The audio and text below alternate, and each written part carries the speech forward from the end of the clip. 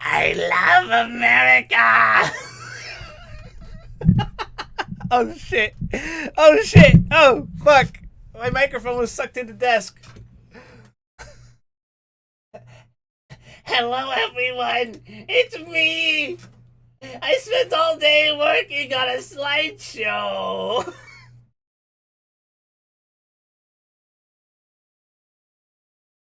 Hold on. All right.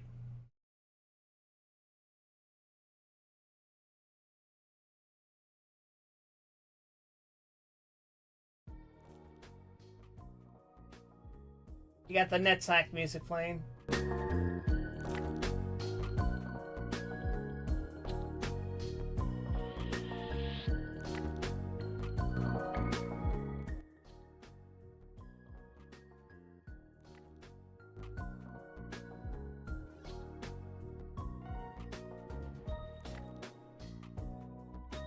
I see that an ad break is presently playing, but I will operate under the assumption that you guys are subscribed to me, Wild Wesson, at twitch.tv/Wild Wesson.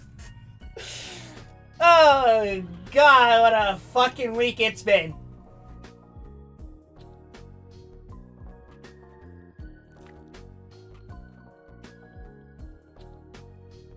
But Wild, it's Tuesday.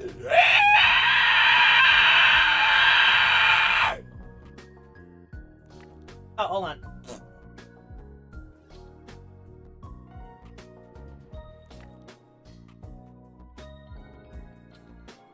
Here we are.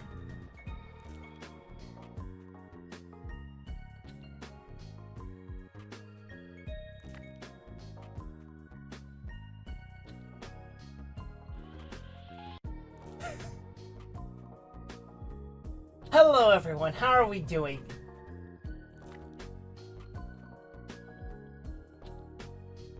I should probably move my chat, but whatever. You're banished to here.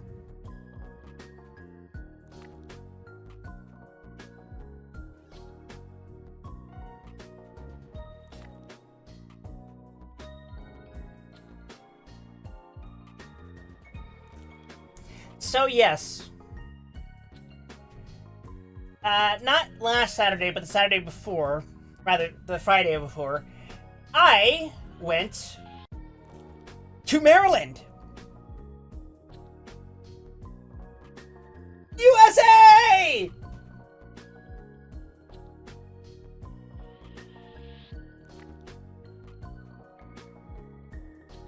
Yippee!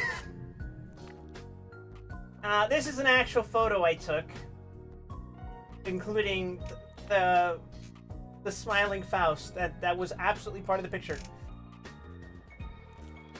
Here. It's like that.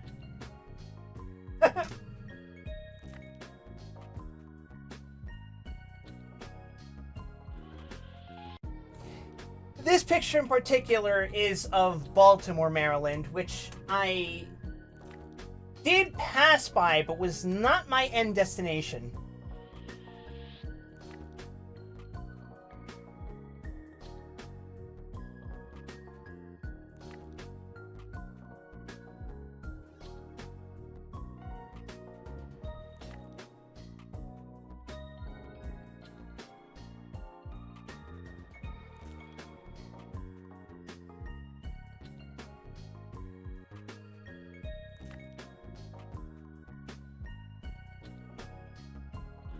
So, I don't normally do slideshows. I kind of just made this shit up on the spot.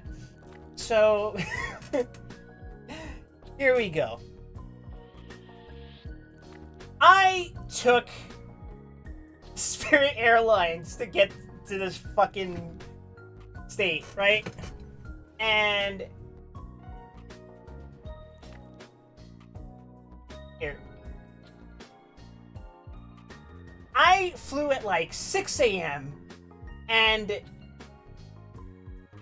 the weather was bad, to say the least.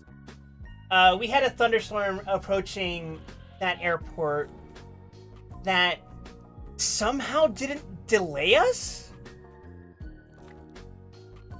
But it was so bad that I heard the thunder strike down outside my apartment at like 3 a.m. and all the fucking power went out. And I thought, oh God, does this mean that other services are gonna go down too?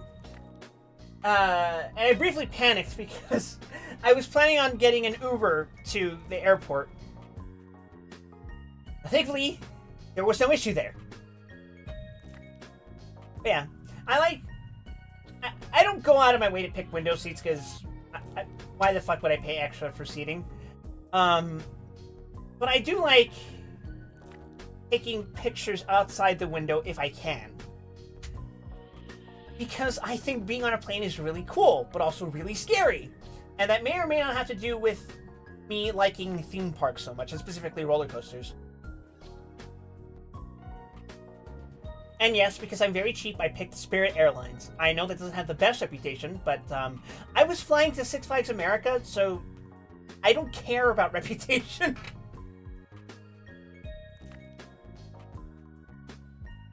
So yeah, a lot of the flight was over the fucking clouds, of course. And I was planning to be asleep for most of that trip. The flight, at least. But then I was like, what if I looked outside?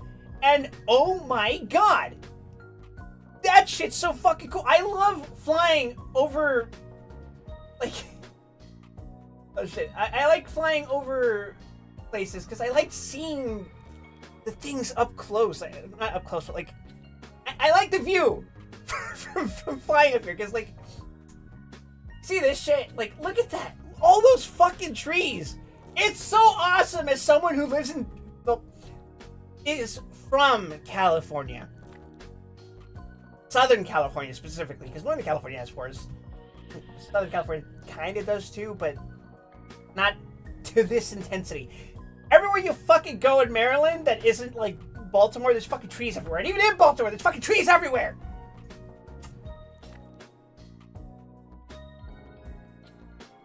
I just think it was a very novel thing to see anyway.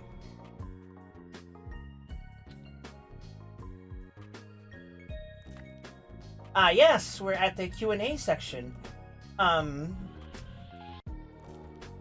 Hark! A great many trees I do spy. Prithee, what errand did draw thee hence to Maryland? Cuz?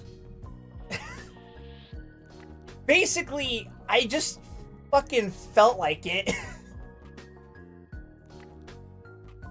So, a few months ago, I bought a Six Flags pass. Because I thought, what the hell?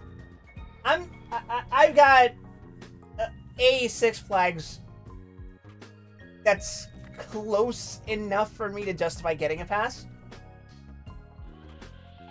Six Flags being an American theme park company, of course. And I thought, well, I like roller coasters. I'm close enough to this theme park. I might as well get a pass since I know I'm going to be going there pretty often. And I have been.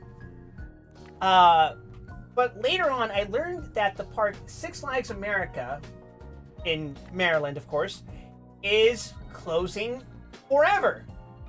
And in fact, as of yesterday, it is gone. It will never open ever again. It's no longer in operation. And my third, and to be honest, it's a flimsy excuse, but I've never seen the Atlantic Ocean. I lived in Louisiana for a brief period of time, but I never saw the ocean. Or if I did, I don't remember it. And, you know, as someone who grew up around the Pacific Ocean, I thought, what the hell? why don't we go check out the Atlantic? Now, granted, would that have been easier if I just drove down to, like, Southeast Texas? Sure, but what's the fucking fun in that? No, I would rather spend money to fly to a complete unknown state that I don't think a single member of my family has ever been. I don't think I know anyone in that state. And I just went by myself. Why the hell not? And thus, trees.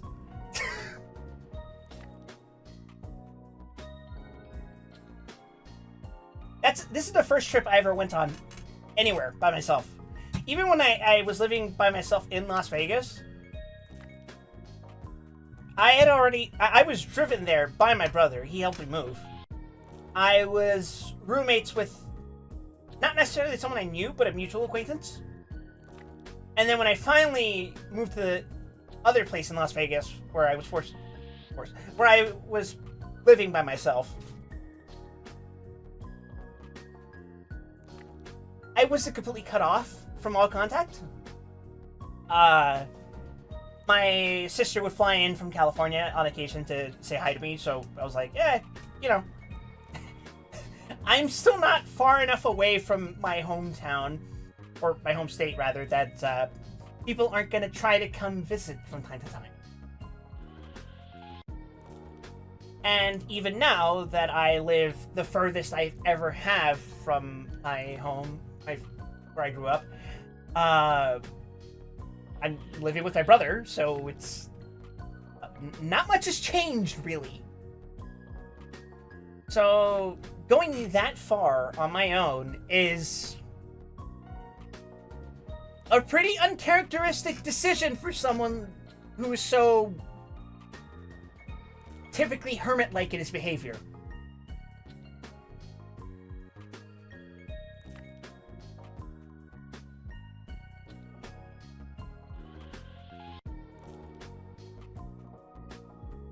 So yeah, this is Baltimore Washington International, something like that, BWI.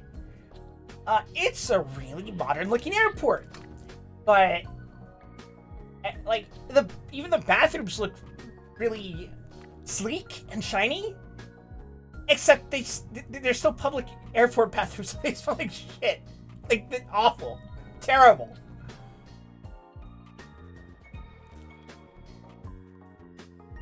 So, I told myself, I'm going to fly to Maryland. I am definitely going to be there for 3 days. Or really like 2.5. And where do I go? Where am I going to go first? Oh yeah, you have plenty of tourist destinations there in Baltimore. You can even go to Annapolis if you're so inclined. It's a bit far from Baltimore, but hey, East Coast states are pretty small, so you can you can go wherever the fuck you want if you want. Where did I go? I went to fucking Glen Burnie, Maryland. Which, pretty great looking place. Very, how would I describe it? It's really suburban. When I went there, I was like, oh, this is the kind of shit that, like, the sets on Nightmare on Elm Street are based on. And I mean that in the most affectionate way possible. I really like how comfortable that community looked, at least. You'll note that there's like almost a binary architectural style to the buildings in Maryland, at least from what I noticed. And one half of the buildings are like pure brickwork, and the other half are like purely wooden. And I remember a conversation with a driver I had who brought me back from Six Flags on Saturday when I went. She kept emphasizing, yeah, those places have basements, right? And I'm like, yeah, I guess they do. And then she kept talking about how much she would love to have a basement and build a basement and like make it into like a den and something like that. I'm like, yeah, that's nice. So anyway, quick Q&A session! Question. Prithee, reveal unto us why Glen Burnie didst first capture thy fancy. Answer. I went to Glen Burnie first because when I landed in Baltimore, at least in the airport, I looked at my phone and went, oh shit, my battery's at like 30%.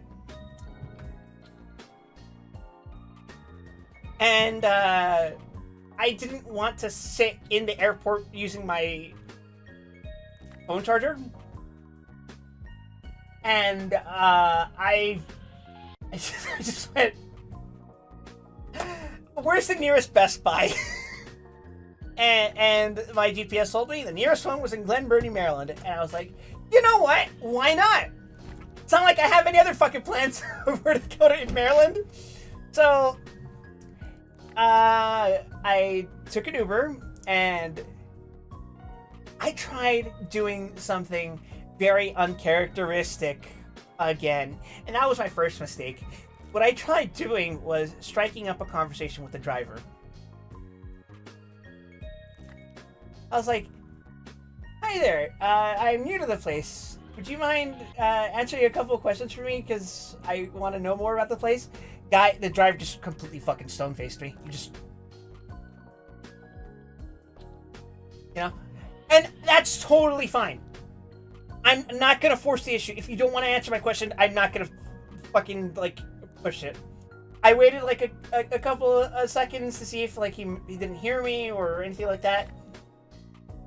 And then I just didn't press it.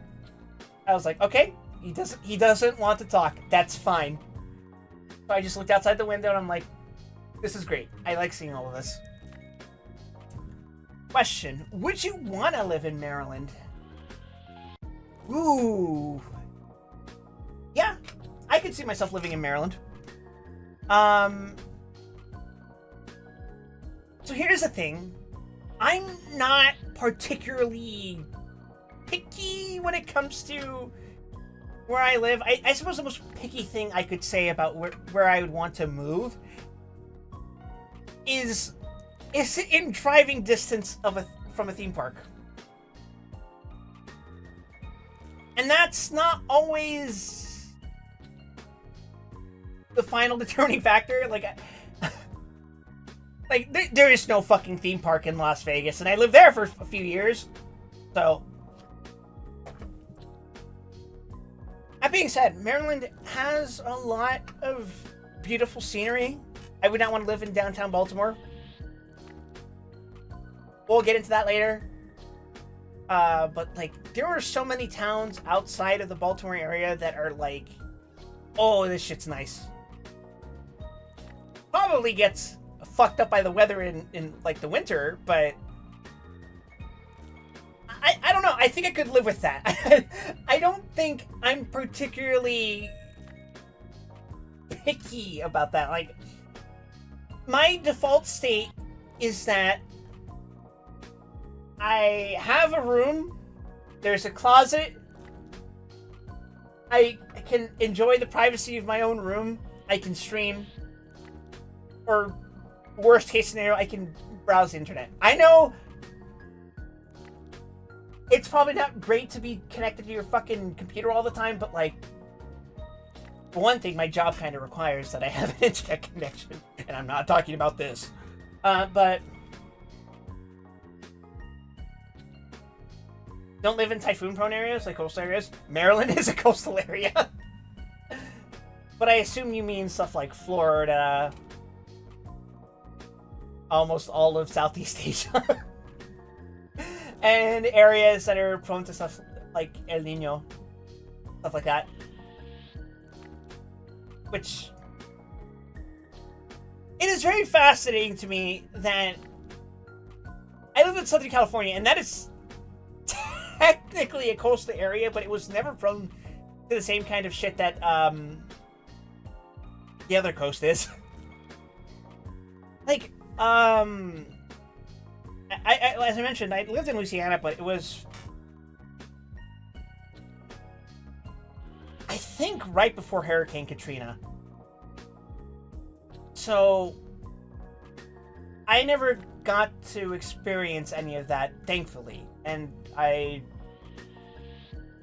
have endless sympathy for the people who did. Oh shit! Thank you for the follow, Nathaniel Pro 123. Cali is far from typhoon wind directions, I think. Maybe. I'm not a meteorologist.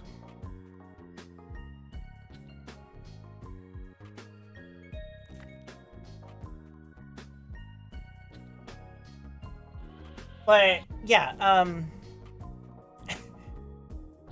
next question. Pray tell, wherefore do thy pictures appear so unsightly? My phone promises nothing but phone calls. I have... Dagoth welcomes you, Nerevar, my old friend. And thank you, Dagoth. I have... Listen, I don't want to call my phone a piece of shit because it's a fucking Samsung Galaxy. It's a Samsung Galaxy J7 or something like that. But relatively speaking, it's not the most advanced thing. Right? It's Samsung Galaxy A13 5G, which was, you know, it was made a few years ago. It's fine. It's perfectly serviceable. It takes phone calls. It can sometimes run Limbus Company on my phone, and it can take okay quality pictures. Can it play Crysis though? No, it would fucking die. It would explode.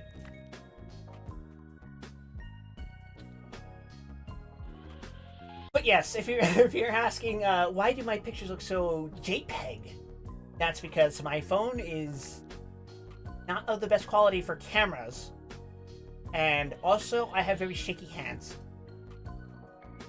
I think that's an inherited family thing, but I can't take pictures quite stably, so I apologize in advance if the photos you see aren't exactly up to professional standards. Was it hot in Maryland? No. Like, not at all. In fact, it was closer to being cold. It would have been about... At coldest, something like 44 degrees Fahrenheit, which is like... 3 Celsius? I don't math correctly. No, it would have been like 4 Celsius. 4 or 5. No. Fuck, it would have been 7 Celsius. And then at hottest, it would have been about... It would have been about 18 Celsius. In comparison to where I live. Texas is very extreme. Texas can be very hot, and Texas can be very cold. But it's also a humid kind of heat, which I didn't experience humidity in Maryland. I don't know if that's normal. It shouldn't be, I think, considering where it is, but it was fine. It was perfectly decent temperature, I would say. Yes, moving on. After my little... Oh, actually, no, we're not moving on. Back to Glen Burnie. As I mentioned, I needed to go to a Best Buy, right? So here I am wearing a fucking giant backpack. I look like a fucking college student or something. I don't know. And my experience is, if you walk into a store with a backpack that big, people are going to look at you weird and think that you're going to steal something. But that was not the case here. They just didn't... They didn't seem to mind. So I walked in, but I was still being very sheepish. Because I'm like, oh god, please don't judge me. I just needed to buy a charger. So what I do is I pick up a basket to be like, maybe they'll see and understand that I'm just trying to buy something. And it's been a while since I've been to a Best Buy, but I know what a Best Buy is structured like. Generally. I know it differs store by store, so I'm like, okay, stuff I'm looking for is probably up front on like my right side, and so I go down to the aisle and I'm looking for it. I see like a little like stereo stuff, little miniature electronic stuff, right? And I go up to one of the employees and I'm like, I'm sorry, do you know where you guys keep the portable chargers? And he looks at me and he gestures with his finger for me to do a 180, and it's right fucking behind me, and I'm like, ah! So anyway, I grab the portable charger, of course, and I go to the line. It's actually more busy up front where the Geek Squad stuff is, rather than the actual, like, checkout. And there's like 3 people at the checkout, although there's only one person actually doing orders and stuff. So there's this couple, and there's this older gentleman wearing what I would later learn was a Navy hat. He was a Navy veteran. And the gentleman is trying to talk to the couple. He's like trying to make little remarks at them, like jokes, trying to, just having fun passing the time, because that line was suspiciously taking quite a while, but it's retail, stuff happens. And then the couple like kind of shrugs him off, and then they finally get up to go do the order. And who does that leave? Me! He gets to talk to me! And I'm like,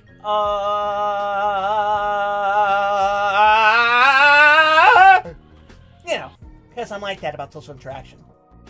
But the first thing he fucking says, he turns around at me, gives me a smile, and says, I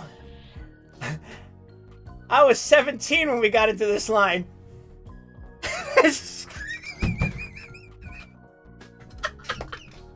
I'm like, fuck, that was funny.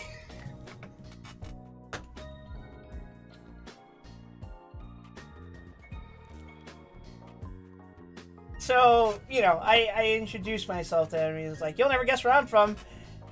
And he answers, no, go ahead and tell me. And I'm like, oh, yeah, I'm flying in from Texas. I'm just here. He's like, oh, well, welcome to Maryland. Our governor keeps stealing our money, which is why our businesses have such bad service like we're doing right now. And I'm like, oh, okay, all right. we're off to that already. Cool.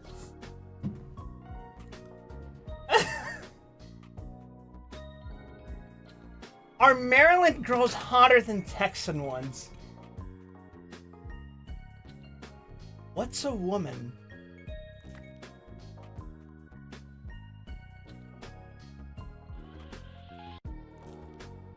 Anyway, so I would have stayed longer here, and had it not been for the fact that I was planning to go somewhere else already to eat, I would have gone across the street and gotten that. There was like a really good looking Chinese restaurant over there. And I'm like, but I already want to go somewhere else. So unfortunately, I abstained from staying there much longer. Thought you were there for just 2 hours. Glen Burnie, yeah, there. I was in that area for no longer than like an hour. But after that is when I went to Baltimore. And I was looking, because my check-in time at the hotel was at like 3 o'clock, and by this point it was like 1? So I'm like, what's around here? I could probably go to like a museum or something. And then I see, oh, the Edgar Allan Poe house. Now, I don't know if you guys know who Edgar Allan Poe is, but in case you don't, he was a poet, a writer. His stuff is kind of influential on like gothic horror type of stuff. He wrote The Raven. Ah! And so what this picture is Edgar Allan Poe Square. And turning around, you'll see that this was one of the homes he lived in. According to the guide, this was the home he lived in with his aunt, and this is where I think one of the places where he started writing. I think this was where he sold his first piece of writing.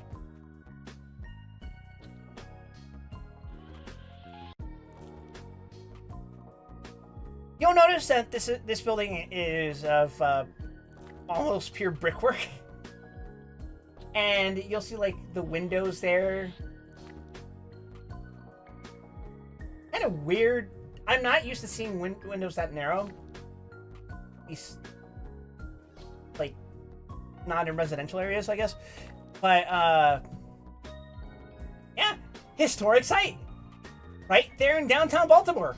And they were actually making efforts to make it, what's the term? A historical landmark for the sake of, like, preservation and stuff like that. Which I think is a very noble effort. Now then, quick Q&A session 2! Thou didst venture within the abode of Edgar Allan Poe the Bard? Pray, what manner of place didst thou find it to be? Answer, I didn't go inside! You needed a reservation, and I didn't have one. And by the time the next reservation would have come up, I was like, I kind of want to go somewhere else. So I went for a walk.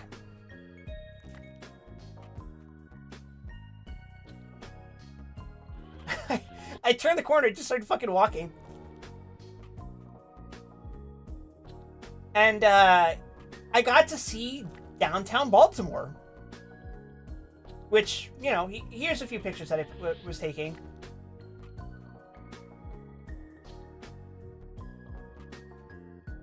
I was admittedly a little shocked to see how many of these buildings were seemingly enclosed by chain link fences. But something else you'll notice in these pictures is that the windows and some of the doors are boarded up, with some of the windows being clearly broken. Some are straight up open, stuff like that. I don't think people live in these particular buildings, at least the ones I was taking pictures of. But I thought that these buildings have a charming quality to them aesthetically. I prefer wooden homes to brick homes personally, but these look pretty nice. That just means they didn't want the passerby from seeing ghosts in the windows. The ghost of Edgar Allan Poe strikes again. Oh, sorry about that. That's my phone going off and telling me that it's nighttime. Wow, I didn't know that.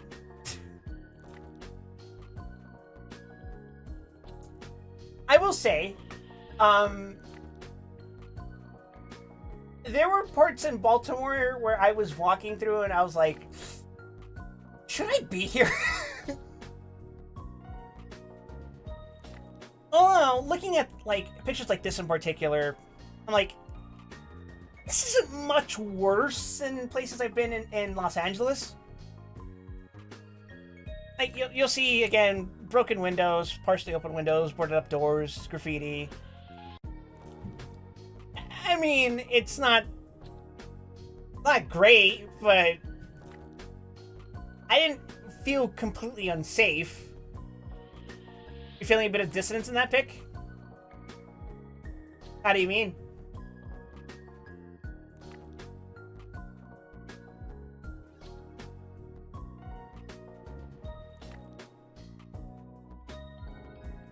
And again, another picture of like an area that was completely covered up by a chain link fence. Other part looks great. That near one is eh. You mean towards the back there?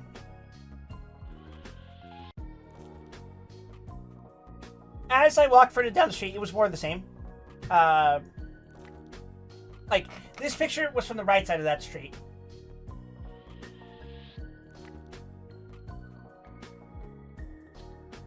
Of course, I was only there for a couple of hours, so I'm not going to leave judgment on the city of Baltimore just because I saw a few fucked up looking places. Which, again, they weren't even that banged up. I was just kind of... It has been a while since I've seen any place with that many broken windows. That is all. I don't know anything about the situation there, so I refuse to cast any sort of judgment on the people that live there or the people that run the city. I will simply let the pictures speak for themselves. You'll see graffiti. Actually, this kind of looks cool.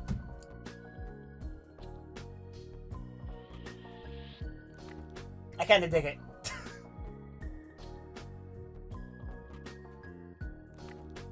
As you can see, there's a little cat there. I thought that was cool. He looked at me for a second.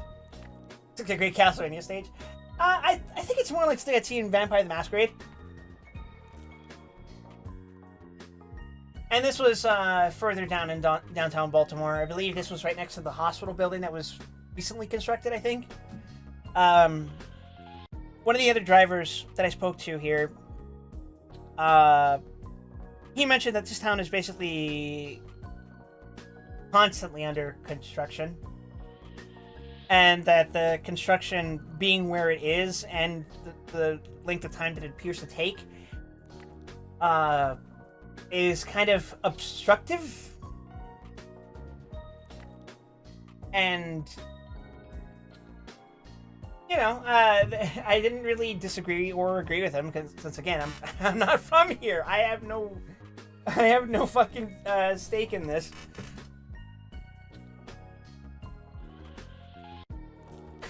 Now, Baltimore, does it mirror yon series The Wire and Sooth? I was there for a day, bro! IDK!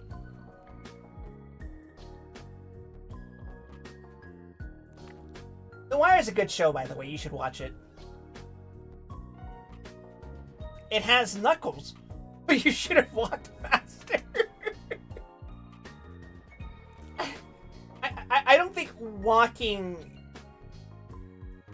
for like a day longer would have given me a better idea. Maybe it would have, but not enough to pass judgment.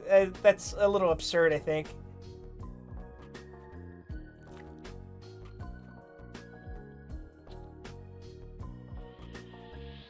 But yeah, I did have a bit of trouble getting to the next destination that I went to. The driver was a little frustrated, which, again, I don't blame him. Because, again, I was fucking clueless. And I try to not act like a fucking clueless tourist. I try to be unassuming when I'm out in public. I try not to cause any trouble. Try not to be disruptive. But sometimes I just go, where the fuck am I? Yeah, he ended up picking me up, and on the way, because it was kind of a longish trip to where I ended up going next, he started talking to me about how he broke the news to his son that he was adopted. And my initial reaction was like, why are you telling me this? I didn't say that out loud, of course. But he wanted to detail about how he learned, about how his son learned about what adoption is and what a real parent is as opposed to an adopted parent or a birth parent. And he talked about how he would sit his son down and talk to him about that. And he kind of asked me for advice. And I'm like, do I come across as an orphan to you?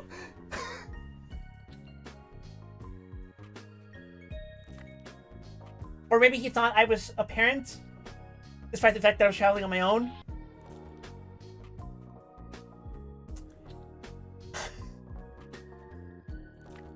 But anyway, I told him that I think it's important and it's a good thing that the school that his son's going to is granting him the opportunity to question things on his own and learn on his own so that he can come to his own conclusions, and that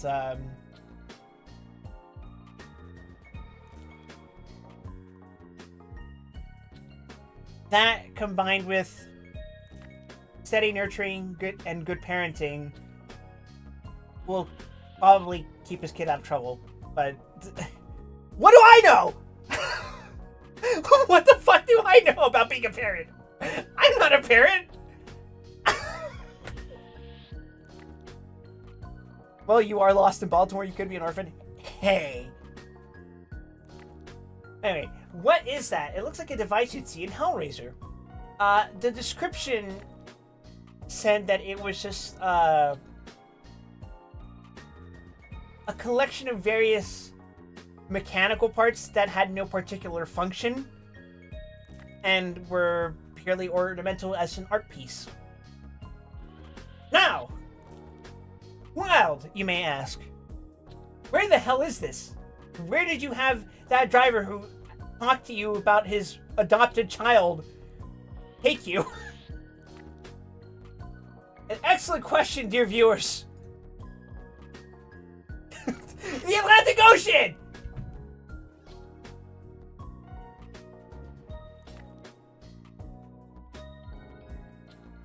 I did say that one of my goals was to go to the Atlantic Ocean.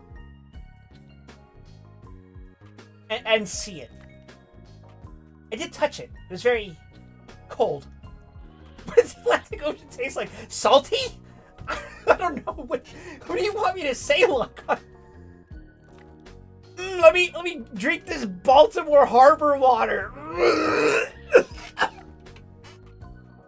It's very oily.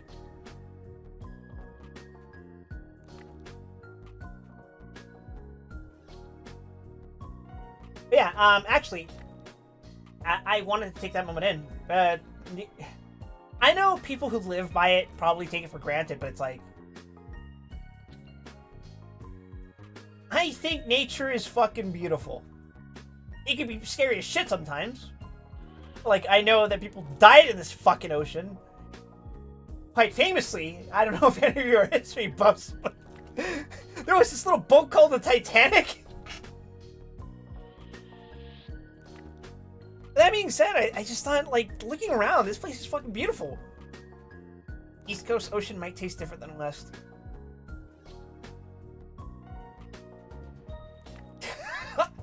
I suppose you're correct. There may be a different concentration of salt in the water.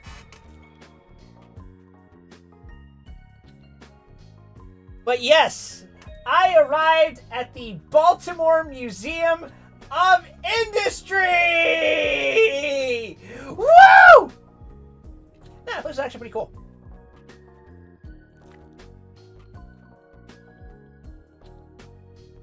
Now, there were other options. Like, there was another museum that was further up.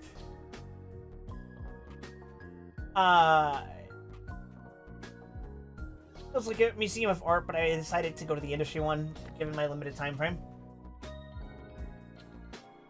And right, there was also this, which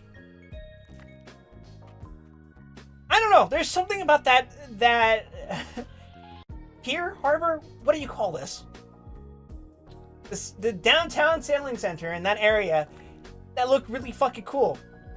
Like right down to the fucking old-timey factory.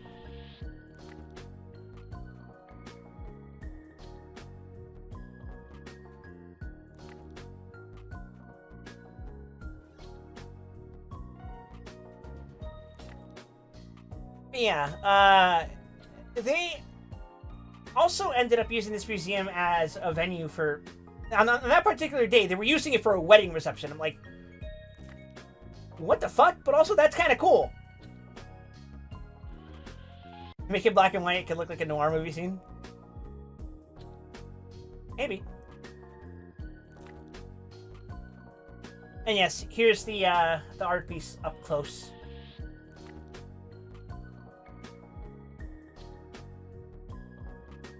A lot of chains.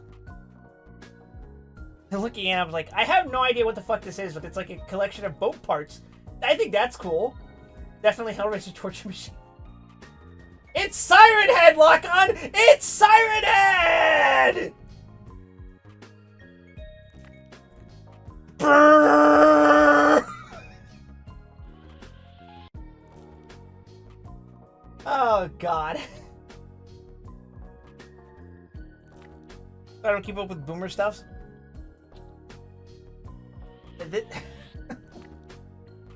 Yeah, the museum. As you might expect, talked about various industrial achievements. They had a theater right up at the front. Well, the first turn to your left from the entrance. Did I forget to call you Stinky? You have no right to call me Stinky, Ruby. Yeah, you could actually walk in and it was just a functioning fucking theater. Now granted, the movies it was playing were like documentaries and stuff like that. It was pretty cool. I sat there for a couple of minutes. I was like, oh shit.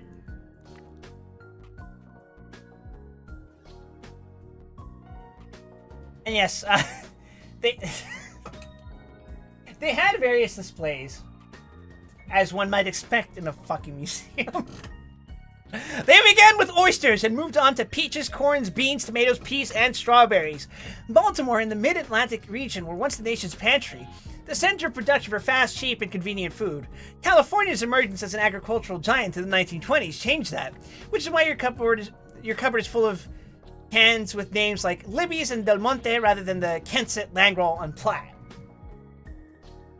Canning in Baltimore reveals the story and the people behind America's first fast food industry. The oyster-rich Chesapeake Bay and fertile Maryland farmland made it possible.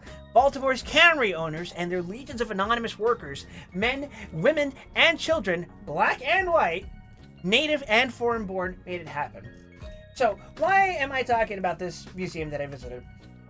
Because the experience of me going to this museum really made me feel like it was documenting the death of unions.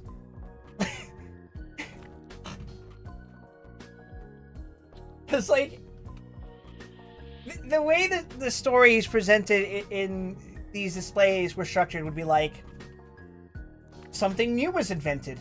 The industry scrambled to standardize it, and a bunch of fucked up shit happened to workers along the way. And eventually the workers would gather up and they would form a union to reach an agreement with the company owners that would result in fair pay. And then something else would get invented and all of those workers would get laid off.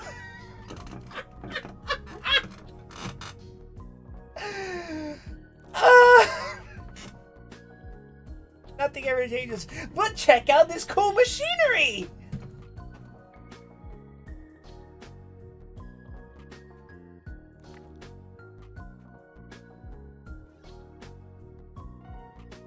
I personally thought it was really cool to look at. I like looking at physical, tangible innovations in technology that had a lasting impact on culture as a whole. No, AI does not fucking qualify under this category. Shut the fuck up!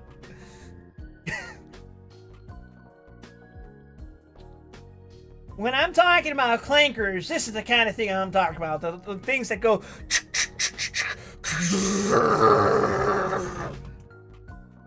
I don't know what's that. I don't know what's going through my fucking head, man.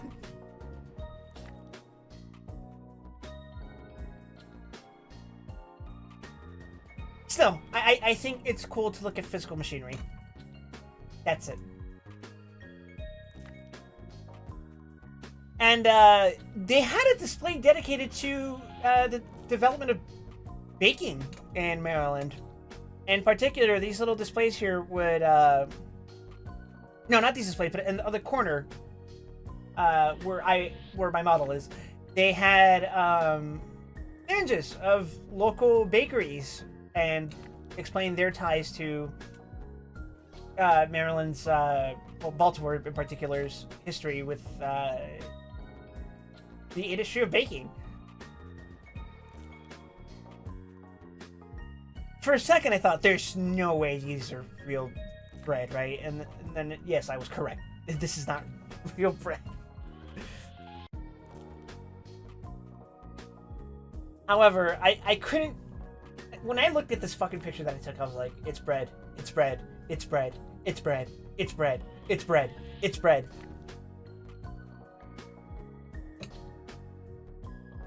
And of course, there's the meat grinder. You toss your pigs in there and grind them into a fine sausage.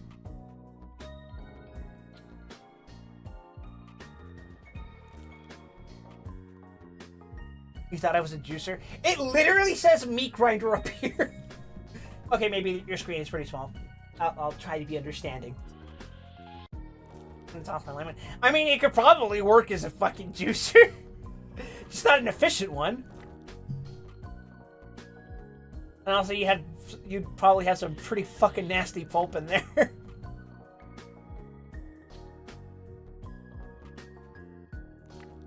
Ah, yes. There was a display that had share your ideas for like feedback and suggestions, stuff like that. Because this place, as you might expect from museums, has discounts for schools and stuff, right? They actually have like a physical classroom in the museum that's like functional. Like, look, the chairs and everything. I was like, oh my god, it's like I'm back in middle school. However, it was apparent from the writing that these were probably elementary schoolers. Maybe like 6th graders at best. Which, for those of you who aren't American, 6th grade would be like whatever year you're in when you're 11 years old. When you're like 11 to 12. So, why did I take a picture to share your ideas, Wolf? Well, dear viewer, this little fucking tag here.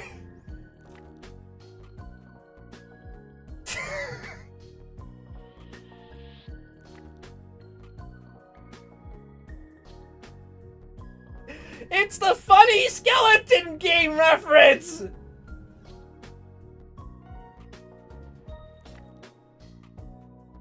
I'm sure whatever fucking... What are we at now? Gen Alpha? Whatever Gen Alpha kid wrote this must have been having a pretty good time. And probably knew some schmuck would come along like this. And go, oh, the Undertale thing! The Toby Fox! Toby Fox! Sid's Undertale!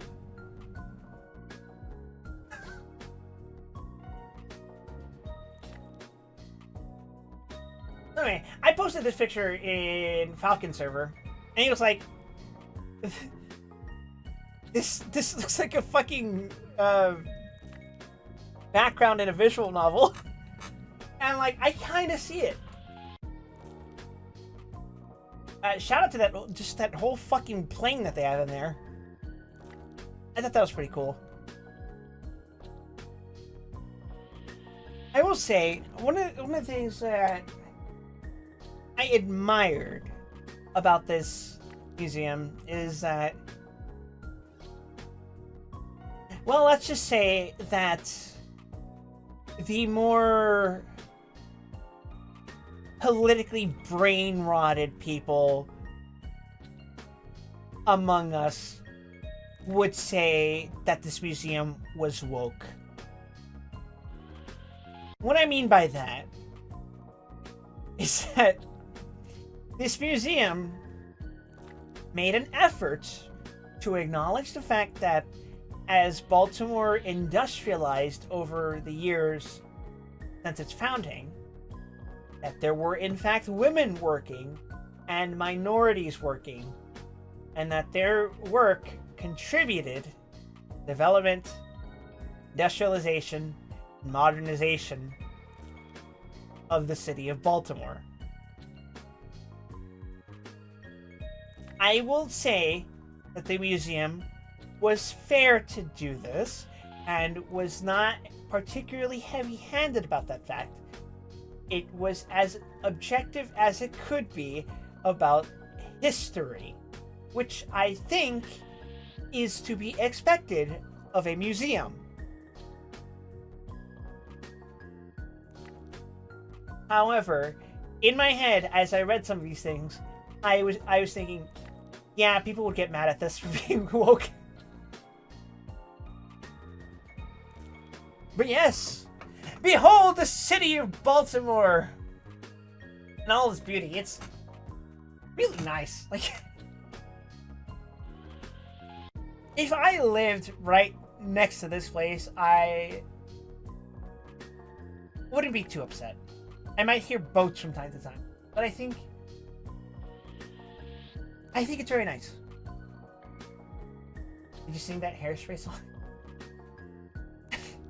No. And yes, this is the picture at the start. It's the thumbnail. The thumbnail of the video. Of the stream, I mean.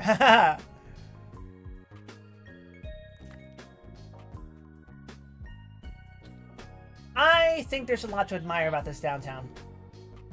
It's Baltimore. Yes, the ship is called the Baltimore, I guess. I hold no ill will towards Baltimore. I thought it was a pleasant time, but at this point, I bought a single piece of merchandise from the museum, which was a magnetic pin that has a raven on it, and it has a decorated caption that says Baltimore. You know, both the raven. Baltimore. But yes.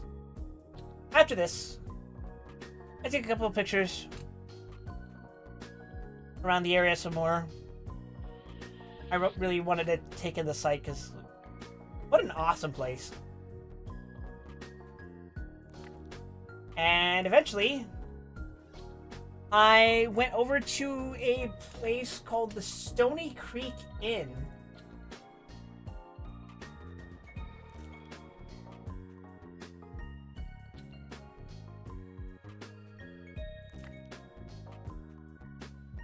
Which I believe was in a city called Pasadena, Maryland.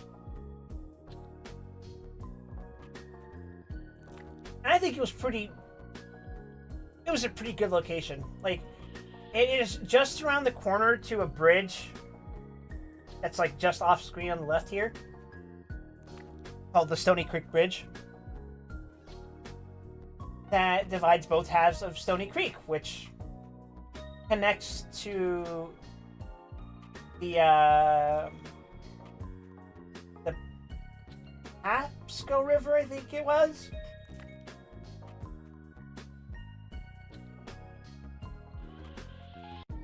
Yeah, this was pretty south of Baltimore by this point.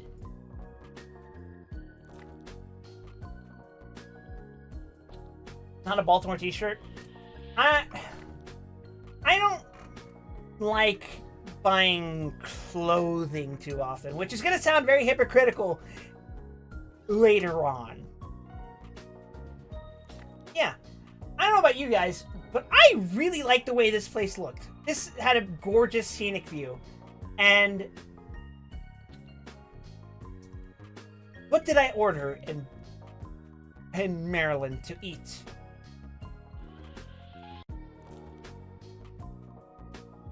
I ate soup as an appetizer. I forget what the soup is called. Is it minestrone soup? I normally don't like this soup. If I have to eat a soup, it'll usually be chicken noodle, broccoli cheddar, zuppa toscana,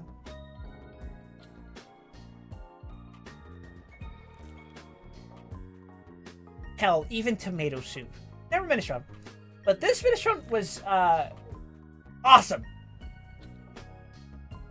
I slurped that shit up. Politely, of course. I didn't want to look like a fucking animal in front of the servers. I was served by a very, very nice lady. I'm unfortunately unable to remember her name at this time. But the service was wonderful. She kept checking in on me, making sure things were okay. And the main course! I didn't eat crab. I ate buttercream cod with the side of a squash medley. You can see the cod was topped with capers and Some leafy greens, I guess. I think that's dill? I don't remember. I'm not good with my vegetable names, okay? But it was fucking delicious. The cod melted in my mouth. Roasted or fried? It was roasted. Or grilled, actually. It was... I can check their fucking menu. Hold on.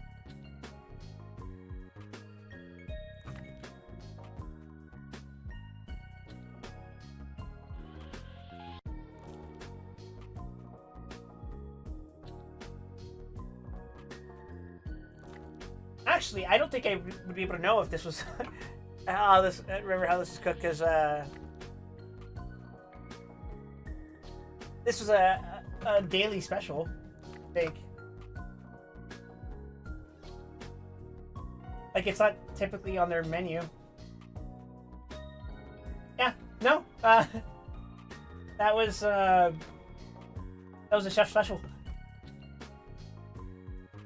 which is why I wanted to try it. It was fucking awesome, though. It tasted great.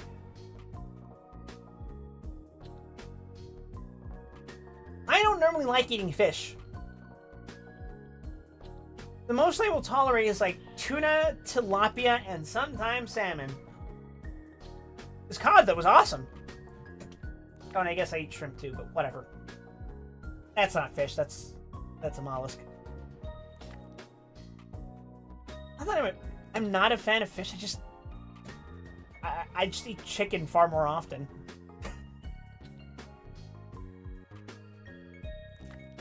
Anyway, after that, I went home. Not home. Yeah, I flew back to Texas after one day. No, I went further down south where I was in, like, Jessup, I think was the name of the city, or somewhere near it. Anyway, Saturday! The time has come! And I was to go to Six Flags America. But unfortunately, I woke up early. Or rather, I fell asleep early, because I crashed as soon as I got to the hotel. Then I woke up, and I got to watch Wendy. Some of you guys might have seen her in my chat before, but she's also a streamer. She streams on Fridays. Now, granted, because of the time zone difference, she would have been streaming at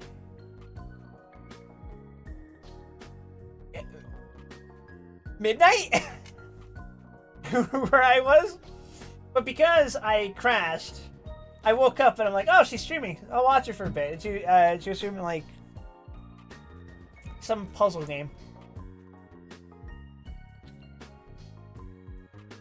You guys let me know. But we kind of have been toying with the idea of doing a co-stream of a puzzle game. So you guys let me know if you guys would like to watch that.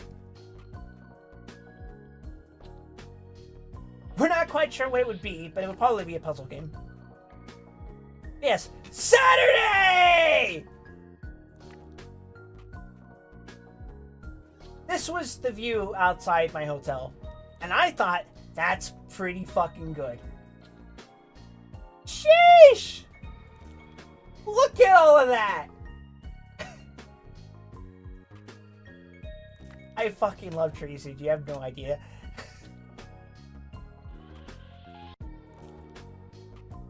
But yeah, I woke up rather early into the day, because once you finished streaming, I went back to sleep, and then I woke up and it was like 8. Here's the thing, though. The theme park does not open until 11 a.m. So I had about 3 hours to do something. So what did I do? I went over to have breakfast. And I went down to Bowie, Maryland.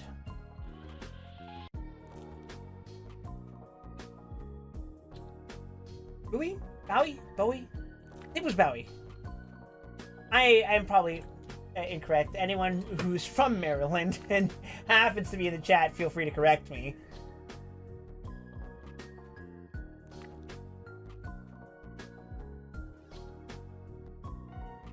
It was called Milk and Honey Southern Inspired Kitchen.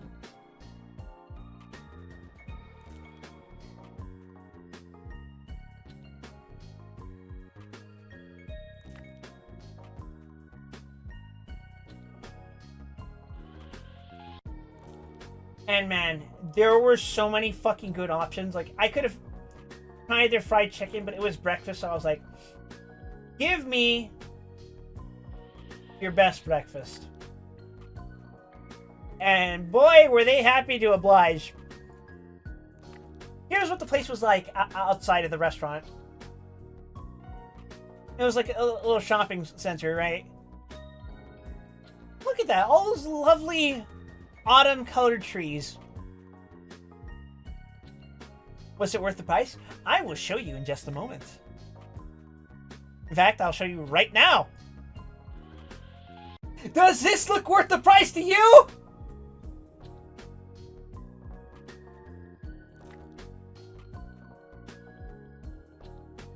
Because I sure fucking think so.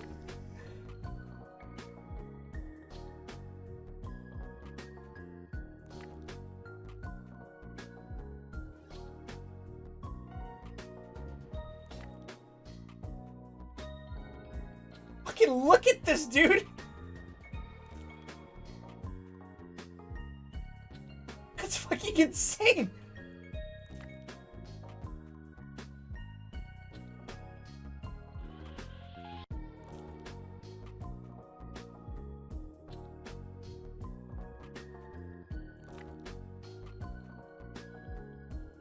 That's a belly-filling breakfast. I could barely finish it. They like, it's like they knew. They're like, do you want a box? I'm like, yeah. Just look at that. That's 2 fucking butter glazed biscuits, like 4 fucking eggs on top of those biscuits, scrambled, and then 2 fucking fried chicken breasts on top of that, and then they drizzled with the sauce, and then garnished with like green onion and some other greens. Of course, look at those fucking tomatoes. Those are the most round fucking tomatoes I've ever seen in my life. Those shits were juicy.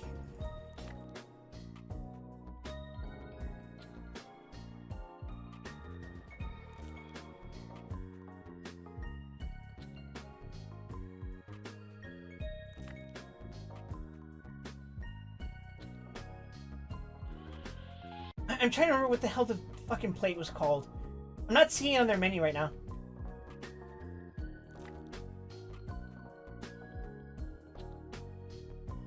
But it's about what I just described to you, so... What you see is what you get with this fucking thing.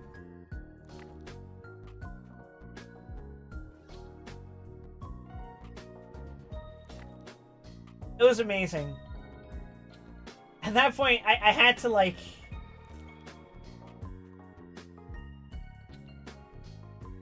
I had to take it in for a moment and just like, oh my goodness gracious.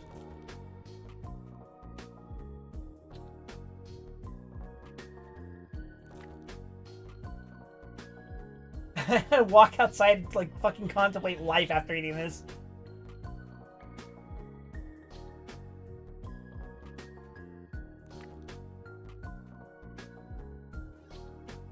Conveniently, there was a Kaiser Permanente outside. I got a nice picture of this area because it was like, oh, how lovely to be at this part of the city. It's a very beautiful area to live in, I'd say. But yes, from there, I got a ride over to Six Flags America!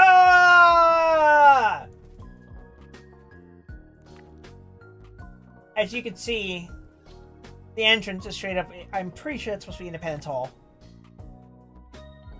Or some other iconic fucking American building. It's not even AP US history, by the way. And I really have to address this now. This park has the reputation of the worst fucking Six Flags in the country. You're seeing some tame reviews here. Hiya, Sarah. Happy breakfast to you too. It's 8:20 here. But some of these reviews were just downright mean. And I'll read a couple of them. There's some on the screen right now. Went to this park for one last hurrah and absolutely regret it. Between corporate and the year-round leadership, they've run this place straight into the ground. I hadn't been here in over 15 years, but it's obvious the neglect has gone on much longer. Paint is peeling off most rides, you hear constant squeaking when rides operate, and people walking off the raging cage and come out bleeding. We'll get back to that. Keep that in mind. Keep that particular sentence in mind. Or that particular part of the sentence. It's a miracle no one has been seriously injured or worse. Honestly, they should shut down the park before November 2nd. The employees, unprofessional at best, shouting wild things over the microphones and acting like they don't care. Most are unhelpful when you actually need assistance. The bathrooms are worse than portable toilets. To top it off, most rides were closed. I blame corporate for starving the park, but local management isn't innocent. They've hired some of the worst people and let the place fall apart. The whole experience was unnecessarily miserable. Because of this, I won't visit any Six Flags park again. Corporate cashed out and let it rot. Stay away. There's nothing left here worth your time or money. Most likely they will be dismantling the rides and using the land for housing redevelopment. That's a shame, since this is Six Flags' fault. They could have made this into a really good park but gave up years ago. Now, here is what I have to say about this review. It is very mean. It's not completely accurate. Which is to say that some of this is true. Based on my experience. I did only go once. Will never go again because I literally can't. But first things first. Paint peeling off most rides. That happens. It happens. Roller coasters go through a lot of wear and tear. From what I could see, the rides were decently maintained in their paint, at least. That wasn't the problem with them. It's a miracle no one's been seriously injured or worse. I think people have been injured. But we'll get back to that. Well, public place doesn't have filthy toilets. So, Six Flags in particular is rather notorious as a theme park franchise for having really nasty bathrooms. But, man, okay. The employees unprofessional at best. I wouldn't say unprofessional. Maybe a little on the apathetic side.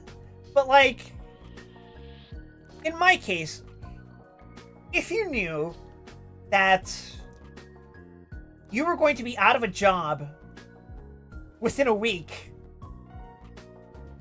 and you had a week left to work your job, would you be particularly enthusiastic about it?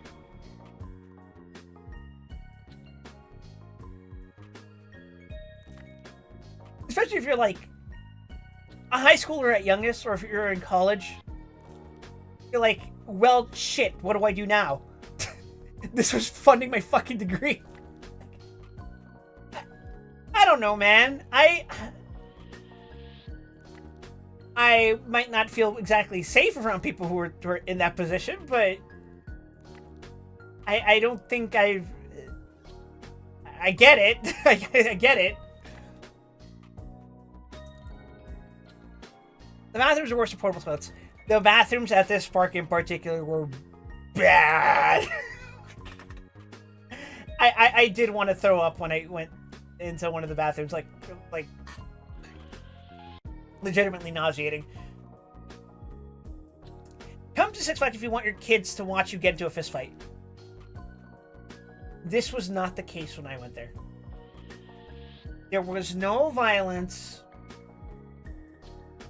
No one was being aggressive or offensive to anyone at the park. It was just a bunch of families spending time with their kids, enjoying the Halloween festivities.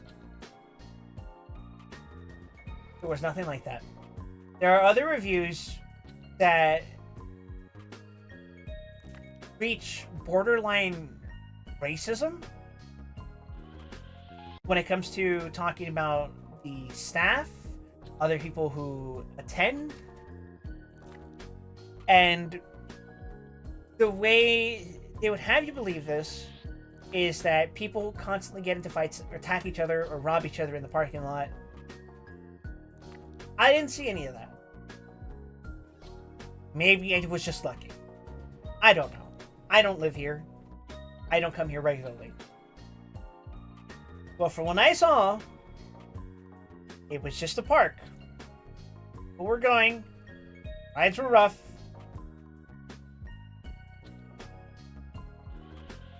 Maybe not worth the price, but we'll get into that. Anyway, worst amusement park I have been to by far. I will never come again, although I have heard they are closing soon. If true, I could see why. It was the worst park to go to with my 2-year-old. It took about 25 minutes of waiting in line to enter the park. That was not the case for me. When I entered, and keep in mind, all these reviews that you see on the screen right now are up to 3 months old, I think. The one I'm reading right now might be older. I think it's recent, though. Anyway, I went in Saturday, a little past opening. Would have been like 11:30-ish, probably. Line didn't look too busy. In fact, it was pretty not congested. For my son, the only 2 attractions were the carousel and the slide play area. If you were bringing your kid to fucking Six Flags just for the carousel and like the slide, just go to the park, brother. Just go. Like, there has to be other cheaper alternatives. If you're coming here just for a carousel, that's ill-advised. I might as well have gone to the local park. Yeah, you should have! Why are you complaining that this park doesn't accommodate for your 2-year-old child?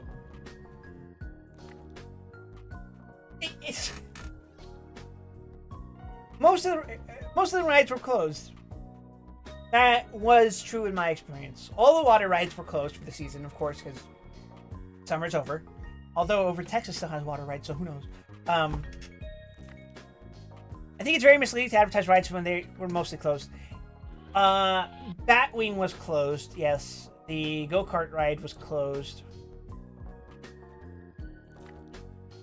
Some of the smaller rides, not the teacup, like... You'll see pictures later. Is there something this place is known for aside from the complaints? We'll get into that. It's very misleading to advertise rides, and then they were mostly closed. The associates at the park were clueless and wouldn't ask for restrooms and where to buy drinks. I didn't interact too much with the employees, but I'll get into that. Some are very rude. Again, not my experience. This place was trashy all around. Trashy is very strongly worded. Haphazardly managed? Probably. Trashy feels too strong of a word to apply to what my experience with the park was. I cannot think of one thing I like about this place. Oh, come on. Superman's a good ride. I highly discourage anyone from going. It's a waste of time and money. would amend that statement to saying your mileage may vary, depending on your circumstances. If you're bringing a family here, you can still have a good time. If you're here for the rides, we'll get into that. This one in the top corner is fucking funny to me because it was from a week ago. You know the park closed? Things to consider to make the park better. Filthy bathrooms, lack of maintenance, lots of rusty and unpainted items. Lack of maintenance is... The park did seem like there wasn't much maintenance being done. In fact, quite a few of the rides were at low operational capacity. Is that the phrase? Because a lot of the seats weren't working. But I'll point out which rides that applied to. The rides could use music to liven things up. That's subjective. But even so, there was music playing. Like, especially near Firebird, especially near Superman. Pretty sure Raging Cajun also had music playing as well. Not on the ride itself necessarily, but it was definitely within proximity. I don't know. We were in line for the ride and it was a depressing silence. I guess maybe it's Steamtown, but no, I heard music like the entire day. The snacks are overpriced and poorly made. That is a Six Flags staple. That's not necessarily exclusive to Six Flags America. But I can't imagine that helped the park. The beer is absurd. $15 for a can. This is a subjective thing, but I don't think you should be drinking beer at a theme park. I don't know. A $20 burger is $20 burger is a lot for poor quality. That is true. First of all, I wouldn't get a burger from Six Flags. The burgers in particular are pretty bad. Some parks have gotten better. In particular, I think Magic Mountain and Over Texas have made a lot of progress in terms of like your chicken dishes, at least. Those have gotten a lot better. Their macaroni is pretty good too. Most importantly, parking. $35 for cars, even more than Disney charges. Is that true? I haven't been to Disneyland in a while. But also, like, damn. Total nonsense. But other than that, the park is very good. With very good roller coasters. I don't know if I agree with that one. There are still some details to improve. My brother in Christ, this park closes a week after you write this review. What's up, Wes? Hey, how's it going, man? I'm just talking about my trip to Maryland. We're currently in the Six Flags chapter.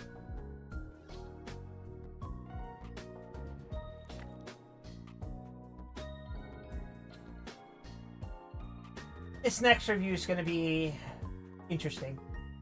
You guys can't read this, I think, because the screen's a little too small, but I can, because I have a fucking gigantic monitor. So I'll read it for you. I hadn't visited this place since it was called Waterworld, and nearly 30 years later, it's clear why this park is closing. Never, ever turn a multi-million-dollar business over to teenagers. I hate to break this to you, but a lot of theme parks are employing teenagers. That's normal. You might think it's weird. I might be inclined to agree that maybe we shouldn't place that much responsibility into the hands of teenagers, but whatever. That's the current state of the industry as it is right now. Maybe we can change that, I guess.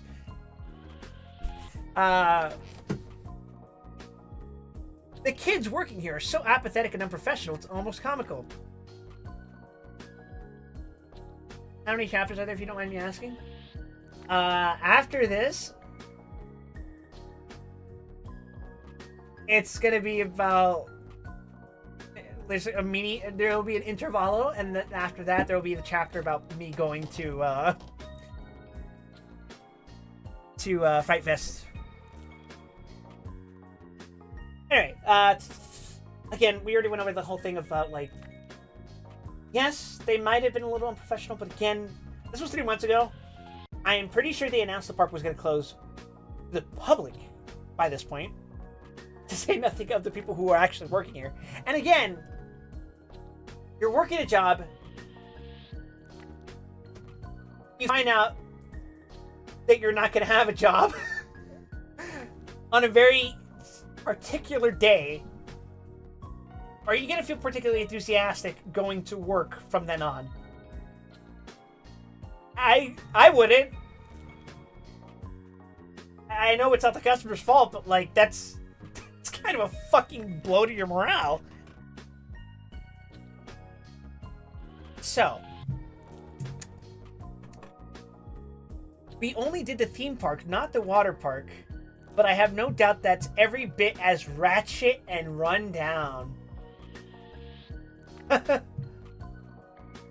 Lots of attractions are either inoperable, for good or frequently. That wasn't necessarily my experience.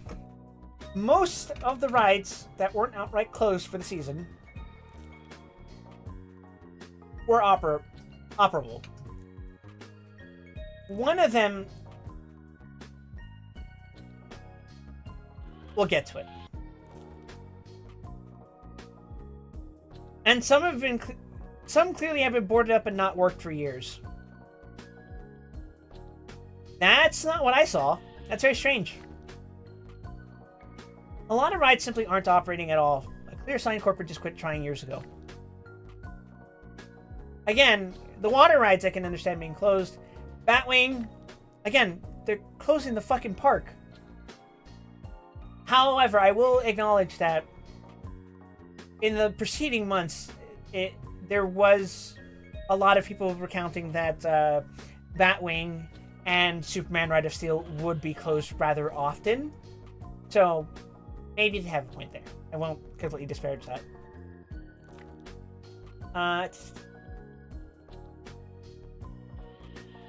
Some eateries haven't been cleaned or updated since the 90s, and the wear and tear are glaring. I will say Six Flags has a problem with not modernizing. It's not necessarily to do with their restaurant specifically, but for example, here in Six Flags Over Texas, there is another Superman ride called Light of Fear? Remember that one?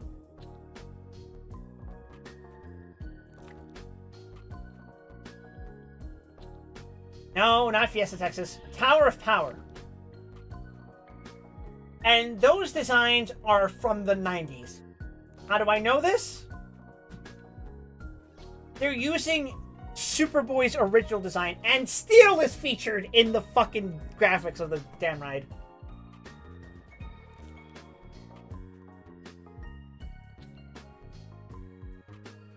They're using Superman designs from the fucking Reign of the Superman era. That shit was 30 years ago!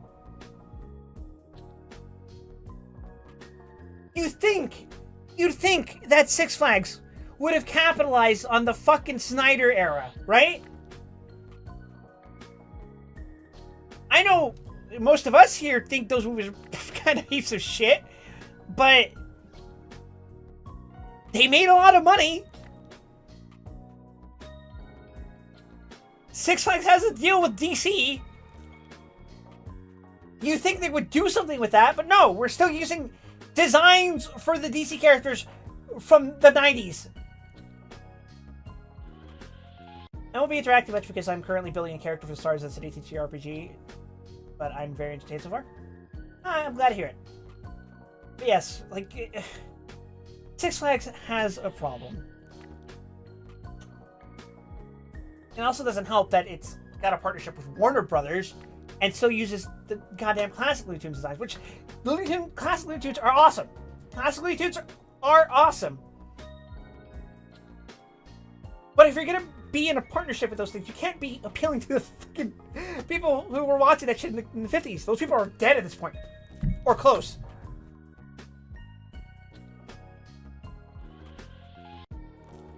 But I don't know. Maybe it's a weird legal issue where you can't use modern versions of like DC or Looney Tunes character. I guess Disneyland with its Who Killed Roger Rabbit ride has all the rights to to those characters. I don't know. Yes,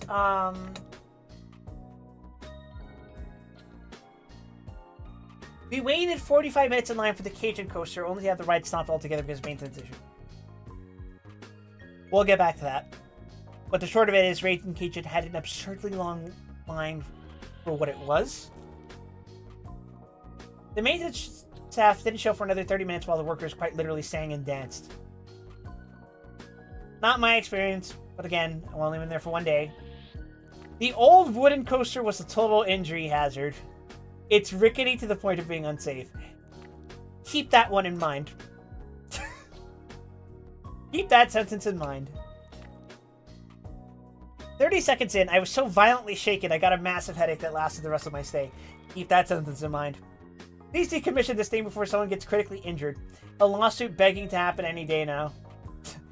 Good luck, bro. They're closed down forever. On the Joker ride, half the seats weren't operable. Not my experience. The guy who runs the ride was making unfunny jokes.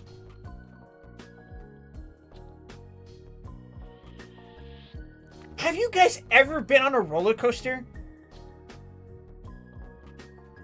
I feel like roller coaster operators, it's kind of baked into the job that you make quips like that.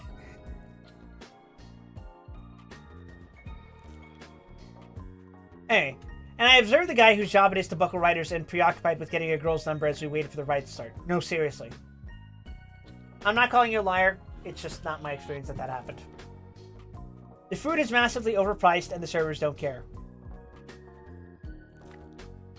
Well, it's not like the servers can determine the price that corporate Six Flags imposes on every park. One guy literally handed me my drink without ice, a lid, or a straw, and looked puzzled when I asked him to fix this. That's unfortunate. Again, not my experience. In fact, my experience was quite the opposite. I had my seasonal cup, my souvenir cup at the time, and the way those work is that the employees have to scan it. That way, every 15 minutes, you can get a refill. In this case, I showed my souvenir cup to one of the employees, and she was like, you can just fill it. Which made me exempt from the 15 minutes thing. Which I thought was pretty cool. Because, like, what are they going to get upset about? Like, are they losing money from that refill? Whatever. Let's see. The pizza and breadsticks were fine, as was the chicken tender basket, although they were overpriced. That is my experience. Their chicken tenders are fine, but again, theme park food is very overpriced. That will happen. That is normal. I prefer that it wasn't normal, but that is to be expected from a theme park.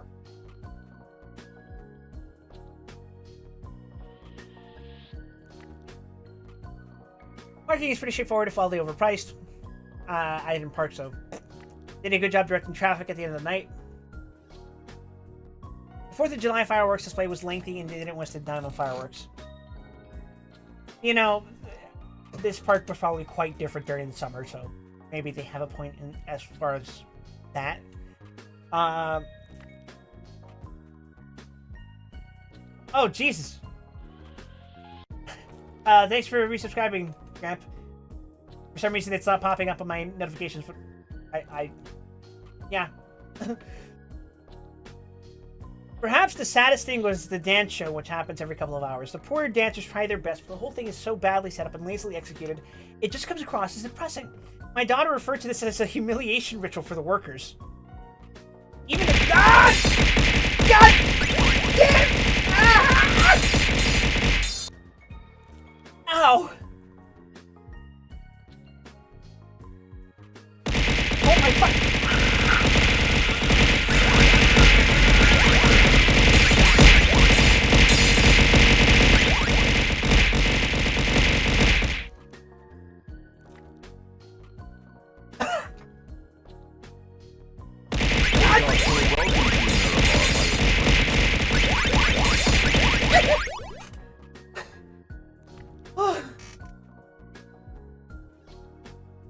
So, my daughter referred to this as a humiliation ritual for the workers. Even the kids were unenthusiastic about this. The dancers seemed fine.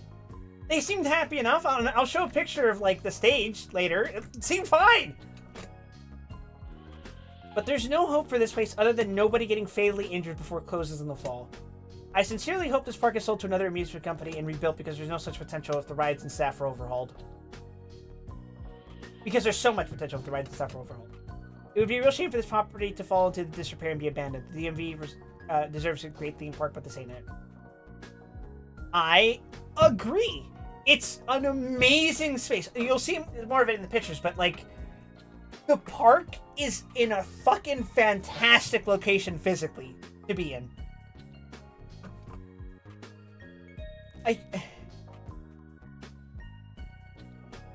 I hate to say it like this, but the park had so much potential. Like, not to skip to the point, but I think this park was bad?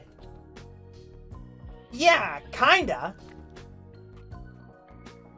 Did it have to be? No. This park could have fucking rocked. But it just... We'll go through it one by one.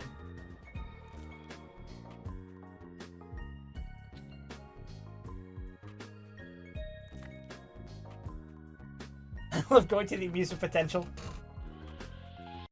So this is the parking lot. You know, look at that though. Like, physically, this is a beautiful place.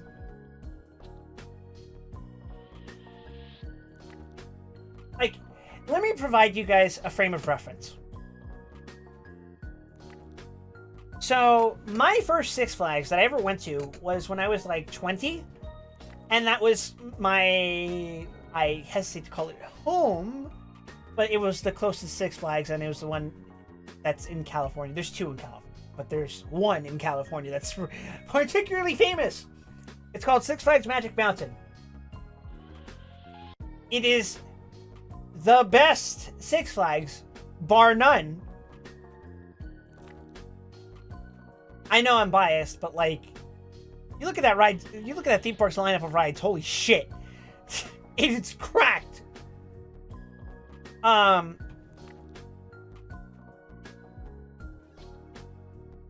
Six Flags Magic Mountain, that is. Northern California also has Discovery Kingdom, which I might be going to sometime in the future, but the one I know is Magic Mountain, and that one is, holy shit. It is like, it is unfair that going to that park as my first Six Flags set such an impossibly high standard for me. Which is why I'm trying to temper my opinion of America here. Because it would be very unfair to compare most theme parks to Six Flags Magic Mountain. I forgot that California always contains the best version of a thing or the worst version of a thing.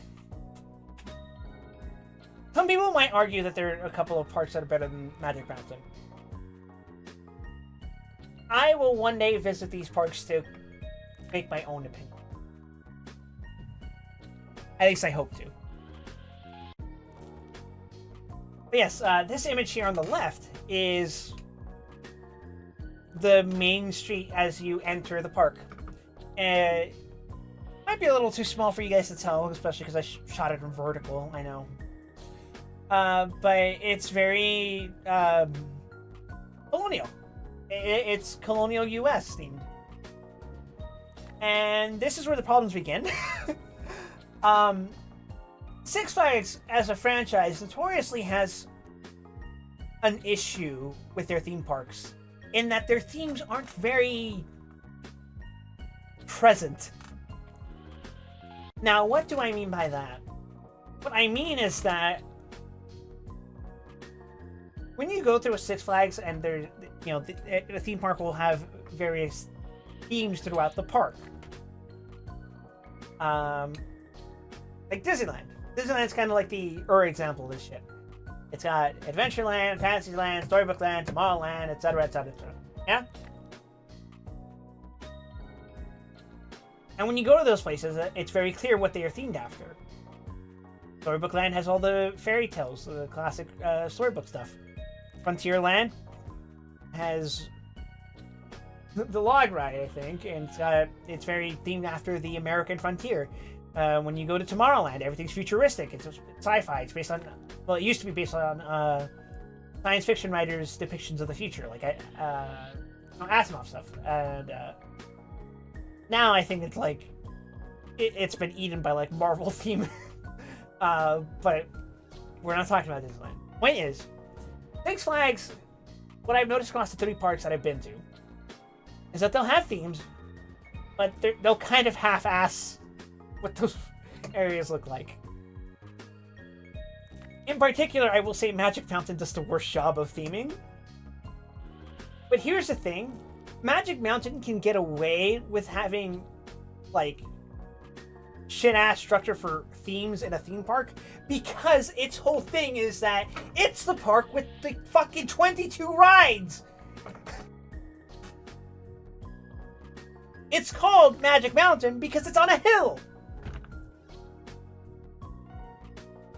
But coming back from that tangent, the point I was making is that Six Flags America has one of the best physical locations comparatively to the ones that I've been to.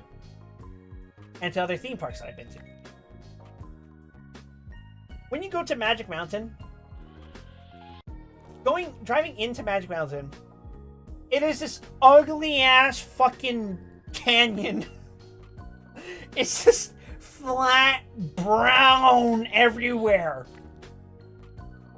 So when you get on the rides, it's just fucking ugly ass desert and dust everywhere. And then when you go over Texas, God bless that park, but everything around that park is a fucking freeway. It's just freeway. And then when you get on rides like Shockwave, which are like the northern end of the park, it's on one of the cardinal ends of the park. When you get on that ride and you reach the height of that ride, what you see is just the fucking Steak and Shake right across the freeway. And the same thing is apparently true if you get on Superman Tower of Power, as I learned that weekend. But here, Six Flags America, you are surrounded by the beauty of New England trees and other forestry. It's awesome. You'll see more of it in the pictures. But yes, review. It was terrible. The kids there are completely out of control. Not my experience. I'll never go back. Stay far away from me if you're looking to have a nice outing with your family. Not my experience. The families were having a great time. They were enjoying Halloween with their kids. There were various campfires situated throughout the park where they would sell s'mores and you could roast them with your kids. The teenagers visiting there were very unruly, as teenagers are wont to do. What kind of line jumping, fighting? Again, not exactly my experience. I mean, some people tried line jumping, but I saw more of that at Over Texas last week. So, I will get back to that. It was a complete nightmare. My family and I left after about 2 hours. Maybe 6 months ago, so that would have been before summer started. Who knows? Maybe it was different.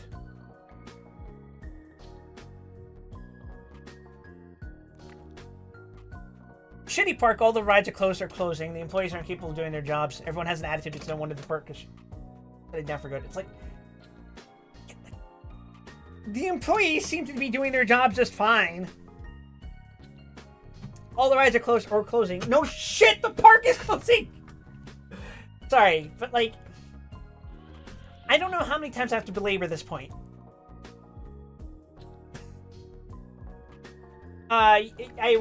You will notice that in this picture it says clearance all items 85% off, and Independence Hall contains their main store.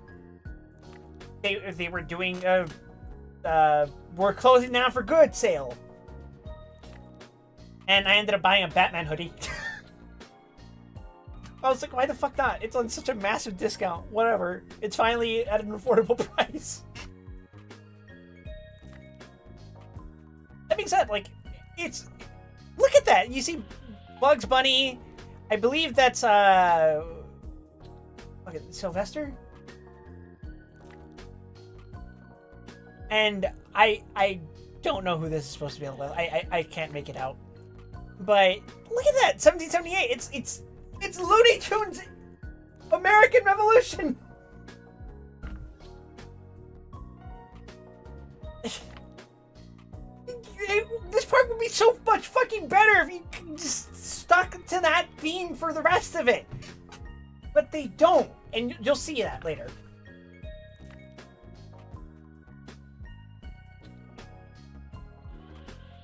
As you see, welcome to Six Flags America.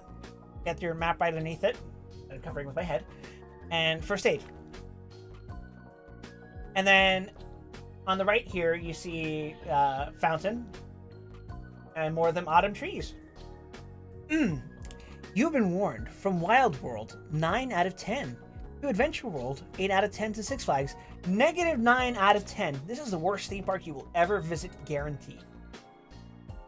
I kind of want to challenge this statement. I want to go out there and find a theme park that is so much worse than this.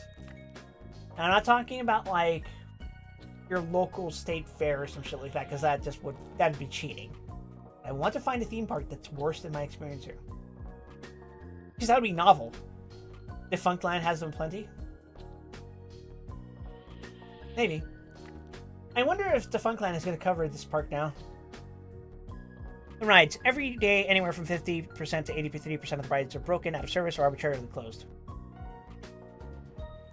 5 months ago.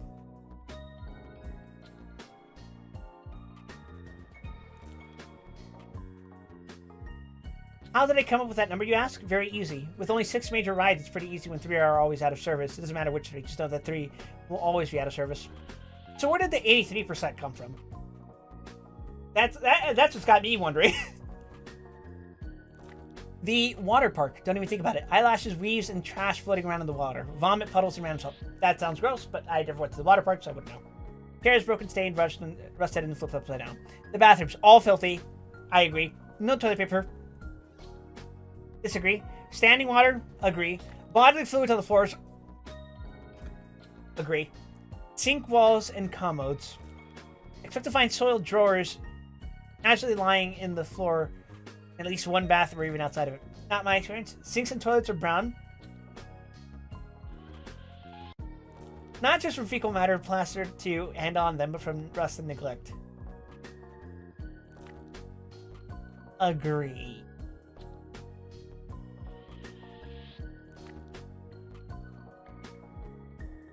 It's just a cultural difference, like eating and destroying souls. We're getting to know the denizens of Six Flags America, Gramp. You just saw the stream thumbnail. Do you know the story behind the funny foul image? I am aware of Faust Quixote. The food. Frozen patty soy meat burgers cobbled together and undercooked will run you $17. Stale, cold, microwavable chicken tenders, another $17. Agreed. Most food stands are closed, tables dirty, trash cans overflowed, etc. Kind of agree. Although you would be misled into thinking that more were closed, because a lot of the restaurants open an hour after the park itself opens. So if you're going in and just making a review based on your first impression, you would be misrepresenting the park, I think. Should the operations be altered so that the restaurants should be open in advance in preparation for the park's opening? Maybe, but I'm not the kind of person who knows enough about operations to really suggest that. Actually, I know someone who operated a theme park at a rather high level, so maybe I'll consult her about that. Anyway, Meal Pass is a scam with most places not taking it. That's fucking funny. But I never used a Meal Pass. I just bought seasonal chicken tenders with my annual pass discount. Refills are not free when you read into it. Not my experience. Nearly $20 a cup, it wouldn't matter anyway since, like, the rides, most selections are out. Not my experience. Instead of a brand label on the button, you'll most likely see a stained piece of paper with a handwritten flavor selection written on it. Not my experience. Employees are rude, ignorant, and always on their phones texting. Not my experience. If you order something that you get really... If you order something that you really get mad because now they have to do the job. Not my experience. General atmosphere. Daily fights. Not my experience. Quarterly to monthly stabbings. Robberies. Assaults, and close to averaging 1 to 2 deaths a year. This is a place to go to when you want to be robbed, assaulted, treated like dirt, or just plain scammed. Let's not forget about the daily vehicle break-ins in the parking lot that cost $40. Again, nothing like this happened the day I went. I don't know if I was fucking lucky, but it just...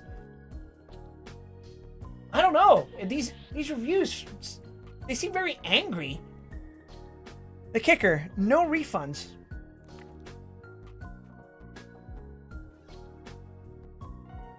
Let's not forget the obvious problem that has plagued this park since Cal Ripken sold it in the 90s. Roving packs of loud, obnoxious, unsupervised juveniles, lying, jumping, cursing, stealing, and picking fights with anyone and everyone who so much as makes eye contact with them. Again, I didn't see any of this. You can't go here and have a good time. Parking is $40.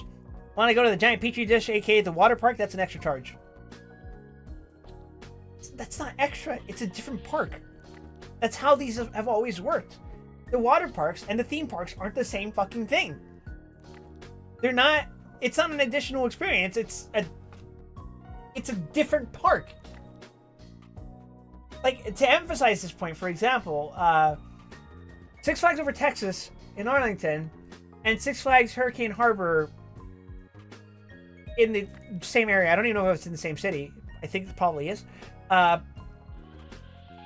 They're not even in the same physical location because it's not one park where you have to pay extra to go to more rides. It's a different park.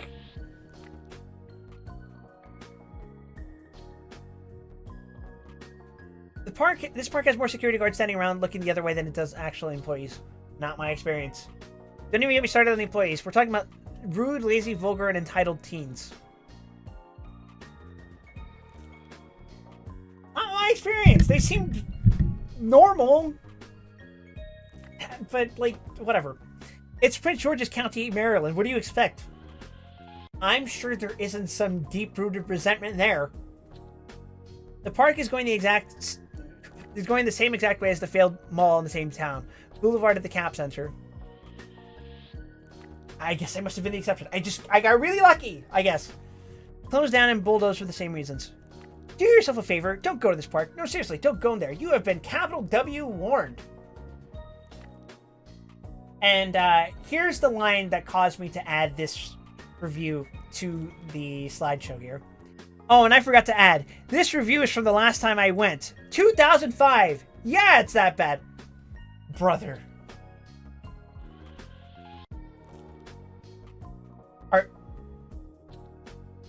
Do I have to point out the problem with that statement?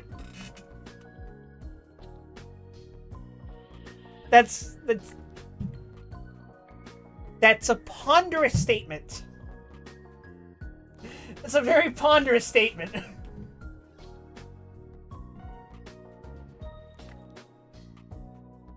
But now, let's transition away from the reviews for now and just take a look at some of the stuff that I saw.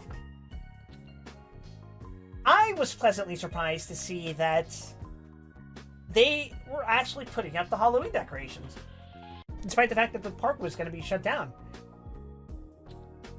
Here's a spooky little pumpkin guy in front of a stand that was admittedly closed at the time. I don't recall it ever opening throughout the day. I stayed until closing, even a little past closing, but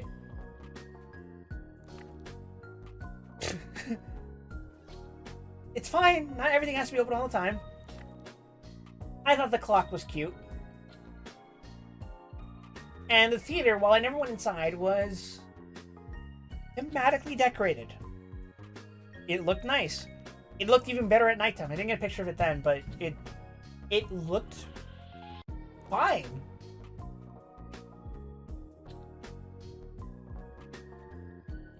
And yes, there were various shows. I didn't go up to any of the shows, but I did see them in passing. They looked cute. The kids were having fun. The parents looked like they were having a fine time. I will say, though, I entered a little past openings, so people had already scrambled into the deeper parts of the park, but there were not that many people. Like, even by the time we got to, like, midday, Superman didn't and that's, like, their big ride, besides Wild One, I guess. Those didn't have that much of a line. There were not that many people in the park. And it got to a point where, like, it was kind of eerie to me. It was just, sort of surreal. It felt creepy in an unintentional way. Because I noticed that this park wasn't doing Fright Fest, which Six Flags tend to do. And instead, what they were doing was more of a family-friendly Halloween experience. Very, like, rated G Halloween experience. As opposed to, like, the PG-13 to R that Fright Fest typically is. So, first things first, I went to the first section on the left. That would have been Steamtown. And as its name might suggest, it's a steampunk western setting. And that's, you know, that's American, I guess. And it's kind of cool. You have so much you could do with that concept.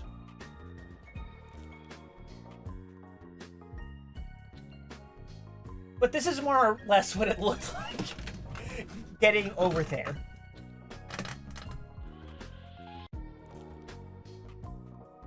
We got some foreshadowing in this image.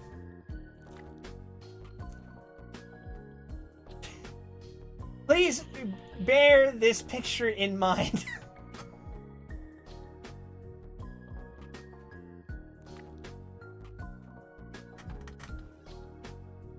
You'll also note that in this image, and the next one, I believe,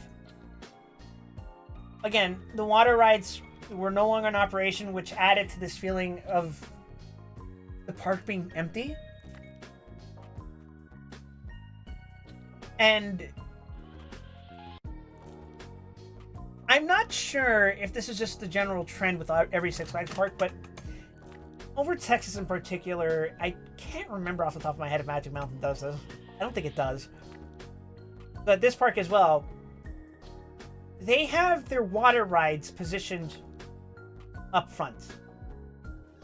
So if their water ride is closed, it looks like the front of the park is empty. There's no people lining up for these rides. Everyone's scattering towards the back ends of the park, which leaves kind of a bad impression, I think.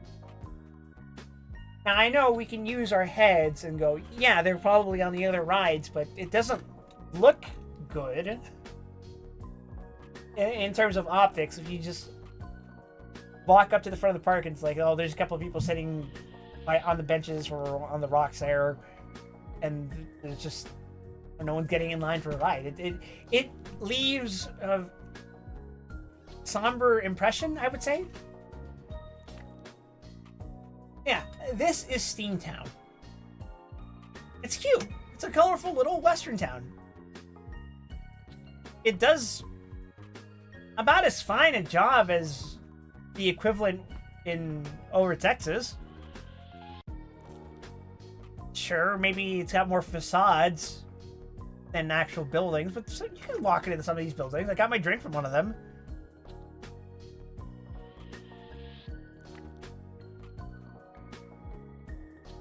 You can see, like, they got the little balconies and such. There's a cool ride. Look, need the chef. I would have. Well, I'll pocket the idea. But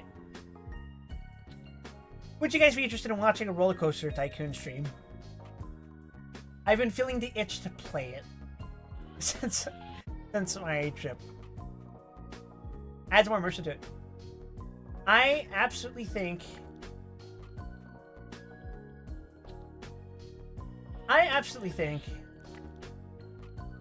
that this park definitely needed more actors. Yes, Roller Coaster Tycoon. But, like, part of the theme park experience that we may take for granted is that there are various actors or employees that are dressed the part for a given area. The most famous example of this is, as you might probably guess, Disneyland. But it's an important aspect of any theme park, I think. And there's some, not many, but some, at this park. I got my drink from here. The lady who said you don't need to scan your drink was here. It was fine.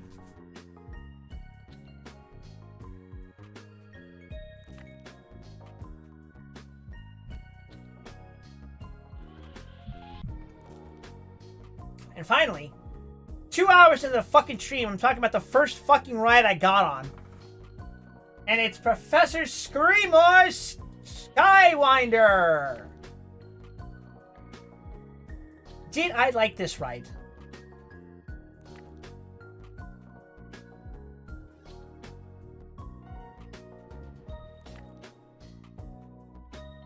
Yes, but then no.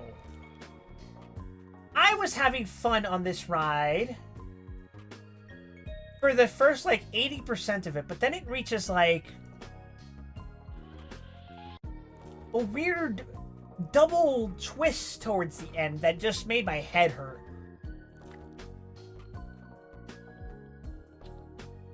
I don't have footage of this, but I could pull it up, I guess.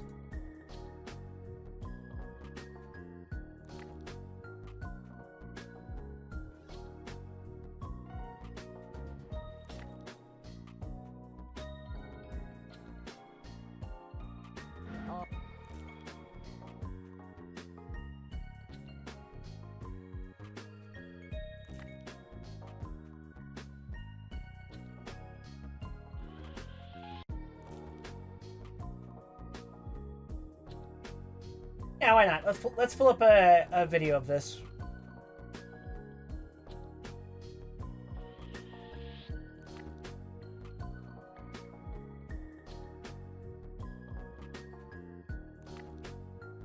I could try to describe to you where I started fucking feeling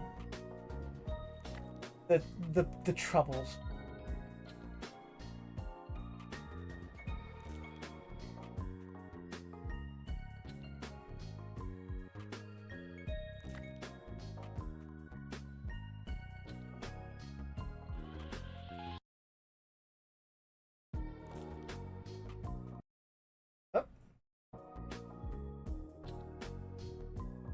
Can you guys see this?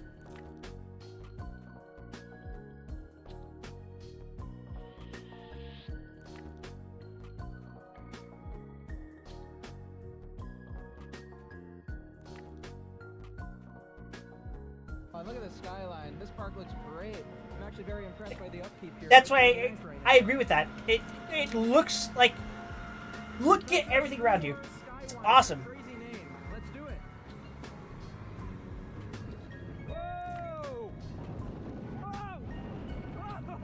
I'm having fun so far. Here, right? Oh my gosh. So far, so good. Oh. This, right? It's not too bad. Fuck that. Fuck that. That shit hurts so fucking much. Oh my gosh. I was fine up until that, and at that point I was like, oh my fucking god, my head. Not too bad. I know he... Oh, crap. Whoa!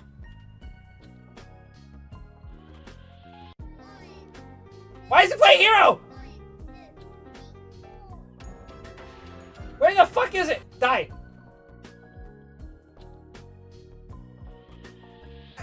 Sancho, I've conceived of an idea most ingenious.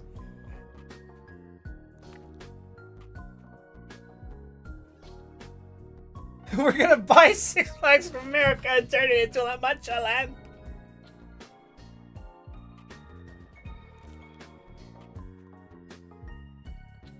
It sounds gonna give me a headache. Yeah, I mean, I wanted to like this ride. I really did. But like, it shits itself towards the end there. And this was the place where I got the drink. Look at that. They had the Halloween theming. It was very cute. I wish I could give this place 0 stars. Where can I start? The restrooms near the entrance were extremely filthy. Again, the sinks were brown. Kinda. None of the restrooms I attempted to use were clean. Yeah. The customer service at the meal stations were below unsatisfactory. Not my experience. At our first meal station visit, the manager had come to process my purchase because a young attendant kept insisting that I didn't have a meal plan. Unfortunately for me, I purchased an ultimate pass. Sad because I won't be going back to this location. We purchased 3 refill cups that couldn't be refilled. My experience. The attendant said she had to turn the drink machine off. Why is this park even allowed to be open? You pay all this money thinking that amenities will be available. Many eating areas were closed and many rides too. Experience. Make it make sense, Six Flags. Please be advised, don't waste your money. The burgers weren't properly cooked.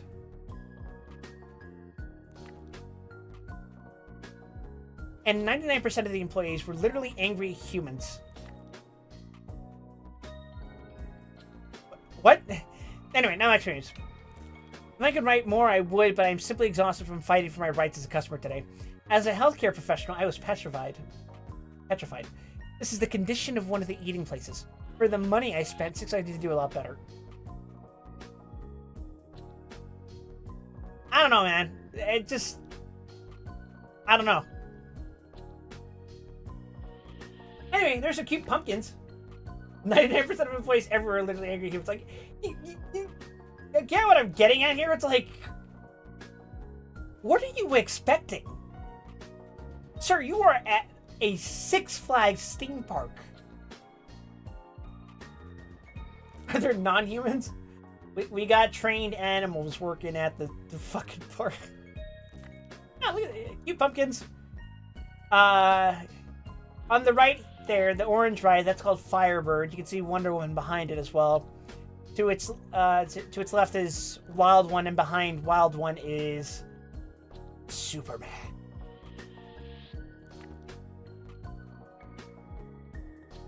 This fucking ride. Oh! I hate this. This was a miserable experience.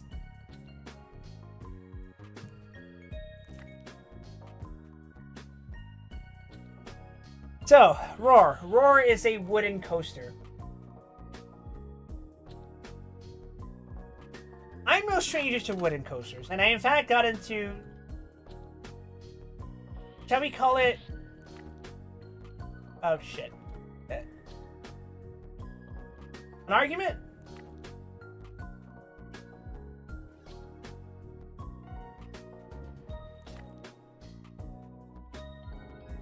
An argument.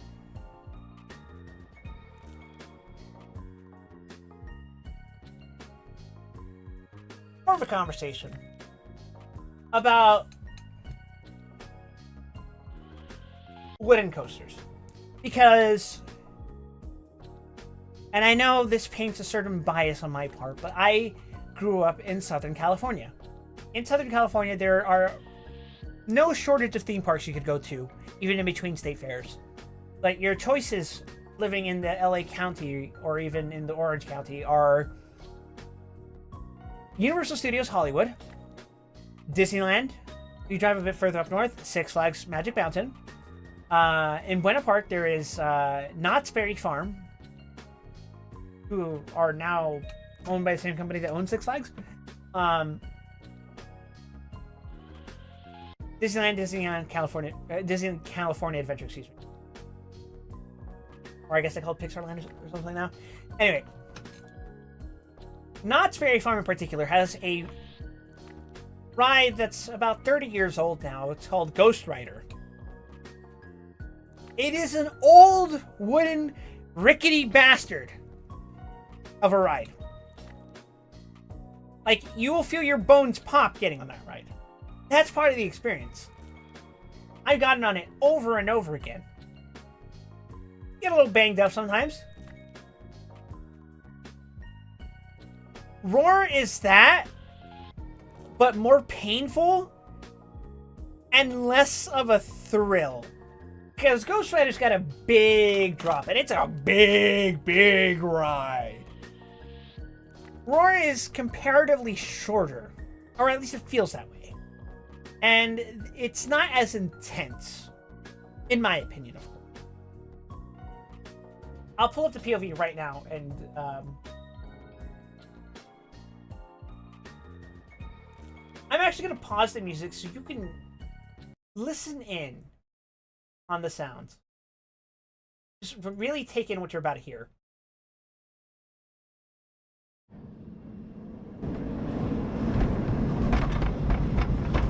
Hold on. Oh, hold on. There we go. You should be able to see it now.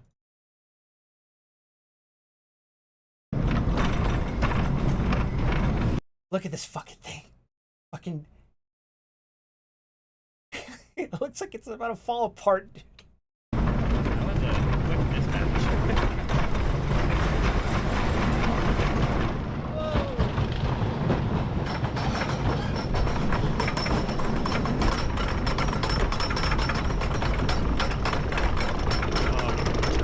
Pausing here. You see all that green shrubbery? That shit gets prettier in the autumn.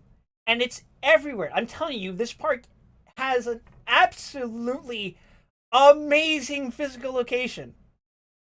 Is this thing wrong? Oh no.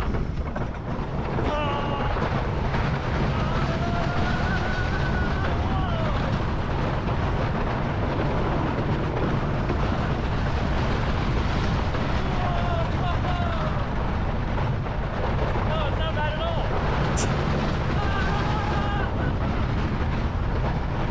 I had some. Oh, in the hard way.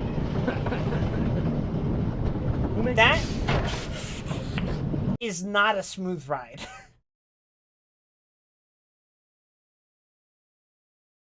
And I had to go back to over Texas because I felt like I was being gaslit when I was told that the ride is not as bad as I was describing it. Because it absolutely is. Now, granted, I will say I was under additional extraneous aggravating factors. A couple of days before that, I had tripped and hurt myself pretty bad. To the point where I had bruising on my elbow and on, like, my side of my head. That last part is important because when I got on this ride, it wasn't a line, so I was like, okay, I'll take a row and go by myself. So I go through and I grab my belongings because you're not supposed to have anything on the ride. And I put them in a little cubby where you're supposed to store them until you get off the ride. In the time that it took for me to put my things in there, a pair of fucking assholes went, oh, this seat's empty, even though the guy clearly fucking walked across because he must have ran through the fucking line. They both sat down where I was gonna. And now I was on the other side of the fence going, what the hell do I do? Do I just stand here? And I improvise, and I see that there's a guy sitting by himself, and I ask, hey, can I sit next to you? They took the seats behind me. And he's like, that's fine. But for some reason, the guy fucking insists on sitting with both of his elbows rigidly to his sides. It didn't even look comfortable for him. I don't know what was going through his head. But he was so rigid in how he was sitting that his left elbow kept digging into my side where I was bruised. And every time the ride goddamn clicked, it went into my side, and I never wanted to get on this ride again. And to highlight the point that this ride is just unpleasant to get on, there is another wooden coaster on this ride, and we'll get to it. But also, do you guys see the font here? Font for Roar, which is the name of the ride, of course. I was looking at him like, am I crazy, or does that remind me of something? And I suppose it shouldn't come across as a surprise if it's the case. But when I went back to Over Texas the week after, is that the same font? Like, is that just the same fucking thing?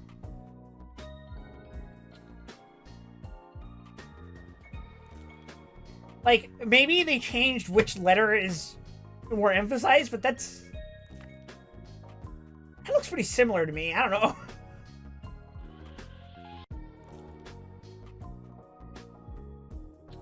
I don't know, I guess maybe it's trauma. Maybe I'm just traumatized. The first one's weathered, yeah. Maybe that's that lack of maintenance the reviews are talking about. It's fine, this isn't a criticism of Roar. Roar is bad on its own merits. This was the evil fucking ride that sends you to hell that I was describing earlier, by the way. I do not like Roar. Am I sad that it's going to be closed forever? Yeah. I feel like if they'd done anything to make the track smoother, it would be a fantastic ride. But as it is, it's too much. It is too much. I wasn't scared or anything getting on the ride. It just hurt.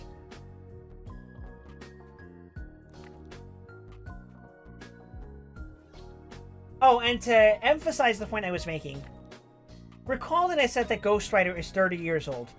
That's incorrect. It was made in 1998 and was refurbished sometime in 2015, I think. I might be getting that year wrong, but it was refurbished at some point while I was still living there. So I remember what it was like before and after its refurbishment. Roar was made the same year and feels catastrophically worse than even the experience before Ghost Rider's refurbishment felt.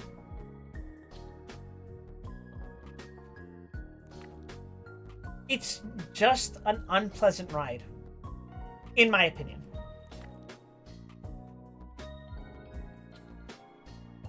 Of course, the orange one mentioned is Firebird. So, funny story about this one.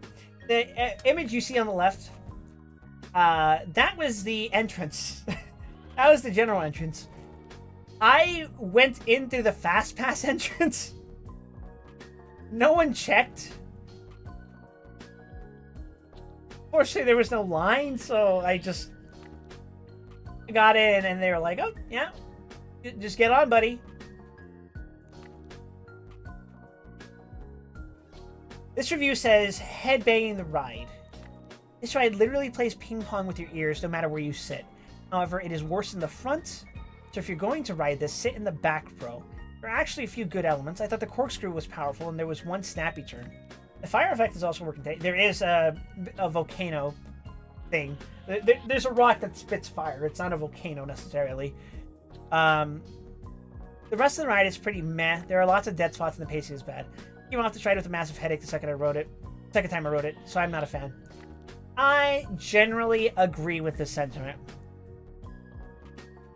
My particular opinion is that if you get on this ride, you might learn how to adjust yourself to not rattle your fucking head on it, but it is very much a conscious effort on your part, and I feel like that detracts from any potential enjoyment one might have of a ride, especially one that looks as modern as this one.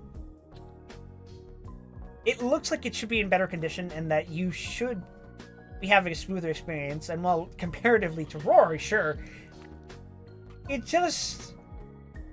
It reminds me a lot of Batman here at Over Texas. And that's half a compliment, but like, the worst part of Batman at Over Texas is that sometimes it can swing you a bit too hard. And sometimes that can rattle your head. That's not always the case. Most of the time it goes pretty smoothly. And maybe I just got unlucky with Firebird, but I can pull up a POV of it right now.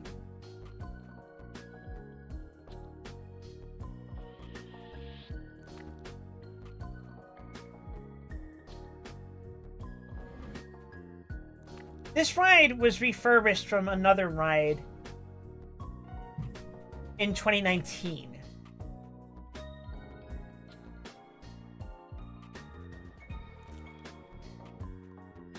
So it should...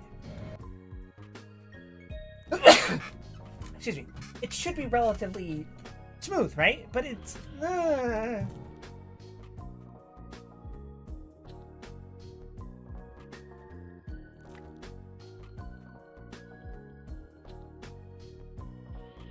Here's Firebird.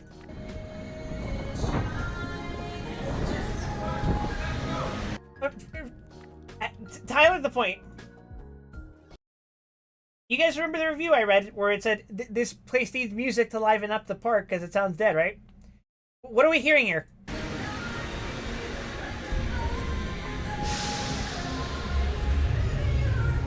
That's Katy Perry, I think.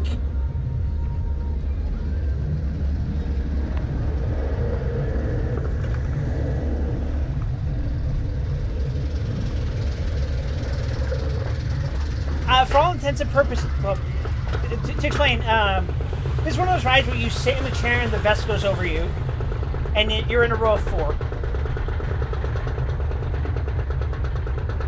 For all intents and purposes, this seems like it should be a smooth ride.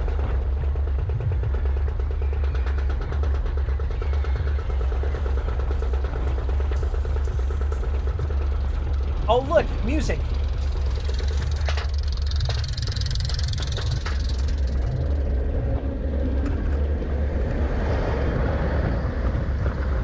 There's the problem.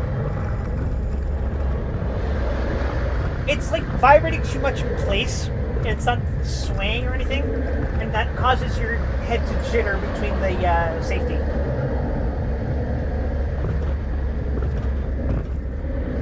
And also, there's not much going for this ride.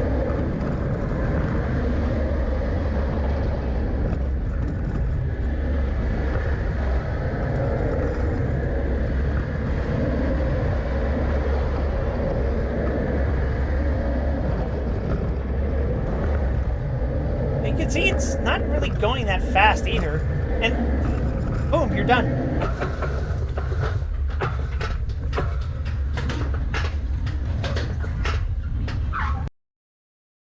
Yeah, it's like...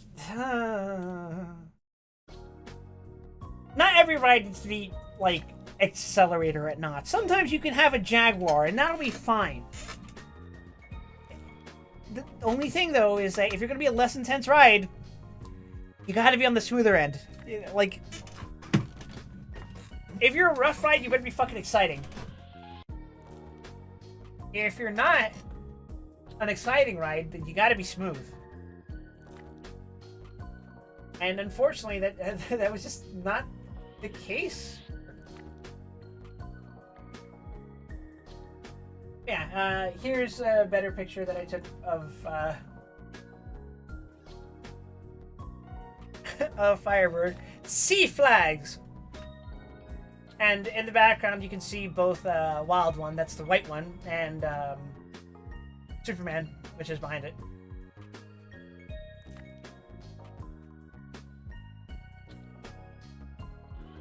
I didn't mind it. It's just... Look. It looks fun. But it's just missing that oomph. I don't know how to describe it. It's just... a little lacking. I will say, the area in front of it was pretty fun. You see, they got their Mr. Skeletal DJ Skeletal. And they had, you know, a dance troupe in front of it. It was fun. Probably the liveliest area of the park.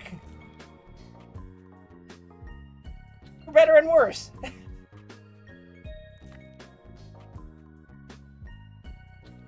And I didn't see these places open after that. Which is unfortunate, but, you know, whatever. Not the end of the world. There were other restaurants that were open. It's fine. Oh. You guys remember the comments that I told you to keep in mind about Raging Cajun? About, like, the people getting off of this ride bleeding?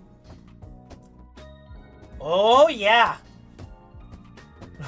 Let me tell you something about this fucking ride. It's Cajun time. But first, do you guys notice something about this ride? Just based off of this image. Anything stand out to you?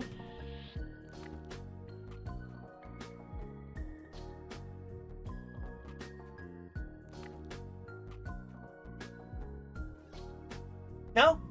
Okay, then I'll point it out.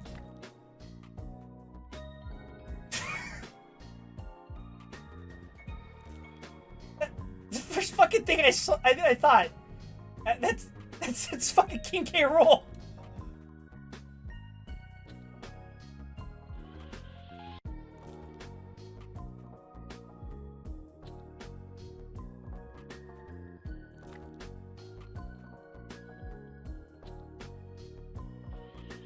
Oh yes, as a reminder, this park's themes are Independence Hall. That's the front area. It's got Steamtown. The place where the water park was, that little center area towards the front, that was called Chesapeake. Again, very in line with the America theme, but there wasn't much going for it. This area where Raging Cajun is, would you be surprised if I told you this place was called Mardi Gras? And then towards the back is Gotham City. You know. As is expected. Raging Cajun. I have no love for this.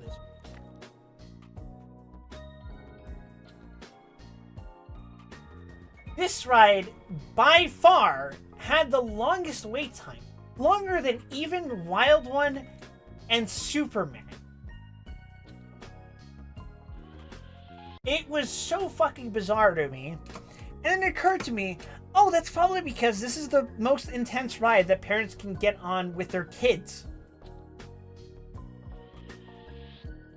And it was here that while I was waiting in line, I was listening to a conversation behind me, and it was this mother with her kid. I think it was like wearing a Pokemon pajama, talking to some other dude. She was recommending every Toonami anime.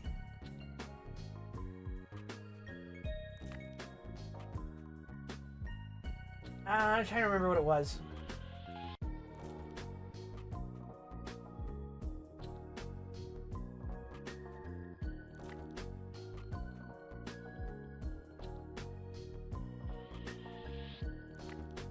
No. She was recommending every anime that ever aired on Toonami to some other dude in line. And while she was talking about that, he described Trigun as being made in the 70s or 80s. And I'm just like, I understand the median anime viewer now. I get it. Oh my god. I get it.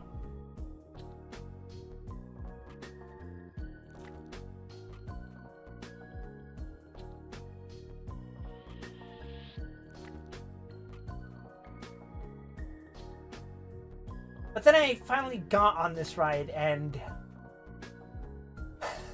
I'm gonna look up POV to show you guys, and let you guys judge.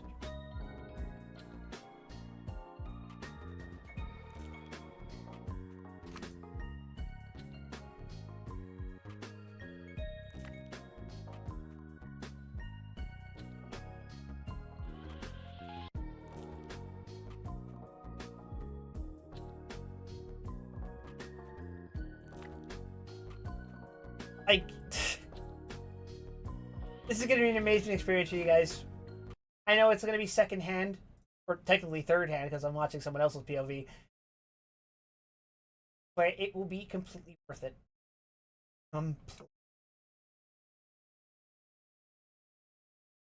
So, this is Raging Cajun.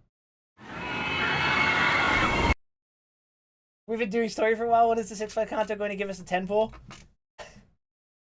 What would be an equivalent of a 10 pull for this shit? Oh, look at this fucking PS3 era of text. This is what I waited like 40 minutes to get on.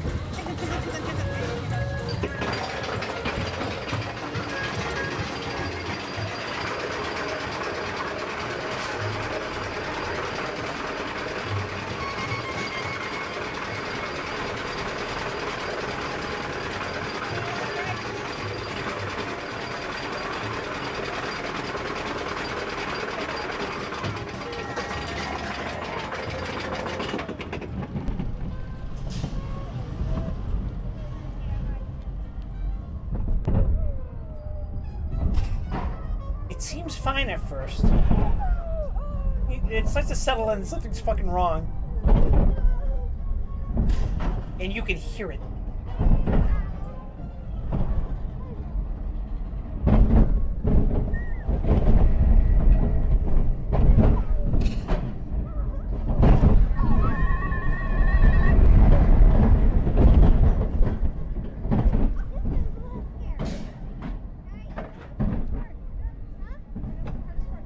And now it starts spinning.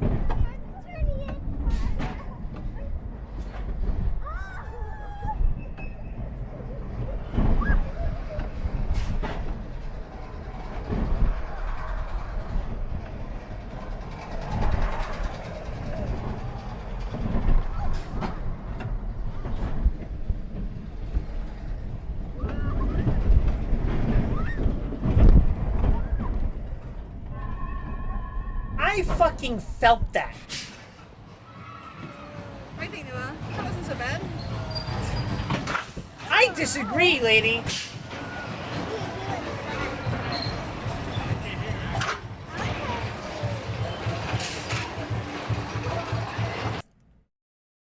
This ride's problem is that its turns are way too aggressive for how small of a frame it is.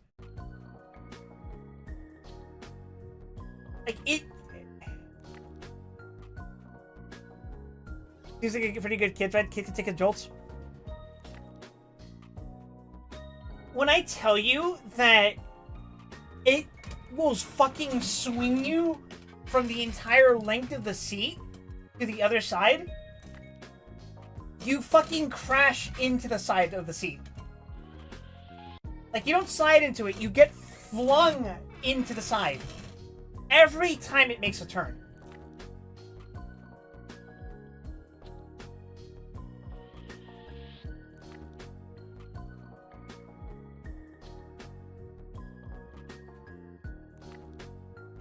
Like, it needs something to dampen the impact. Just a little bit.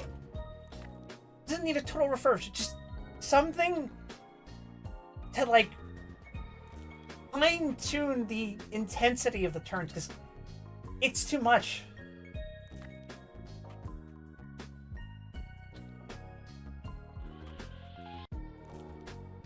You can even see in the comments that they're like, super painful roller coaster. The turns hurt my legs and I kept hitting the side of the metal car and there was nothing to dampen the impact. Needs more support. Fun ride that needs improvement. Redesign the racing cage to replicate the feeling of your alcoholic Louisiana stepfather coming home past midnight.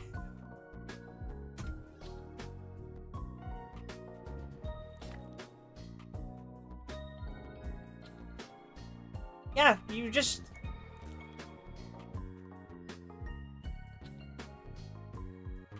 You just bump into it really fucking hard. The turns are really sharp.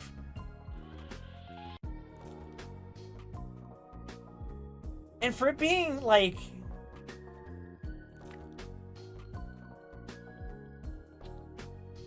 And Wild Mouses, or whatever these rides are called, they have a tendency to do this, but like... The one that's at Knott's, I think, that replaced... It was one of the three that replaced, not Supreme Scream, Perilous Plunge. It was fine. It was manageable. God, this one just...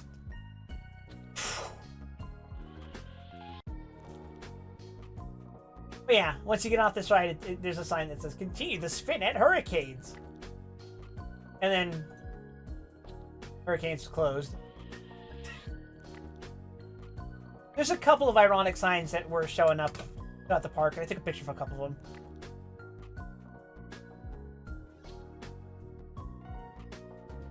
Again, the Louisiana theming of this part of the park is very...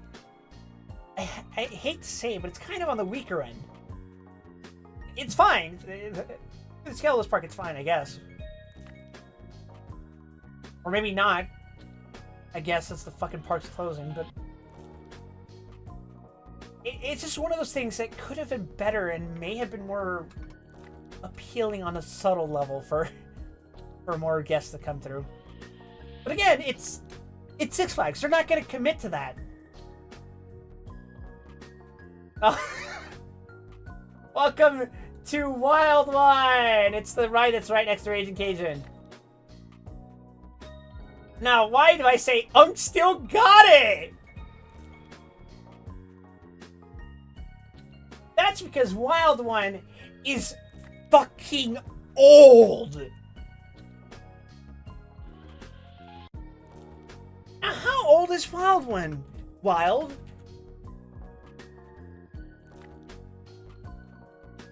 That's an excellent question. Officially speaking, the park, or rather, Six Flags America, has had the Wild One since 1986 or so.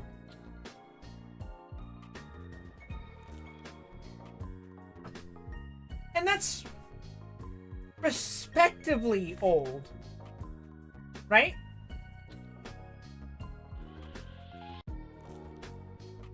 But, this ride used to operate under a different name. Did you guys know that? This ride was called the Giant Coaster when it was at a theme park called Paragon Park in Massachusetts. And it opened there in 1917.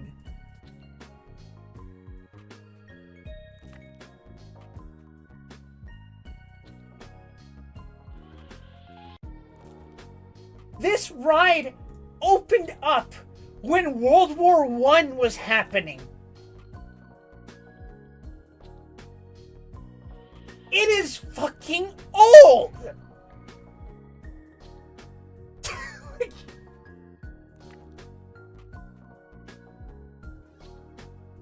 This thing is fucking ancient!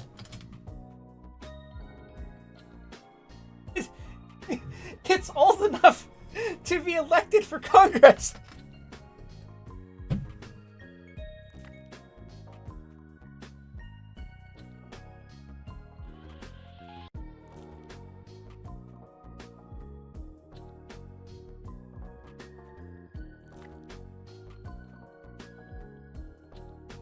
And you know what the worst part is? For it being a wooden roller coaster that was made in 1917, it's smoother than Roar! What the fuck?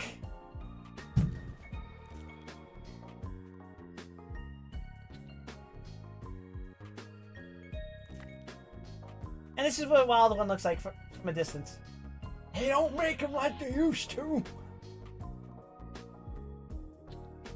On the left, you got Voodoo Drop. I'll talk about that one in a bit. Oh, we'll get back to it.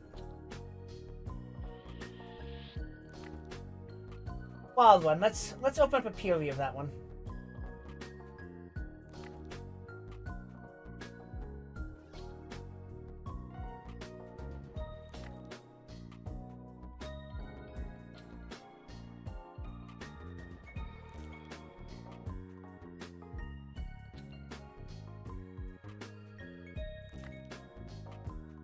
That's convenient.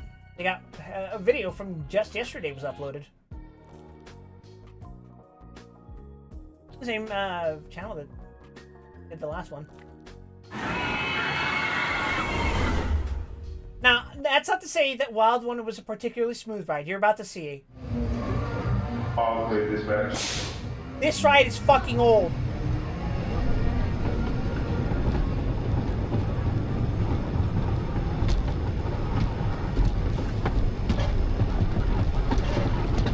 Look at it.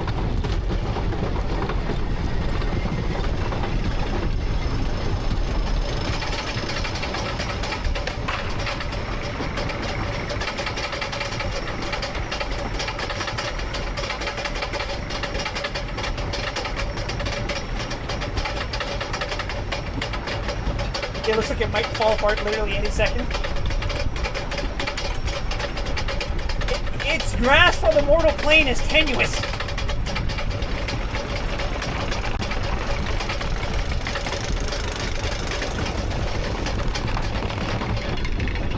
What? You know what? Unk still got it.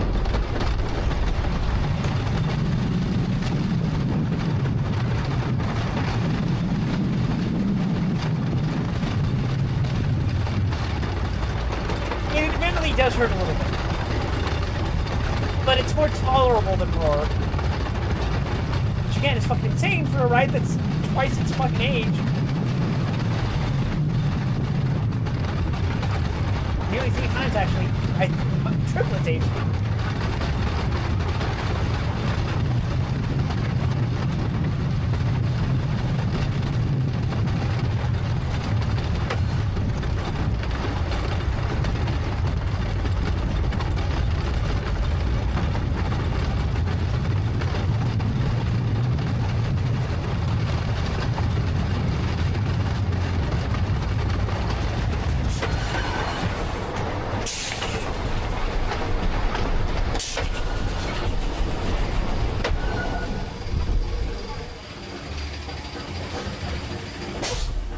I'd have expected a roller coaster this old to have been Ship of Theseus into next year, but it almost looks like they haven't replaced it.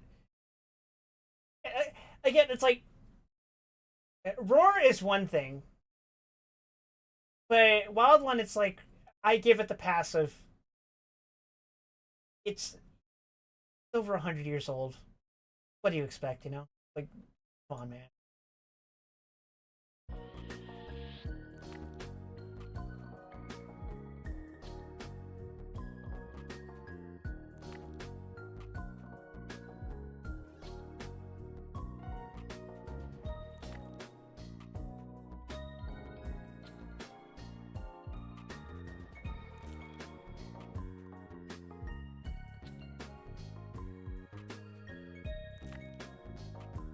The Wild One was refurbished once.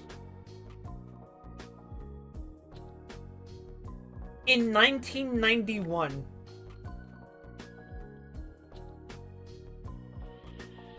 And it has been retracked. But that's like the bare minimum, I think.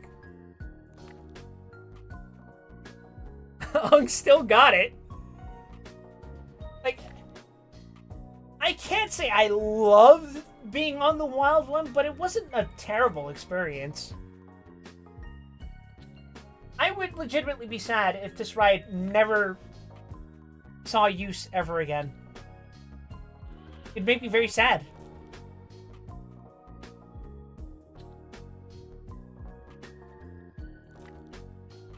It'd feel like saying goodbye to my dying grandma.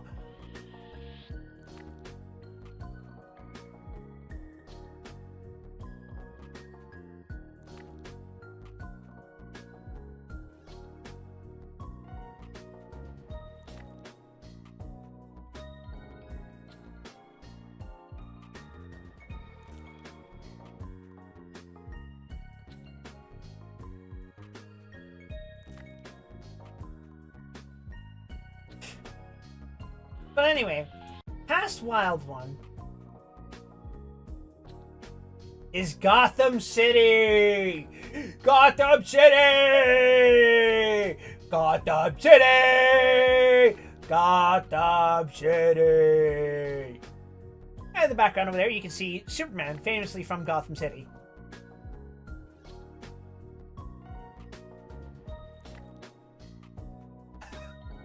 I really wish they would come up with a better, like, theme. I get it's the DC area, and Gotham is, like, the big DC area. Like, come on. It's Gotham City, famously home to Superman and Wonder Woman.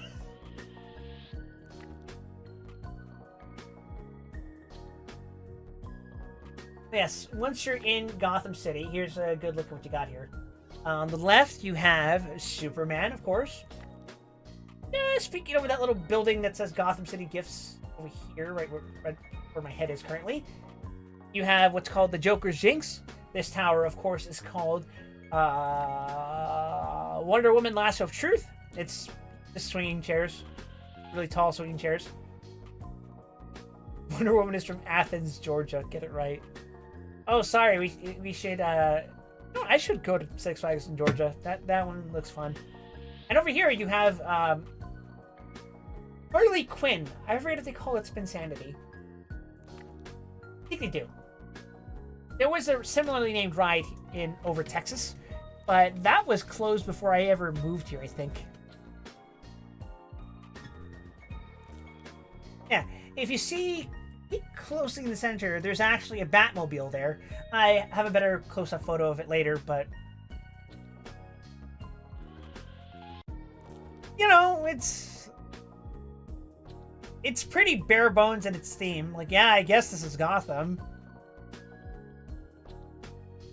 But again, I won't bemoan this particular park for the kind of decisions that the Six Flags franchise makes, because that isn't fair. And here we are, the Joker's Jinx, which had a surprisingly short line. And you know what? I was having a relatively unpleasant experience during my time at the park up to this point. And then I got on Joker's Jinx, and I was like,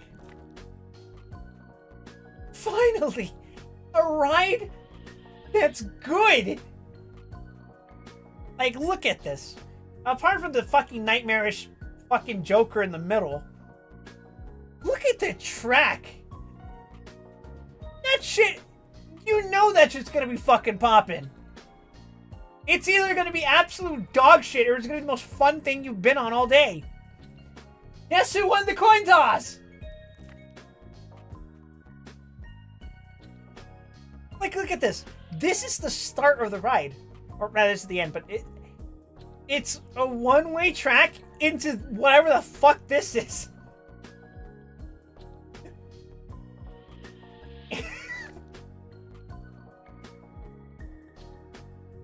Although I will say, this is the exit. This is how you get out of the ride. That does not inspire confidence. Like, consciously, I know this is definitely safe. they've got little safety constraints right there to put on the track, but like the primal monkey in me go, why big train fly over to me as I leave? Scary.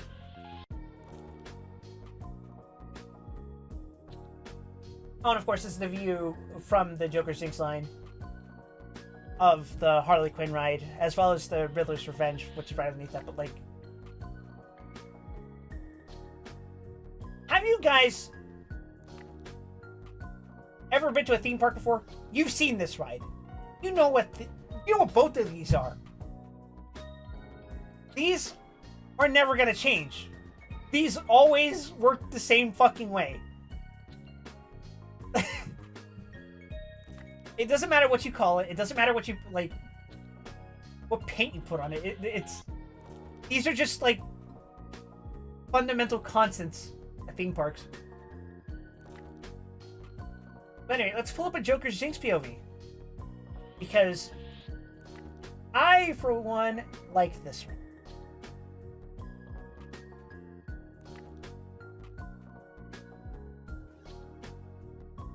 Shout out to Coaster Studios.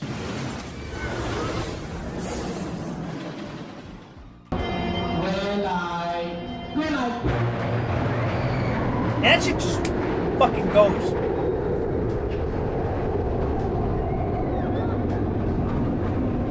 The second this happened, I was like, oh my god, it's a ride that's fun!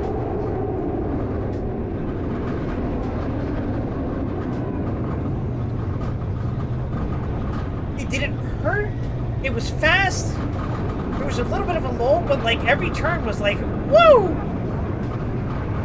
And that has a nice little pizzazz there with those rings.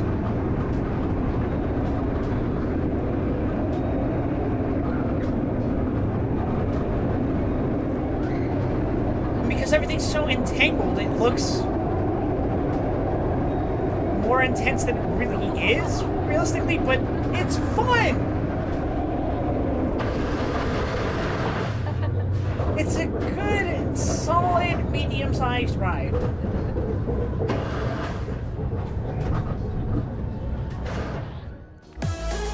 Oh, Jesus. It scared the shit out of me with that. Anyway. I did get on the Harley Quinn ride, as you see in the picture here. But the thing I wanted to make a note of is, this would have been my first time getting on one of these kinds of rides in about a decade? Maybe a little longer, because I generally I'm kind of ambivalent about these rides. I don't hate them. I'm not like scared of them either. I just, I swing on the chair. It spins. The reason I got on this one though is because you get such an amazing view of the fucking horizon once you're at the top of this ride. It's great. Again, it goes back to me saying, this park has a beautiful geographic location. And there was a ride called the Penguins Blizzard River, but it was closed for the season, which meant that it's closed forever. So I have another picture of Joker's Jinx. Yeah? Okay. Although, if I had to levy one complaint, it'd be like, a Blizzard River. For the kind of ride that it is, I get that it's a water ride. I feel like maybe Batman has a better villain suited towards blizzards. I don't know. It doesn't matter. It doesn't matter. It doesn't matter. And again, this is the Lasso of Truth ride. If you've been on one of these swinging chair rides, you've been on them all. I don't really know what to tell you.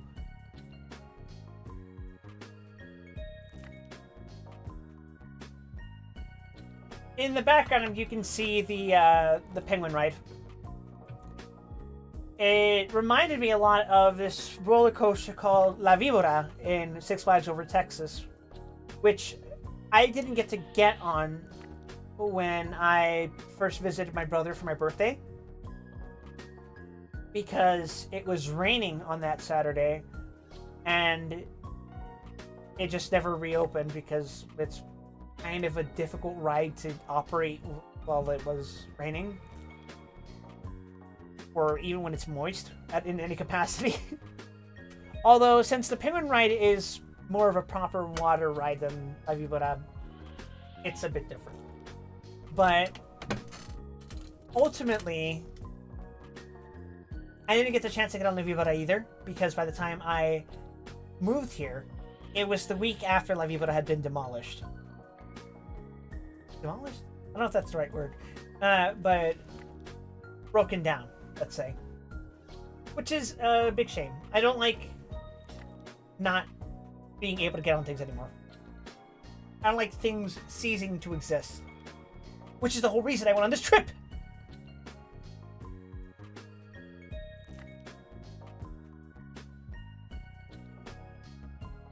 And then, finally, at the back end of the park, I was really looking forward to getting on Batwing. But, as you can see in this picture here, soaring since 2001, this ride has taken its final flight. Thank you for the memories. And that made me really, really sad. Because, and you'll see in a later picture, the ride looked fucking cool. It looked, you know? And so, of course, all that left was Superman Ride of Steel. And if you see in the sign here, it says, due to the sourcing of parts, Superman will only operate one train for the remainder of the season. We are sorry for the inconvenience. And you know what? That's okay. That's fine. The line wasn't even that long as it was there. Like, you can see in this picture, the line's not backed up all the way to the entrance. Which is typically a good sign. And you know what? That Superman design looks more modern than the 1980s. Over Texas. Sorry, 1990s. But whatever, you get the point. My Italian Ride of Steel was like, is this one gonna be bad? Please don't be bad. And here is the line to Superman where you can get a decent angle of Batwing, which again, it looked like it would have been a really fun ride to get on. In fact, I'm pretty sure Superman and Batwing were carrying this park on their backs. Maybe Wild One was contributing, but these were the bread and butter of the park. You could tell.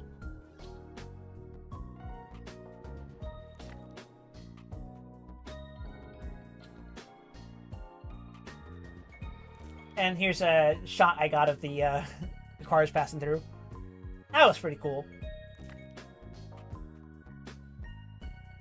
And then I got a closer shot of Batwing on the way out. Again, it looked like a pretty damn fun ride to get on, but unfortunately, it was already closed by the time I got here. So, it's what could have been.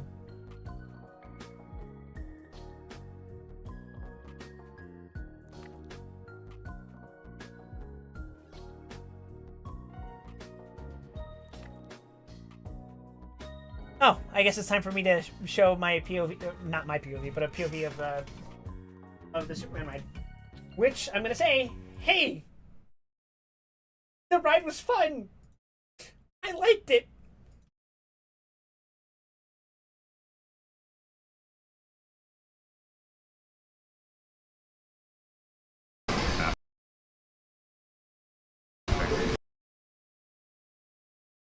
I liked it a whole fucking lot, actually. So, let's get it. And Batwing and Superman were both at the edge of the park. So you basically got a full view of everything outside of the park. You know, all the trees that I love so much.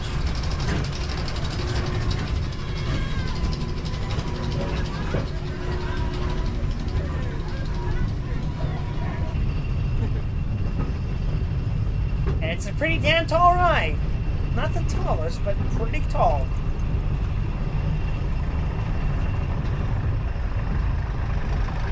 Check this shit out.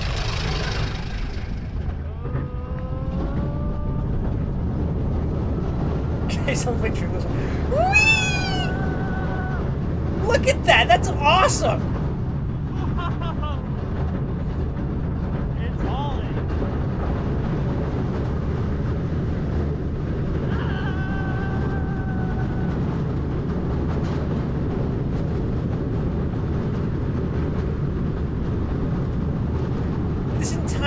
thing is a spin, and it's so fucking cool.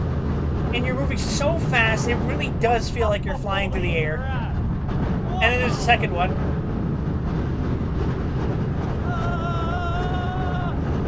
And the turn is so wide, but it doesn't feel unpleasant. It feels remarkably comfortable to be moving like that. And then as a last little treat, you get like 2 dips here before it stops. And bam! Look at that! It's fun! But what really, like, sold it for me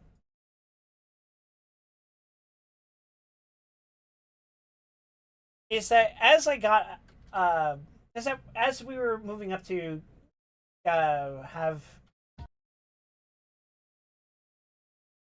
get off the fucking ride, rather.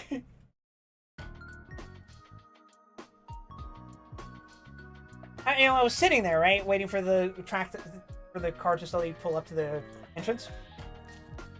I started overhearing this conversation between a father and his son, and the son is like yelling at his dad all excitedly, like, "I thought that ride was gonna kill me," or whatever, right? Like, but he kept talking about how he wanted to get on again. And that was like, that was real. That's what going on a roller coaster is about. You're terrified by the intensity of the experience, but when you're off it, you're like, I want to get on again. That's what this shit is about. And that's also the moment where it really like kind of set into me that, like, when this park closes, people aren't going to have that experience anymore. And that makes me really sad, you know? It's like, it didn't have to work out like this. And it's such a sadness that people would lose out on an experience like that. And provided they're consenting to do so. I mean, when I kidnap Aya and force her to get on one of these roller coasters. But yes, here's another ironic picture that I found, or took a picture of. Six Flags, smart job, serious fun. We're closing next week, by the way. There's always Lagoon here in Utah. Eh. I'll call your bluff. I'll go to Lagoon with you.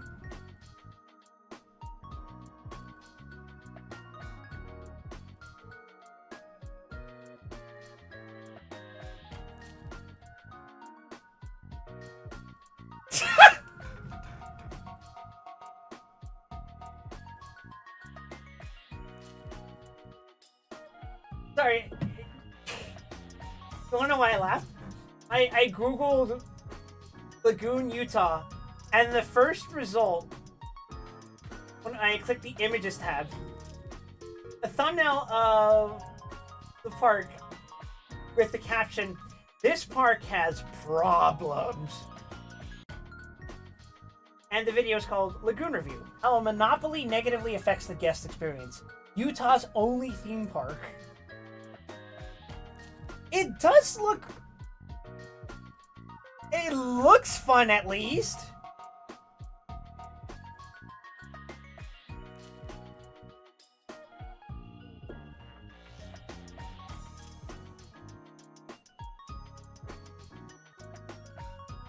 It looks kind of awkwardly placed, but it... Whatever. Listen, man, we're talking about Six Flags America here. The standard isn't that high. And speaking of standards that aren't that high, Voodoo Drop.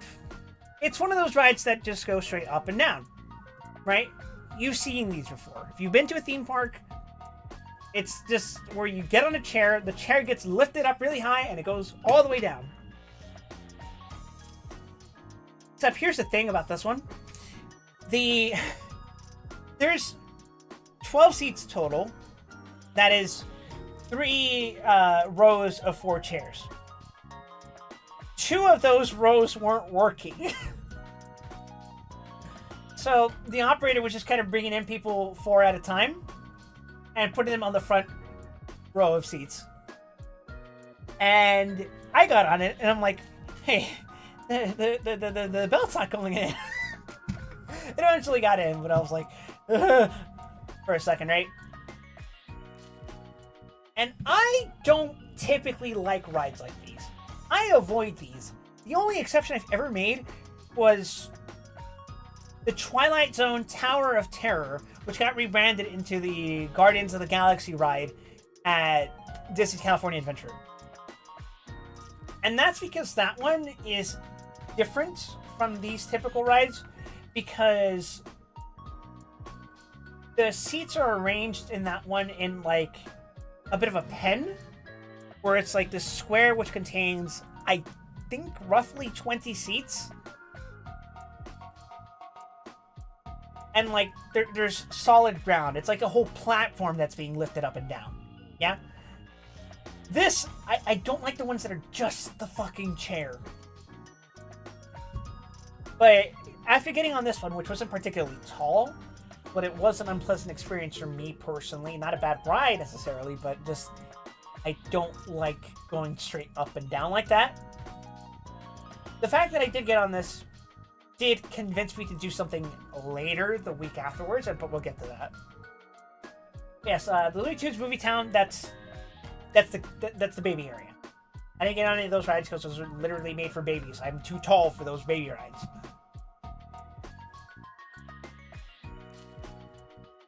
And this was right next to, or rather behind, in between, sequestered within Wild One. It's just the go-kart thing. It was closed. You can see here. Although, for some godforsaken reason, they cost extra, but whatever.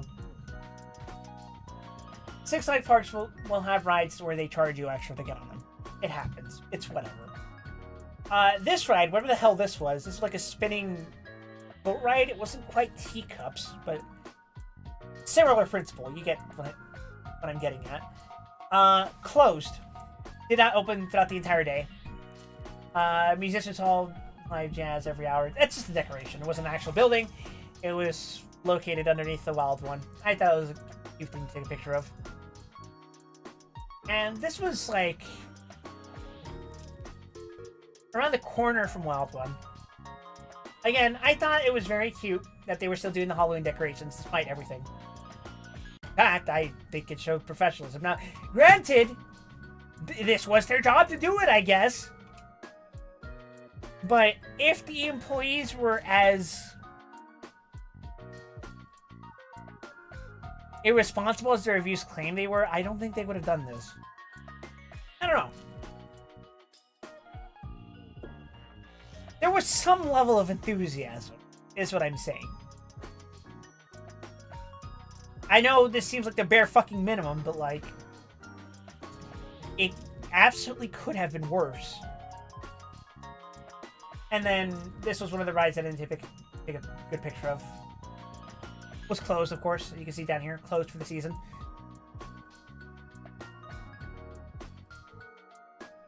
I really wish I could have gotten on it, but I understand why it was closed, but... And so, anyway, as the day went along, I was like, let's go back to Steamtown. There was something I missed. I took a picture of this. I like doohickey vehicles. That's probably why I like robots. As they are, in effect, doohickey vehicles. But yes, here on the left, the Steamroller. That is a cool ride. It's not particularly fancy. It is ultimately just chairs going up and down and up and down in a circular motion, but it's really fucking cool. Especially because you could see the angle. They swing in a way where it looks like they're about to intersect, but they don't. It's safe, but it creates a cool spectacle. For something of its scale, it is perfectly presented. It looks even better at night, which is when I got on it. And if there were more of these scattered throughout the park, just little rides like this that were still in operation, we'd be in a better situation, I think. And yeah, I ended up going back to Gotham City because I wanted to get on something again. And I took a picture of the Batmobile. Naturally, as with every other fucking Six Flags, apparently, it's, I believe it's modeled after the 1980s Batman with Michael Keaton. And of course, this is the last picture I took before I exited.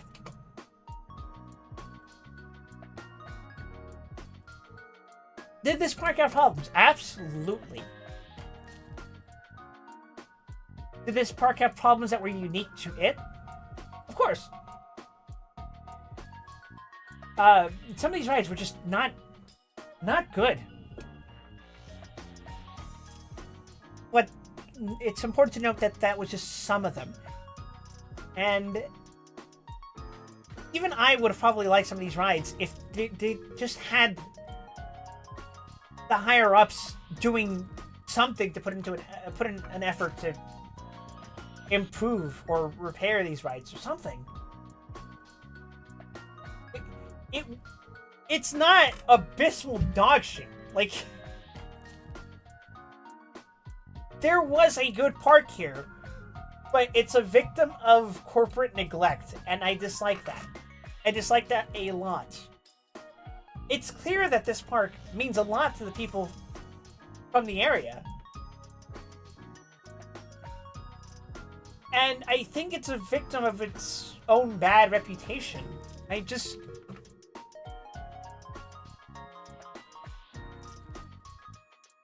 It makes me very sad to see what could have been so transparently in this park, but wasn't. That's how I would sum up America here.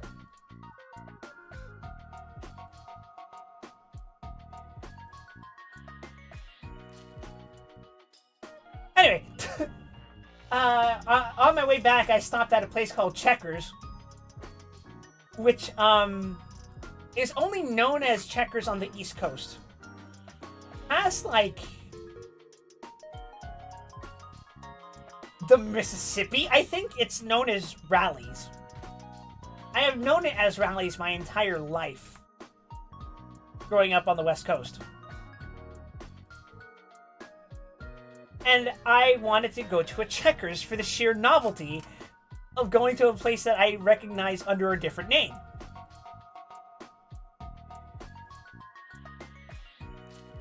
And you know what? It was still the same restaurant. I don't think we have the restaurants here under either name, but we do have the frozen rice at supermarkets under the Checkers name. That's interesting because I think that's the case for every location that has the Rally's fries.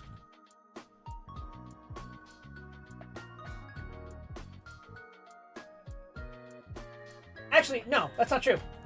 If you look at the bag for the famous seasoned fries, you'll see that it says both Checkers and Rally's.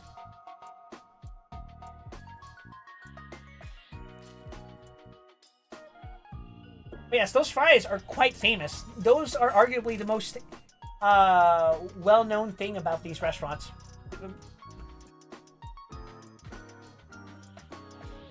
I got a spicy chicken sandwich.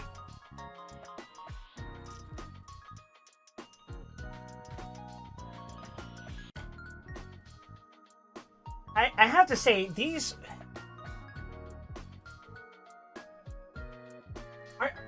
are Rallies and Checkers underrated?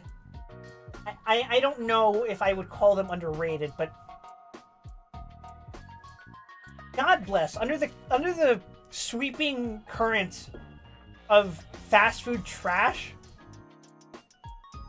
Checkers and Rallies continues to impress me. They're on the more reasonably priced scale for the output that they give. They're like the inverse of fucking Five Guys. They're still quite good, but they're really cheap too. That being said, they fucked up my order.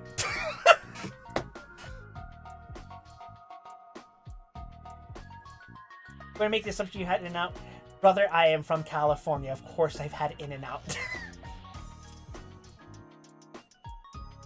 However, I am of the opinion that In-N-Out fries kind of suck on their own. Like, yeah, if you get animal sauce or you get the fucking... if you get animal style fries or you just put sauce on them, yeah, they taste good. The fries on their own, terrible. Some of the worst fries you'll ever eat.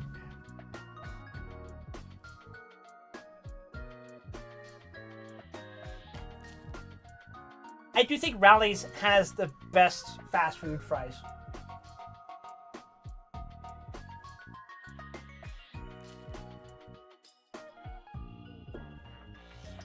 Whataburger has pretty bad fries. I wouldn't go out of my way to buy Whataburger fries. McDonald's fries are kind of the gold standard, but there's better. I dipped them in my milk. I am 2 years old. This is my first human interaction. Glebe Zorb Zebadelf!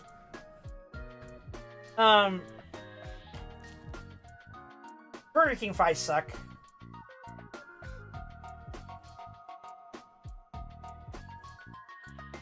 Like, the straight up dookie. Wendy's fries, they're okay.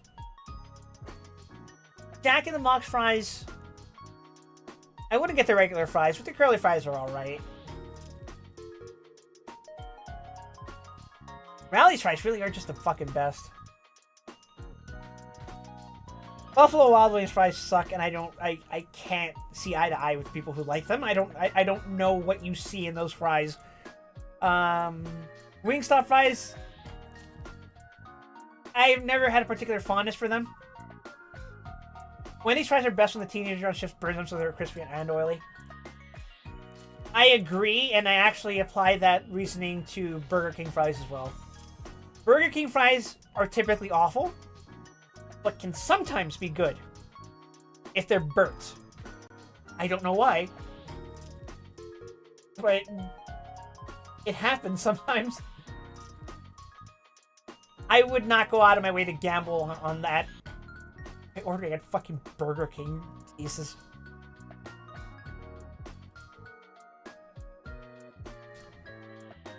Yeah, I don't think any restaurant has better fries than Rally's. But yes, they did fuck up my order. Admittedly, the dude who was at the cashier was, as he admitted to me, this is my first day on the job, and I'm like, I understand.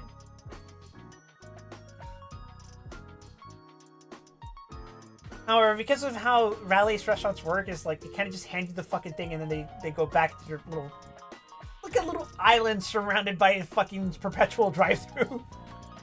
So I took the bag, and I'm like, well, I could eat here while I wait for a gyro to pick me up.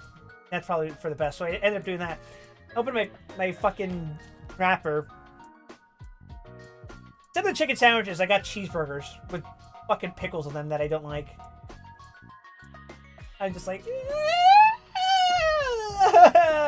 burgers are still good, but why doesn't anyone get my fucking orders right at these fucking restaurants? I handle mistaken orders quite well.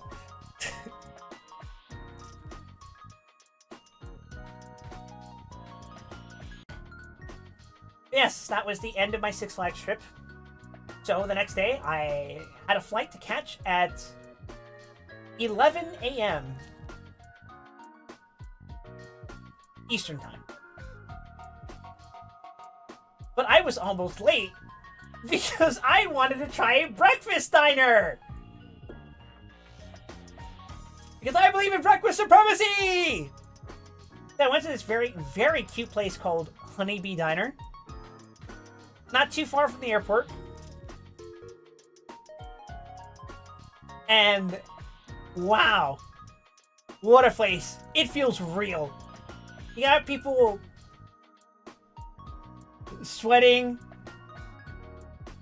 kind of like passively aggressively talking to each other, trying not to get in each other's way, because they're all cooking on like one giant grill, like dozens of eggs, just pounds of bacon, loaves of bread, and they're making pancakes and waffles and shit on it, all in front of the bar counter or whatever. And I'm just like, my god, this place is wonderful. Their hands still covered with the fucking grease of whatever they were cooking, pressing on the monitors to keep track of orders. They're visibly sweating. People are coming in, almost dropping what they're carrying. They're talking to their regulars up front. And I'm just like, this is perfect. This is the kind of environment where real food is made. And lo and fucking behold, look what I had for breakfast. Oh! Look at that shit! I'm fucking salivating over that shit right now. I can never eat Denny's again.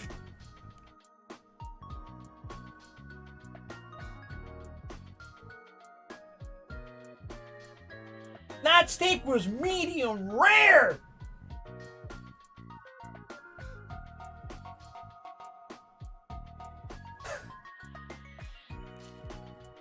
I left that diner so fucking happy. I was like a giddy schoolgirl. Like, oh my god, I'll never eat anything that good again!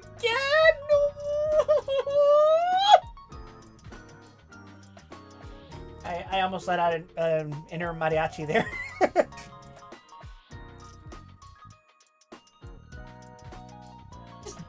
Genuinely, you can... I'm salivating just looking at this thing. I gotta move on. Right, so, you know how I flew from Texas to Maryland? Well, my flight back was not on Spirit Airlines and instead was with Frontier. And, we stopped in Florida.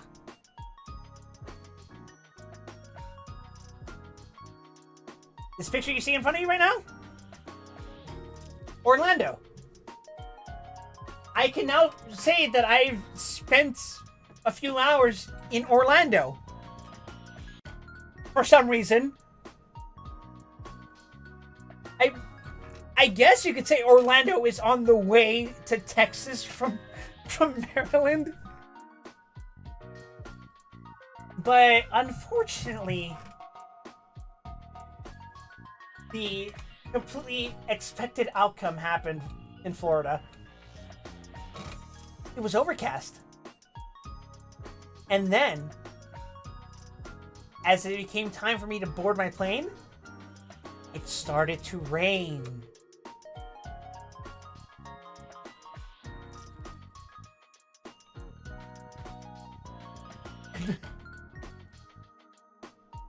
I was forced to stay an extra 3 hours in Florida because of the rain. And our flight almost got delayed again because people wouldn't stay in their fucking seats.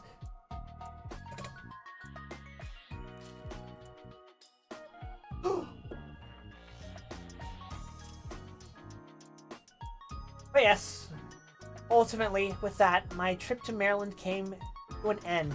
But you know what didn't end? Six Flags! I went to Texas! Where every October, up until about last Sunday, November 2nd, so when Maryland closed. Most Six Flags like to do a thing called Fright Fest, which is when they have scare actors walking throughout the park. Everything is Halloween themed, and there are mazes in addition to the typical rides. Now, I will say, I don't think I will ever want to come back to a Fright Fest again. Not because it was scary. In fact, it's kind of... We'll get to it. But because the fucking lines are at their absolute worst. They're even worse than they are in the summer. I saw a 2-hour wait time with Texas Giant. And when I saw that, I'm like, I know exactly what I have to do. And you know what I did? You're gonna love this. I pulled out my phone and downloaded the current version of Limbus Company. And I did a Mirror Dungeon Extreme run. 15 floors. I accomplished this by pulling out Limbus Company every time I was in line for a ride.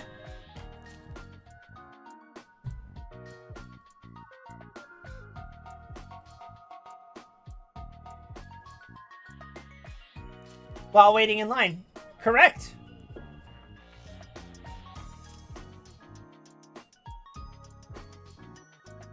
The lines were pretty bad. Riddler's Revenge had a 45-minute wait time, which you saw the Riddler ride earlier in Maryland. That one was just a stupid fucking circle that has the people lying on their backs. The Riddler Revenge here is the one that was like the Harley Quinn ride from earlier.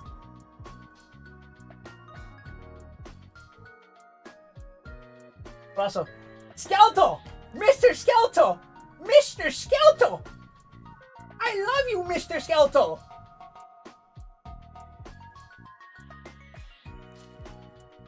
I came to Six Flags Over Texas as a palate cleanser because Over Texas overall is a consistently pleasant experience compared to Six Flags America, I would say. It's got more intense rides, it's livelier, there's a wider variety, and to me, while it's not as exciting as Magic Mountain, it just has more intense rides, and that really wins me over. But yes, this was Fright Fest. Little sign there. They got a little bunch of pumpkins. Presented by Snickers.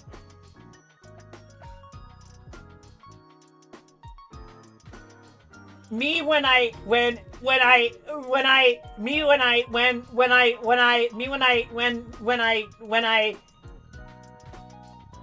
Alright, the curse has been inflicted. I sent this picture to Coward the second I fucking saw it just to annoy them. Holy shit, is that a motherfucking Project Moon reference? Woo! Hero, go through the vipers and justice is my dust and yours!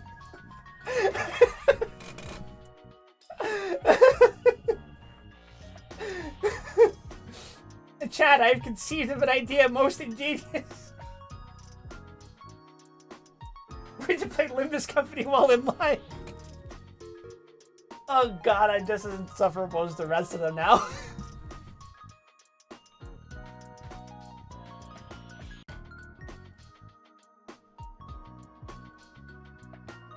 Yes, I took a picture of the little pond area. Pond, yeah, it's a pond. By the Superman Tower of Power ride, which you can see here in the center. And as I mentioned earlier, because I got on that Voodoo Drop ride, which was right, to illustrate it, you know, how in this picture you got this row of 3 in the front, row of 3 on the left, row of 3 on the right. For the Voodoo Drop, imagine that these were 4, but the one on the left and the one on the right didn't work. So that was the situation with that ride. And also, as you can see, there's 3 columns for Superman. And this is, of course, much taller than Voodoo Drop. In fact, I'll pull up a POV. I didn't have the courage to keep my eyes open for the entire fucking thing, but it was close. I think. I understand if you guys think that I'm just coping right now.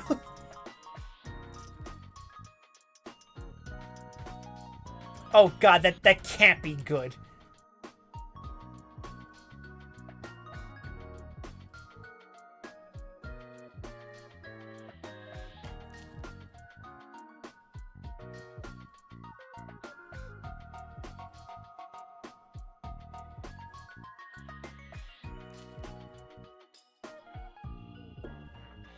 Oh, thank God. It's the Kentucky one.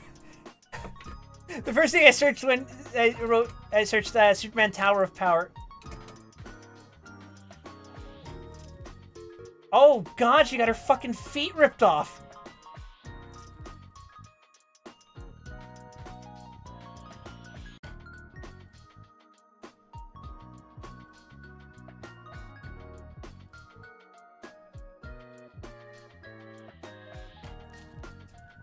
Let's not think about that. Anyway. Six Flags, over Texas, POV. Superman, Tower of Power. Worth the price of admission? Are you talking about America? I would say yes. I would say I had a good time. If you're talking about over Texas, for the day where it had those long lines, still yes, probably. But here's Tower of Power.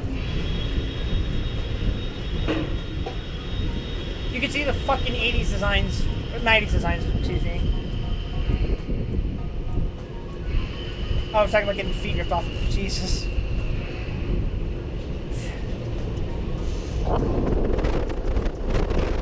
Yeah, it goes up that fucking fast. I was on the red tower, I believe.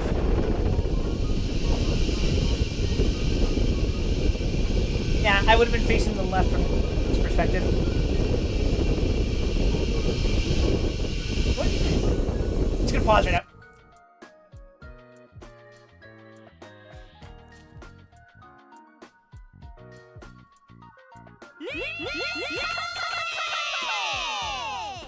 Do you see what I mean? Like, look at the area around this fucking park. That is nothing but fucking freeway. So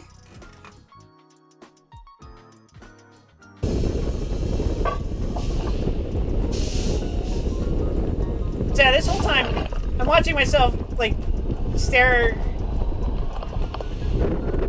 at the fucking Steak and Shake just outside this area. And then everything just drops all at once. And I'm like, ah!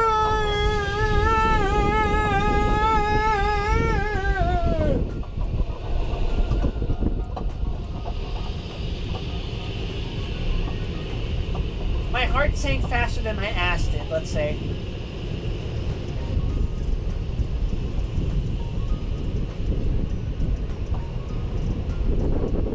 Anyway.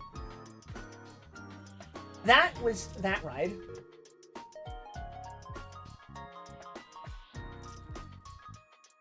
And then I got on Texas Giant. So Fright Fest doesn't start at this Six Flags until 7 o'clock. Pretty late into the evening.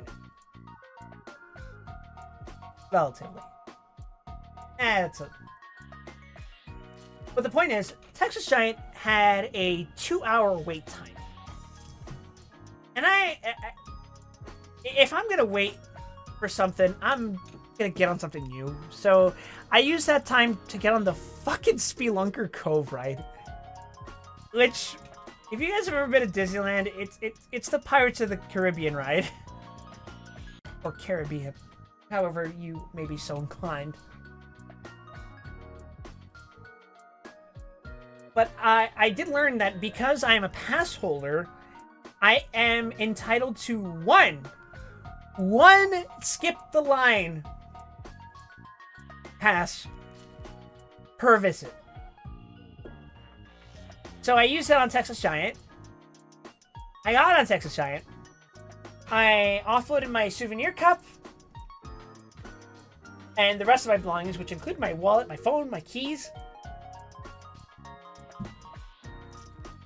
Got on the ride, and it is fun as ever. Texas Giant is a fantastic ride.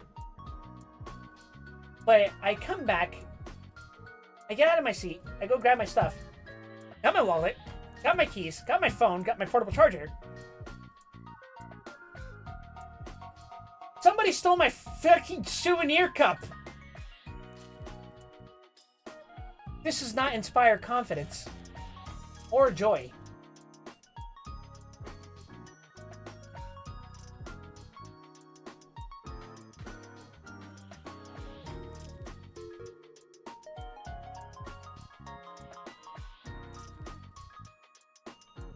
However, I do owe it to you guys to show you a POV of New Texas Giant, because that is a fun ride.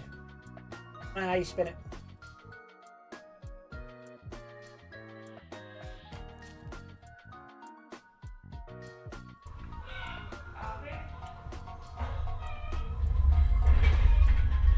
And over there on the right, you can see Titan.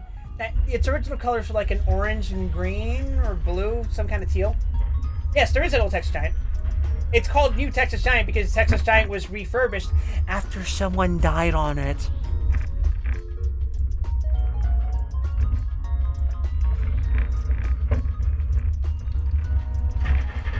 Again, wooden coaster, rickety bastard, but not that bad. Quite nice, actually.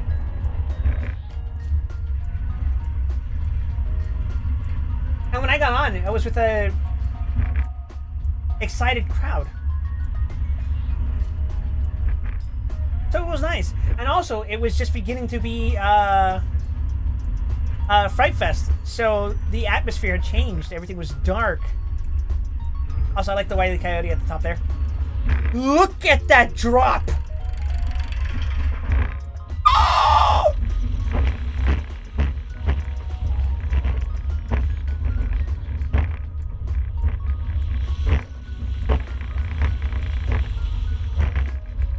I am infatuated by this ride.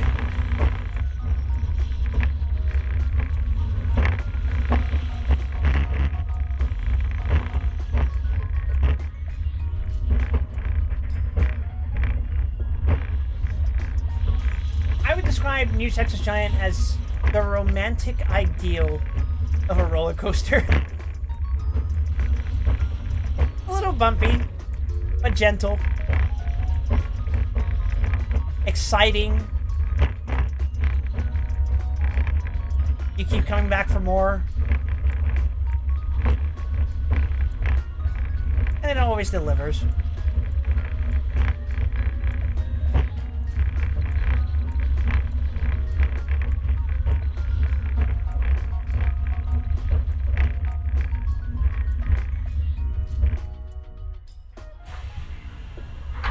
It's rather long for a roller coaster too. Not like the longest in history, but good. Unfortunately, my experience was sour because someone stole my fucking souvenir cup. Oh yes, and then Fright Fest started. I got my whole life out of me. No, you don't. The fog is coming.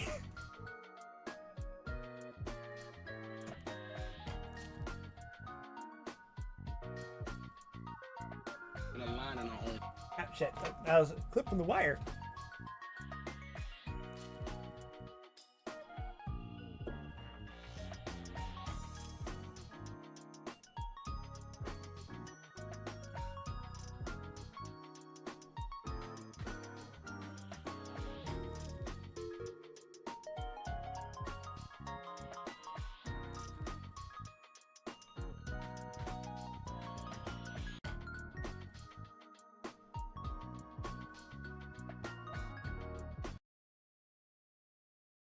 once Fright Fest started, I thought I was gonna be scared. I think it might have been more,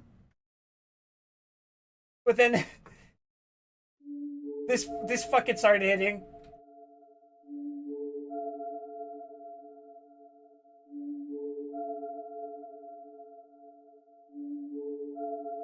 The fog started rising. The clouds started covering the sun. It started becoming nighttime. I just got out of fucking Spelunker Cove, which is fucking weird.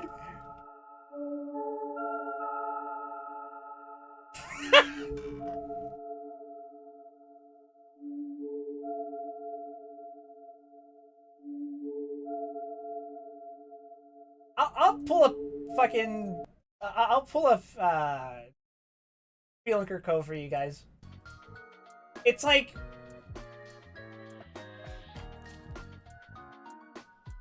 Are we... Oh, I thought you were reading fan fiction again. I missed those days. I could make it a stream incentive goal if you would like me to read fan fiction, although I'm not sure I have permission to do so. I'd have to see what I can do about that.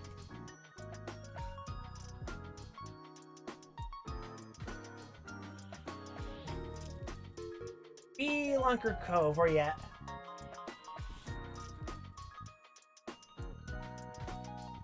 Spelunker Cave, excuse me. It's a dark ride. Rather long one, too. But if you've ever been to Disneyland, it's look very familiar to you.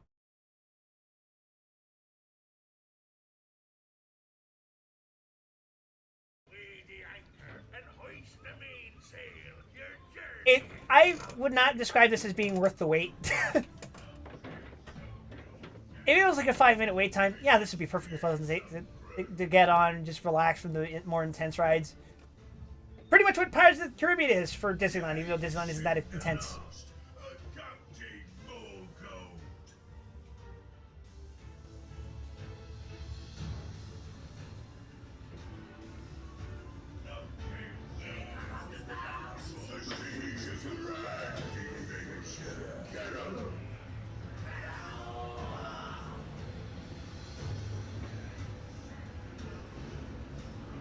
You know, it's a modest ride.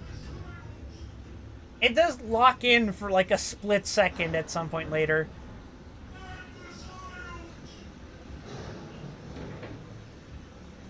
Man, this video shows a much better job of the lighting than my experience did.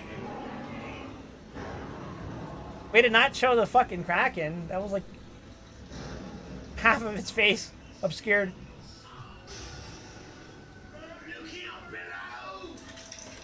If you know nothing about this ride in advance, you have no fucking idea where this is going. You hear Pirates of Spelunker Cave. You think one thing. You see all these images.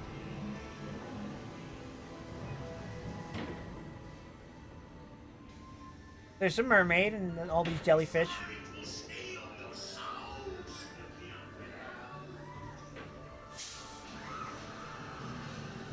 There's that weird sea witch, whatever the hell that's supposed to be.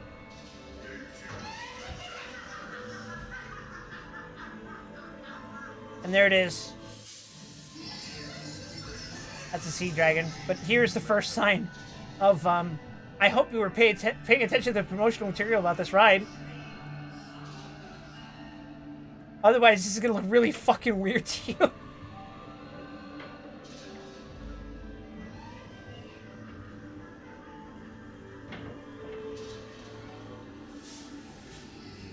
Mom, why do those Easter Island statues have fucking Greeble faces?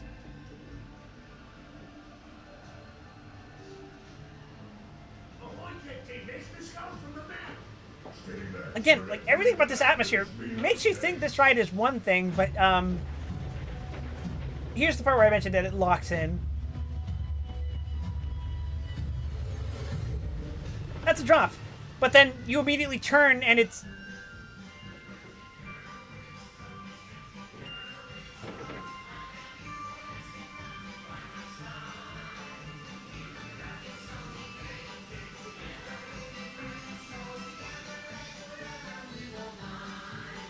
What?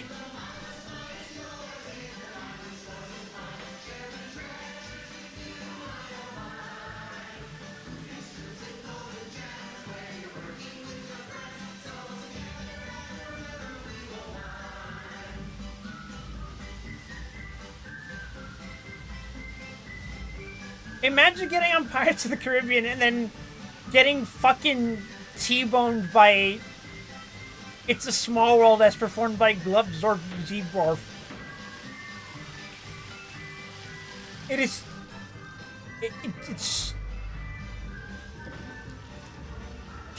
You wouldn't get it.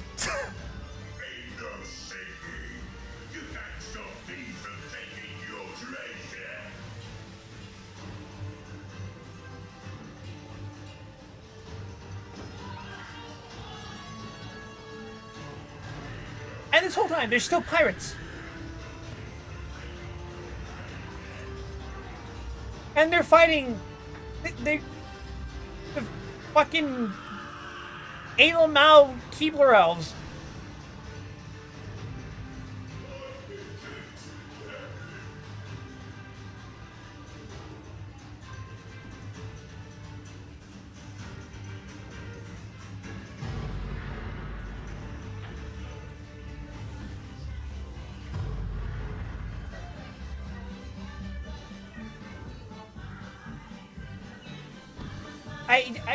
I was left speechless the first time I got on it. The only time I've ever been on this. I was like, what am I supposed to feel about this?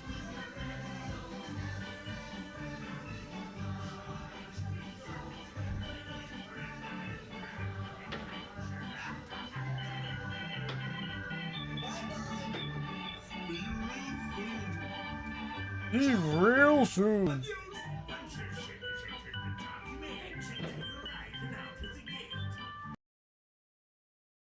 I made something. It turned me into a munchkin. Yeah,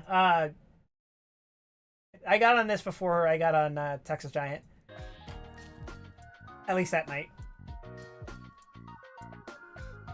You want to see the comments? I can read a couple, but this is the official thing, so I don't know for that. I am glad this exists, especially nowadays with the Five Nights at Freddy's generation. This is pure original content, sub-mechanophobic nightmare fuel for a child, and to me, that's hilarious.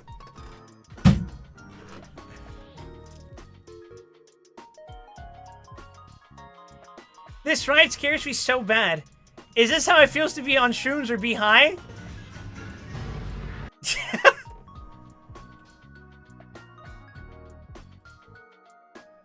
This was truly a disturbing ride to witness, a memory that will haunt me for a long time.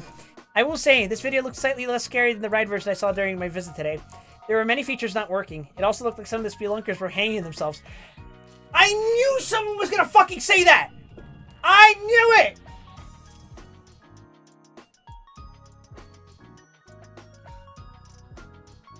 I looked at it and I'm like, that one is definitely wrapped up in ropes, but it does look like it can be misconstrued for it being hanging itself.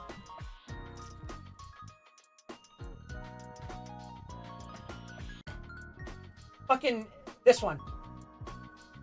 When I was on this ride, it was facing me, so I didn't quite see the ropes around its body at first, and it looked like the rope was around its neck, and I'm like, ain't no way.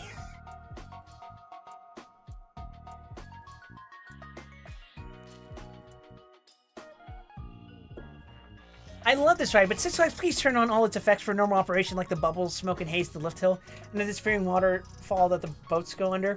I get to be on the ride when all these features are going. I was afraid of this ride when I was a kid, taking my 5-year-old son on this in a few months and see what he thinks.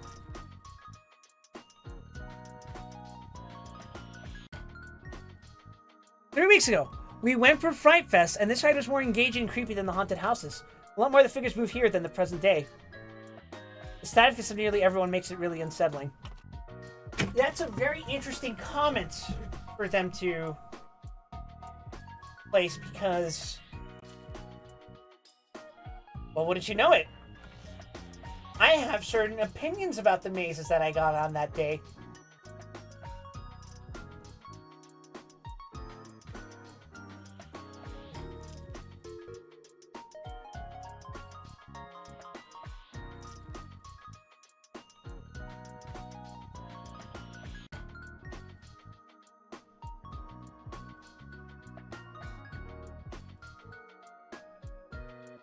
But yeah. Moving on. I got this fucking Silent Hill ass picture. Look at this fucking thing. Look at this picture.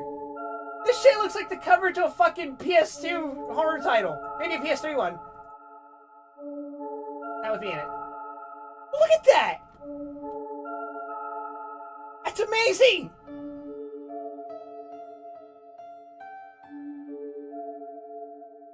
It would make pretty good album art. I know I'm not the best photographer, but I locked in for this one.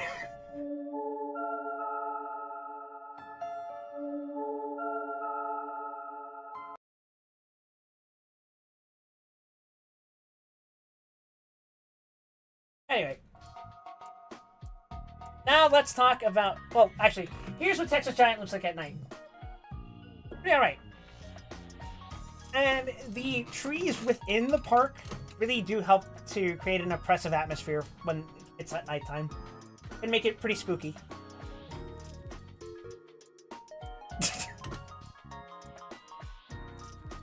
So yes, the first maze I got on, and of course for Fright Fest you do have to pay extra, but that's because these are time-limited new rides that they add for the period.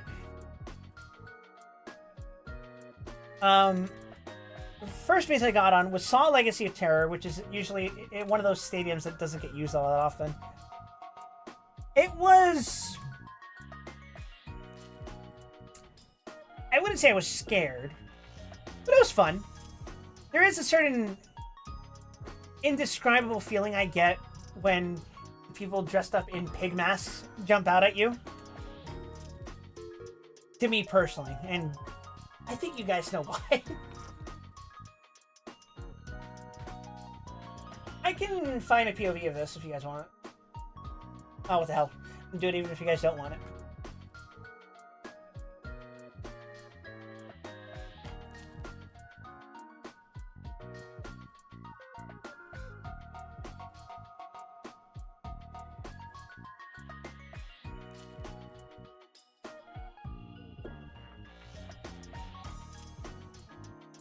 Alright, so this is what Legacy of Terror looks like.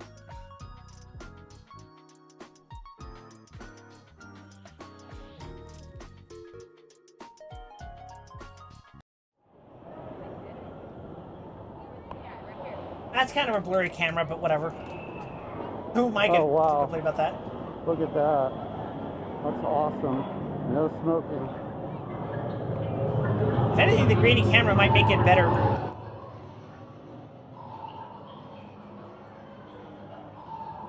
For me, part of the reason I wasn't scared, or wasn't actively terrified, was because I kind of was too alert. I could see all the curtains where people would pop out. Oh wow. Good stuff. See? And some of those placements are just not good. Like, you could see the guy while they're, like, around the corner.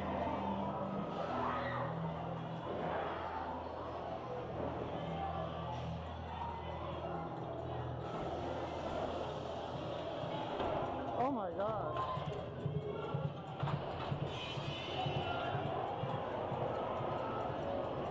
The camera doesn't do it justice, but, like, when you're there in person, these things are more of a spectacle than a scare. It's more of like, oh, I recognize that trap from the Saw movies that I stopped watching. That reminds me, though. Would you guys be interested in me doing a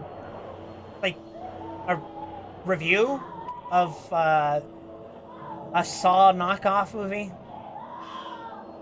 I'm trying to branch out into different content here. Oh no. I like it when they get the actors in the traps. That's cool. Oh no.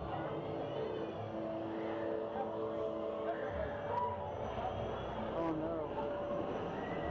One of the other problems with these mazes is that when there's too many people going through the maze, it's like you can see the people ahead of you getting scared, so you know where it's coming from. And you know when it's coming, so it's not going to hit you as hard. Watch your leg. Oh my god.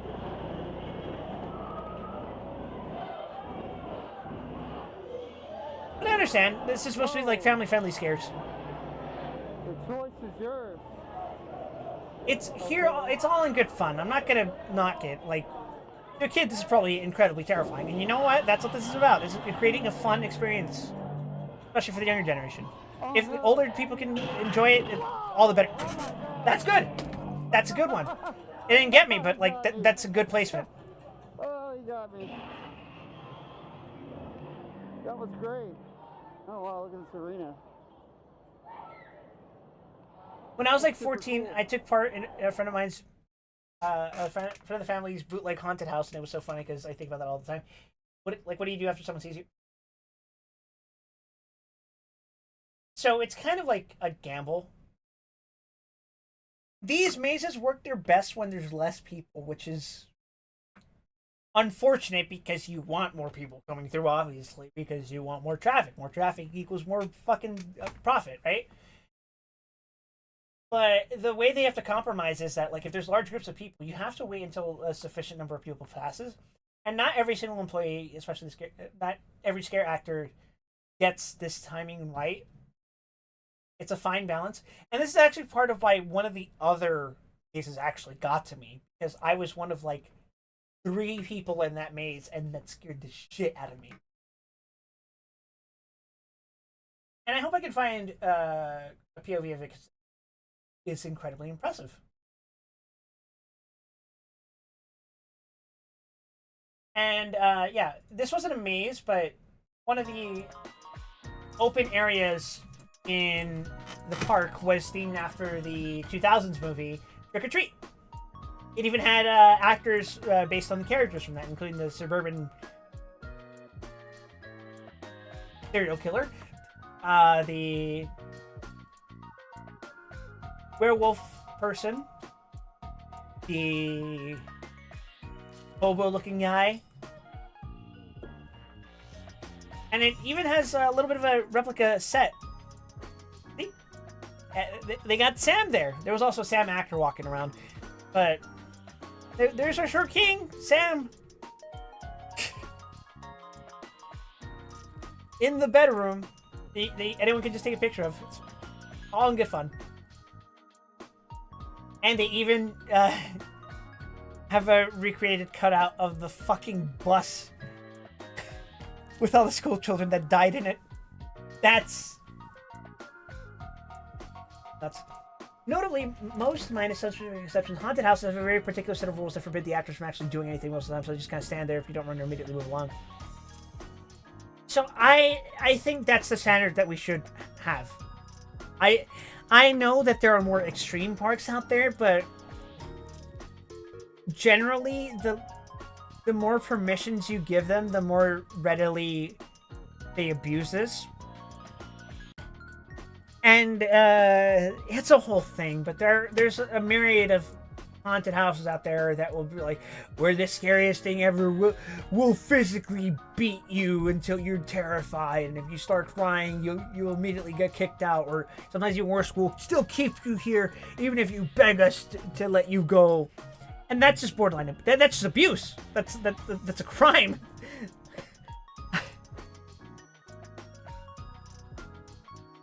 And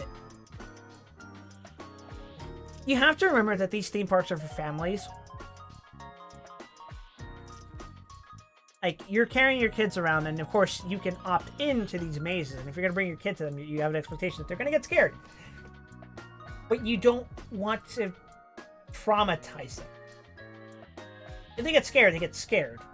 But if you do something to them and it causes problems, that's bad for everyone involved, because you don't want to scare the kid that much. You want to scare them, but you want to make sure they're still having a fun time. You know, you function like a roller coaster. You don't want to fucking kill someone, but you do want them to feel exhilarated and like, that was scary, but I want to get on again. Like, that's the feeling you want to lead them on, even in the mazes. So you have to kind of compromise. You have to go, well, I think we're going to do this. Even if it means not as many people are going to get scared, it's safer and better overall in the long run. We might see short-term returns if we start doing more extreme stuff, but it's not worth it in the end. That's the way I perceive it. And here it is, the Polynesian Palm Hotel. This one's like an original maze, and it was inexplicably the scariest one of the park. I have a friend who went to one where the place had to sign a waiver that said the actors could basically do whatever, and he said it was one of the best experience he's ever had. Here's the thing. Waivers don't hold up in a court.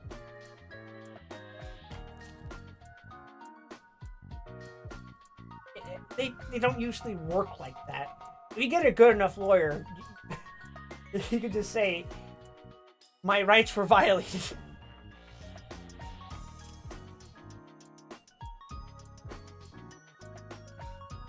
But it does create a psychological thing where, like, well, they signed a waiver, which means we can do whatever we want, even if they fucking beg us to stop. That's a dangerous position to be in.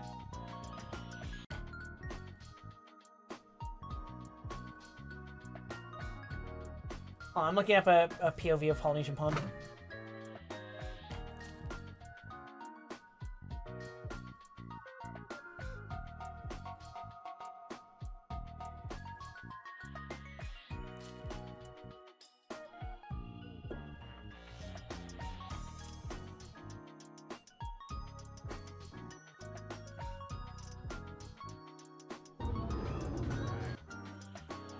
This one's fun because there's like this whole backstory about the U.S. government experimenting on like some kind of flower or some shit like that.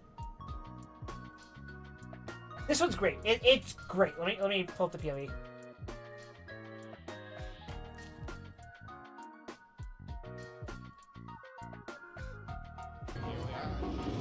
Right from the start, the actors are like locked in. It's great. And because it's like so out of the way, people aren't going into this all the time. So you see it like, look at this! It's fucking scary!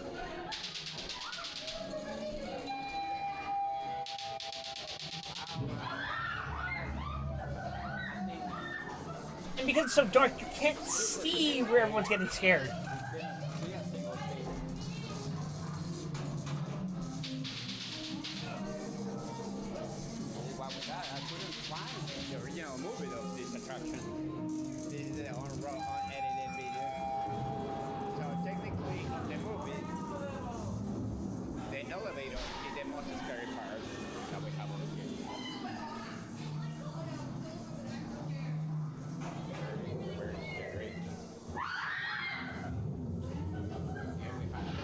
Like, the lighting in this maze is amazing. It does a great job of, like, really putting you on edge.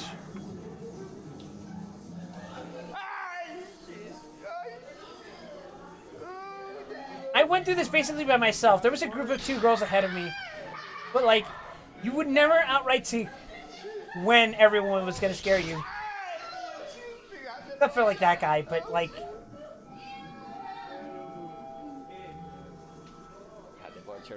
That door is devious because it's 2-sided, which means the actors can come to or from.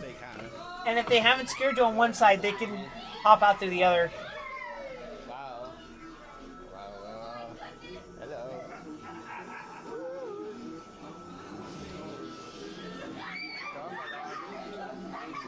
Oh, okay. We have a dead body dancing.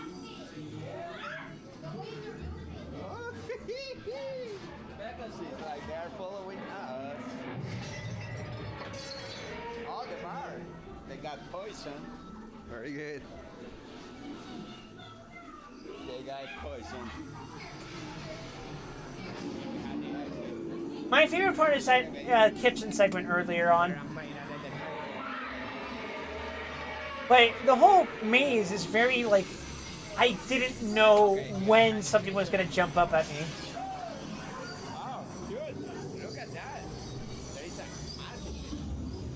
And the lighting really does most of the work here, because, like, if you can't see anything, anything can come up at you. There you go. There it is. Oh, there you go. I love it. I love that setup. Yes. Of course. Wow. It is what it is. It is what it is. Okay. Look at this. A dead body. It's roasted. Those are some details I didn't even notice when I went through. Very You think I would have noticed a dead body? okay. Then again, you think I would have noticed that guy, huh?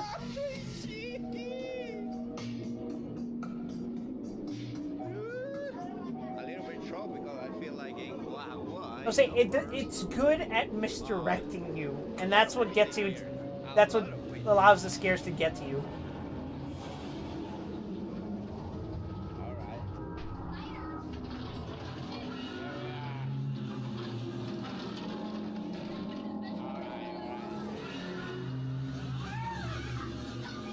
Ah, look at that. It was hanging.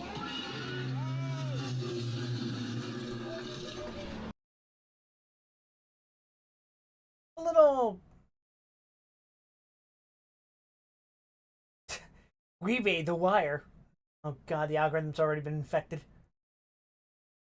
Yeah, that was the Polynesian Palm. That shit was fucking cool. Probably my favorite maze throughout the entire day. Of which there were only like 4.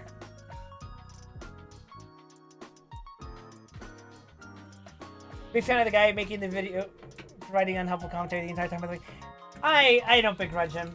Sometimes you just start saying shit to try not to be scared.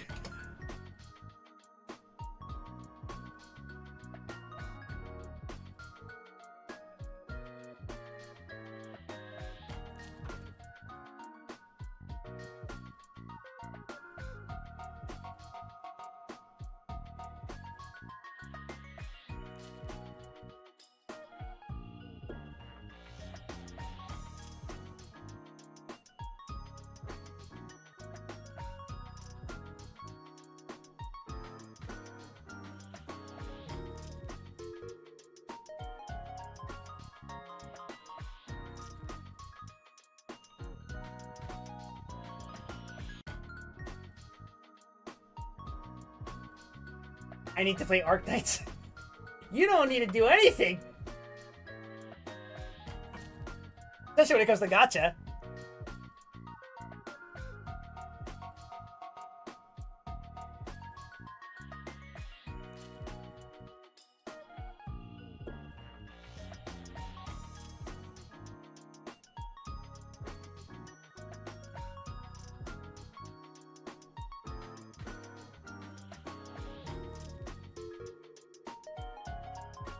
Yeah, what was this one?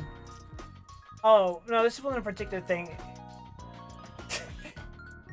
He was forced to live 6 months while his Oshi was on hiatus! I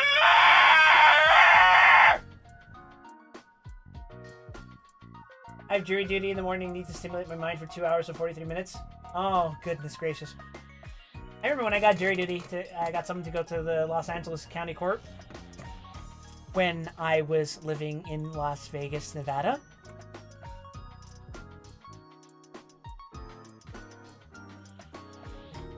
That was certainly an experience.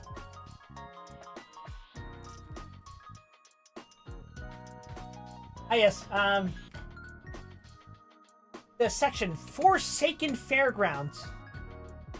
And 2 meals, the notorious PIG, straight cut fries topped with pulled pork chili, cheese sauce, and barbecue sauce, as well as the Squealer, smoked pulled pork topped with mango habanero sauce, chipotle ranch, onion straws, and fresh cut jalapeno, served with straight cut fries.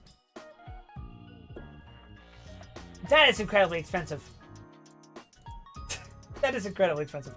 But yes, there was another original maze called...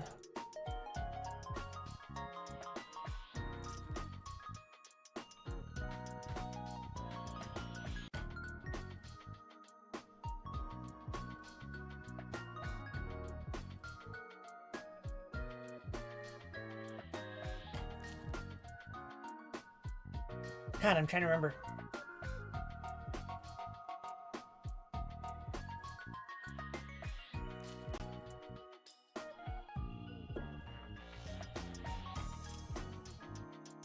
Yeah. Oh, good. It won't fucking show me which one.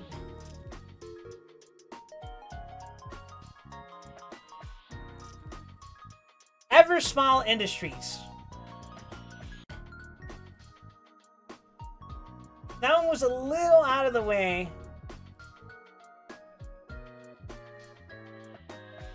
But I think this was pretty good too.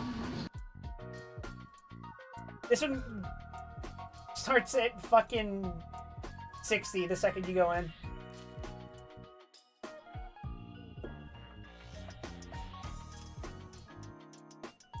And this one's across from Judge Roy's Scream. It's on the way to this park's Gotham. Not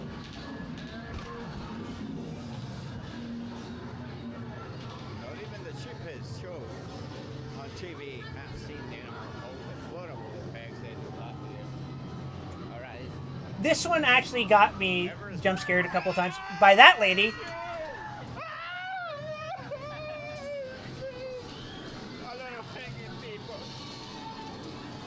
God bless this man's commentary.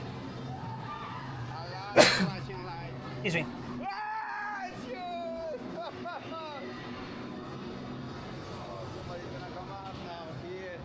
Again, the lighting does a whole lot here. Go through here, and I forget what... Yeah, that. That's nice prop work. It's just, my mind, this guy's commentary is actually funny as fuck. Yeah?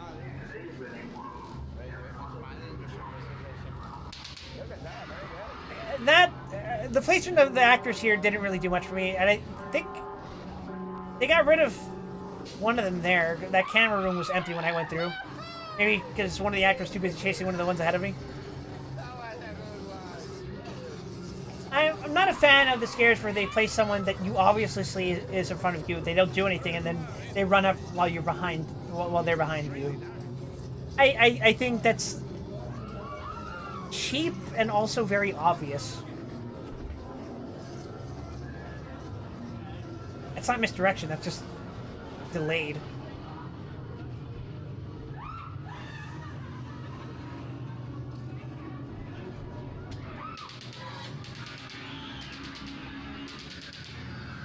This section kind of fucking terrified me conceptually.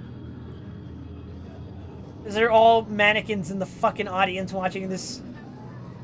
And it's just so unnerving. I'm pretty sure that's it. That's the exit. Thank you, sir. I forgot. Fabien's critique. It's an alright maze. I still prefer the Polynesian. I think that one was the best in the park. And of course, the last two mazes of the park that were in the same building. The Strangers, No Escape, and the Conjuring universe. I think I liked the Strangers more? That one was more immersive, while the Conjuring had better incidental ones. And, you know, the Venus Town Limit, that's based on The Strangers. I don't know if you've ever seen those movies, The Strangers. I'm pretty sure there's 3 of them now.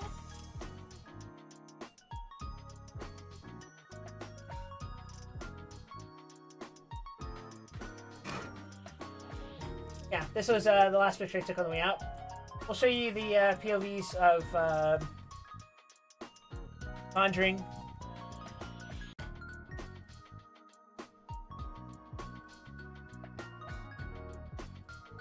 No, not Fiesta, Texas.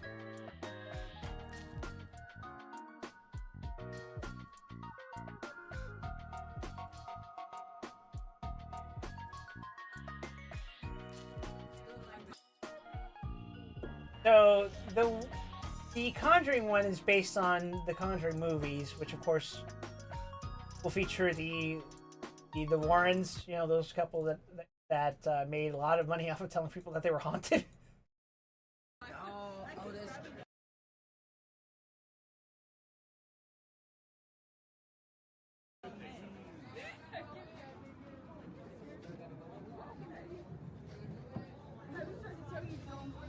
And I think the set is well made, unless you look up at the roof, at which point you're like, oh, yeah.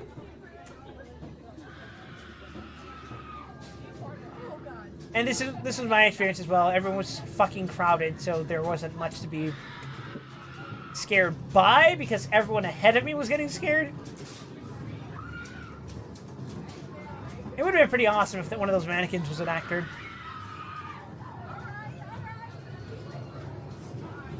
Again, the set dressing was pretty good.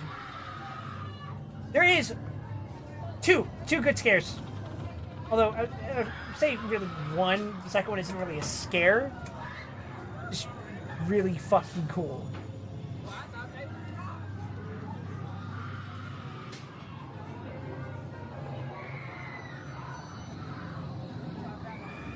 You guys like those Conjuring movies? They're kind of shit, personally, myself. You fucking know someone's trying to pop out of that.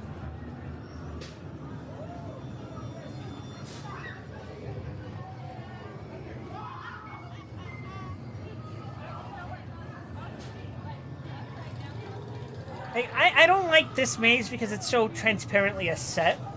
Like, the walls don't even go that high. You just fucking see that they're... It's not very immersive. The Strangers one is better about this. When I was going through there, I'm like, what is this, a fucking thrift shop? Why am I walking through all these old quilts? Here's a good scare.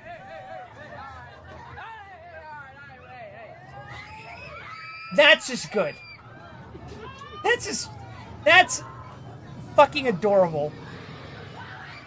They made a cutout wall and they make it so that the painting hides the most visible part of the facade. In this part, there was a priest actor who was just throwing holy water at us. I was like, what the fuck's up with that? I don't remember that being a thing in the movie. Sorry for the flashing lights.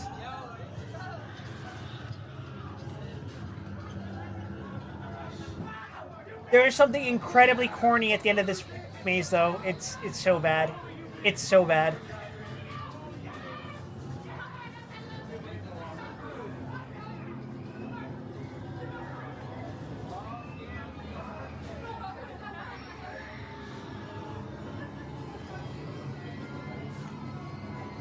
I never liked this doll. I never perceived it as scary. It's very try-hard.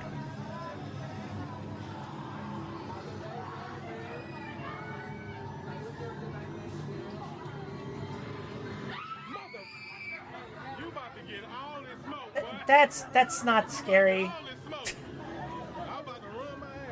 That was a fucking telegraphed animation. What do you mean? Why did you jump at that?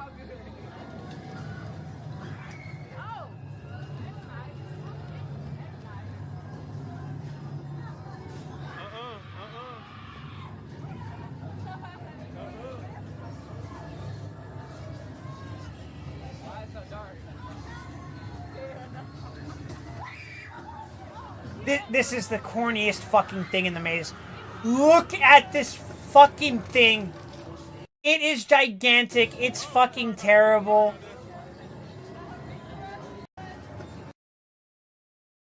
Stop trying to make this fucking Annabelle doll a thing. It is so fucking ugly and not scary at all.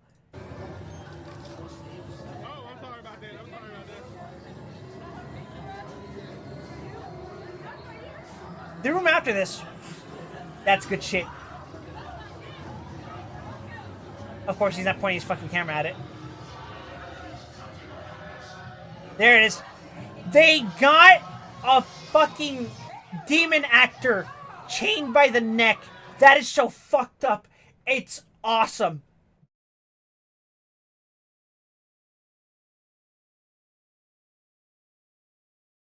But the rest of me is like, whatever.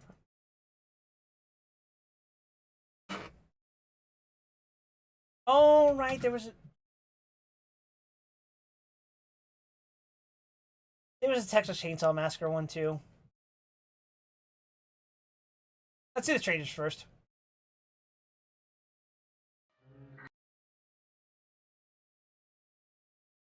And then we'll be wrapping up this little stream this little PowerPoint presentation that I've been doing. Thank you, Quirky Coaster Couple, for the footage.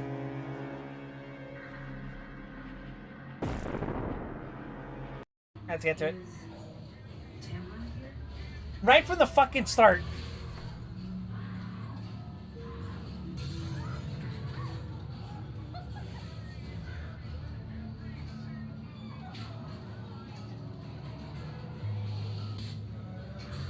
The actors we got on the day I went were fucking screaming their heart out. It was great. And there were more of them. Yeah. See, I was like, dude, there should have been someone inside of that shower, but there wasn't when I was there.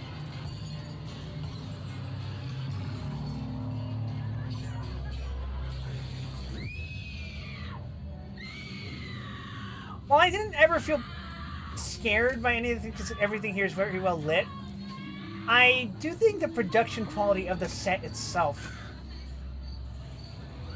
was pretty damn high. And they have this little outdoor section, and yeah, the trees are a little goofy fucking horse engine looking ass.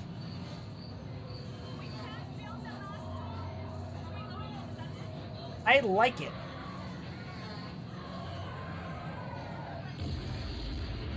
That's good. As obvious as it would be, it helps that there's a scare on each side.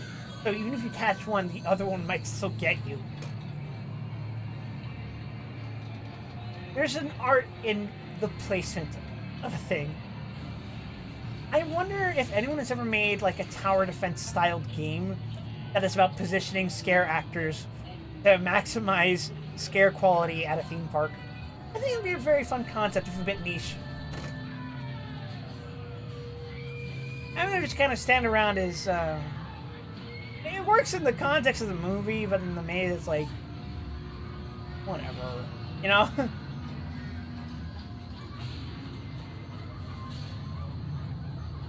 I do like that the set creates the illusion of being outside of the building.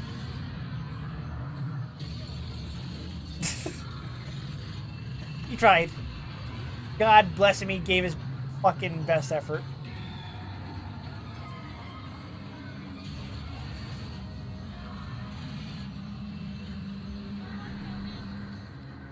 And you can't film fast there. There's an emergency room. It's a fake emergency room, but it's basically it's a room where like the actors start screaming, I think. And yeah. There's one more, Texas Chainsaw Massacre.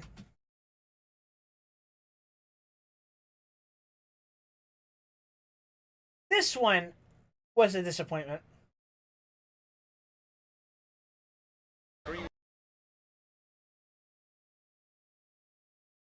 Really, that guy didn't like Ever Smiles. He ranked the Strangers as the I guess for production quality. That's all I can see there. I don't agree with this guy's ranking, but yeah, let's look at the Texas Chainsaw.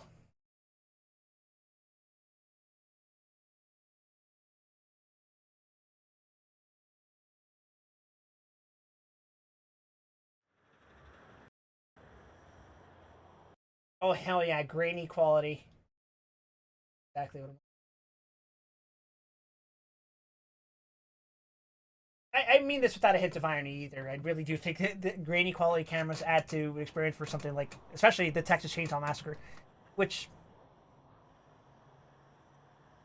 the line situation for this maze was kind of messed up. Like, it felt like the employees weren't sure there was a miscommunication going on. If you listen in the background, you'll hear the photograph sound effect from the movie.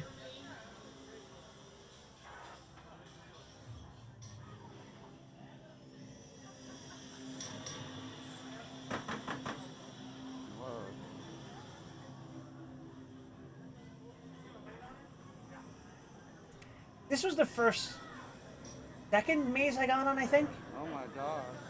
It disappointed me, personally.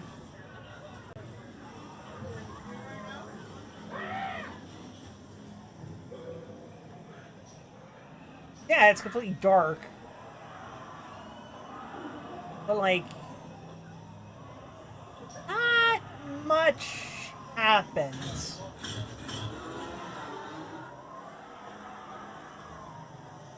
Oh shit. Oh my god. I don't know if the actors were off their game that night, but like, Whoa.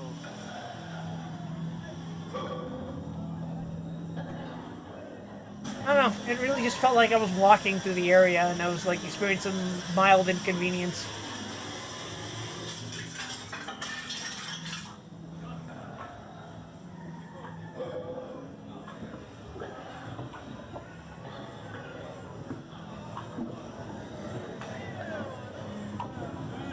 Like, look how much of this is just from walking without much going on in between. Whoa. Whoa.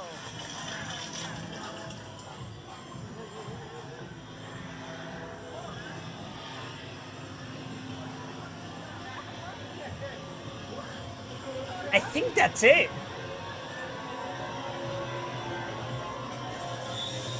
Oh no, there is one more thing. Whoa. Is that the end? Yeah, even that guy's like, we're at the end. Because not much happened. You get Leatherface, like, almost at the halfway point, and then everything after that is just like, oh, I'm just walking past props. The fuck? Kind of weird. Yeah, that was my night.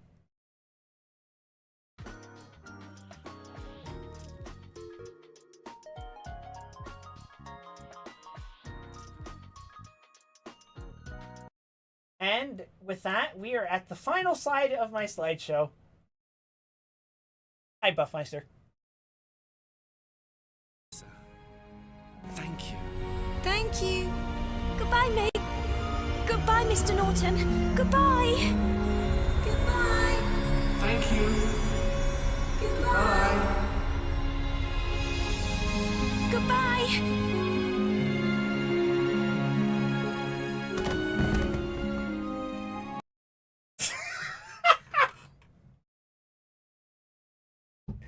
Anyway, thank you all for watching my presentation. Please rate 5 and subscribe.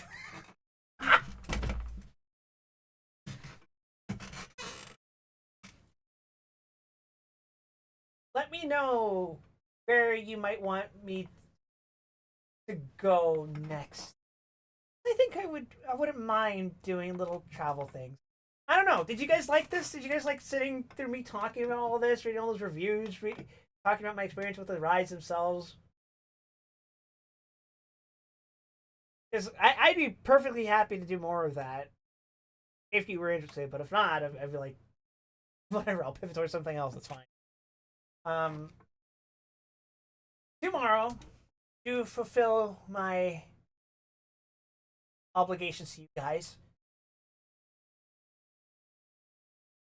fucking in a single fucking stream, I will stream Kingdom Hearts 1 until I beat it, which means it's gonna be every Wednesday until I beat it.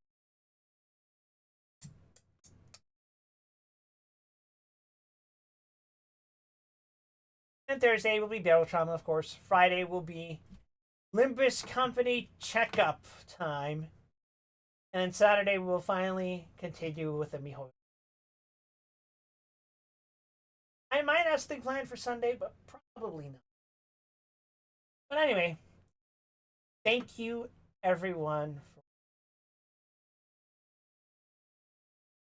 This was a real blast for you to make, even if it was fast and scuffed.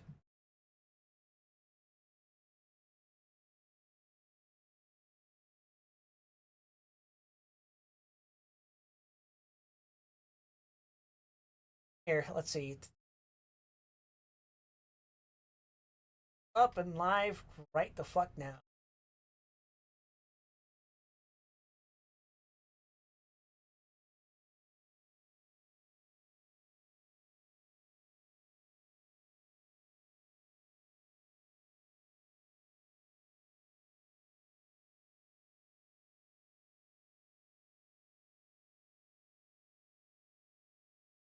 Here, I will. Fuck, Seiko's streaming Amnesia, apparently. This will be an interesting experience. Yeah, sure, why not? I'm reading Seiko. Alright, you guys have yourselves a pleasant evening, afternoon, morning, whatever time it is, wherever you are, whenever you are. As I said, tomorrow will be Kingdom Hearts. Till then, bye!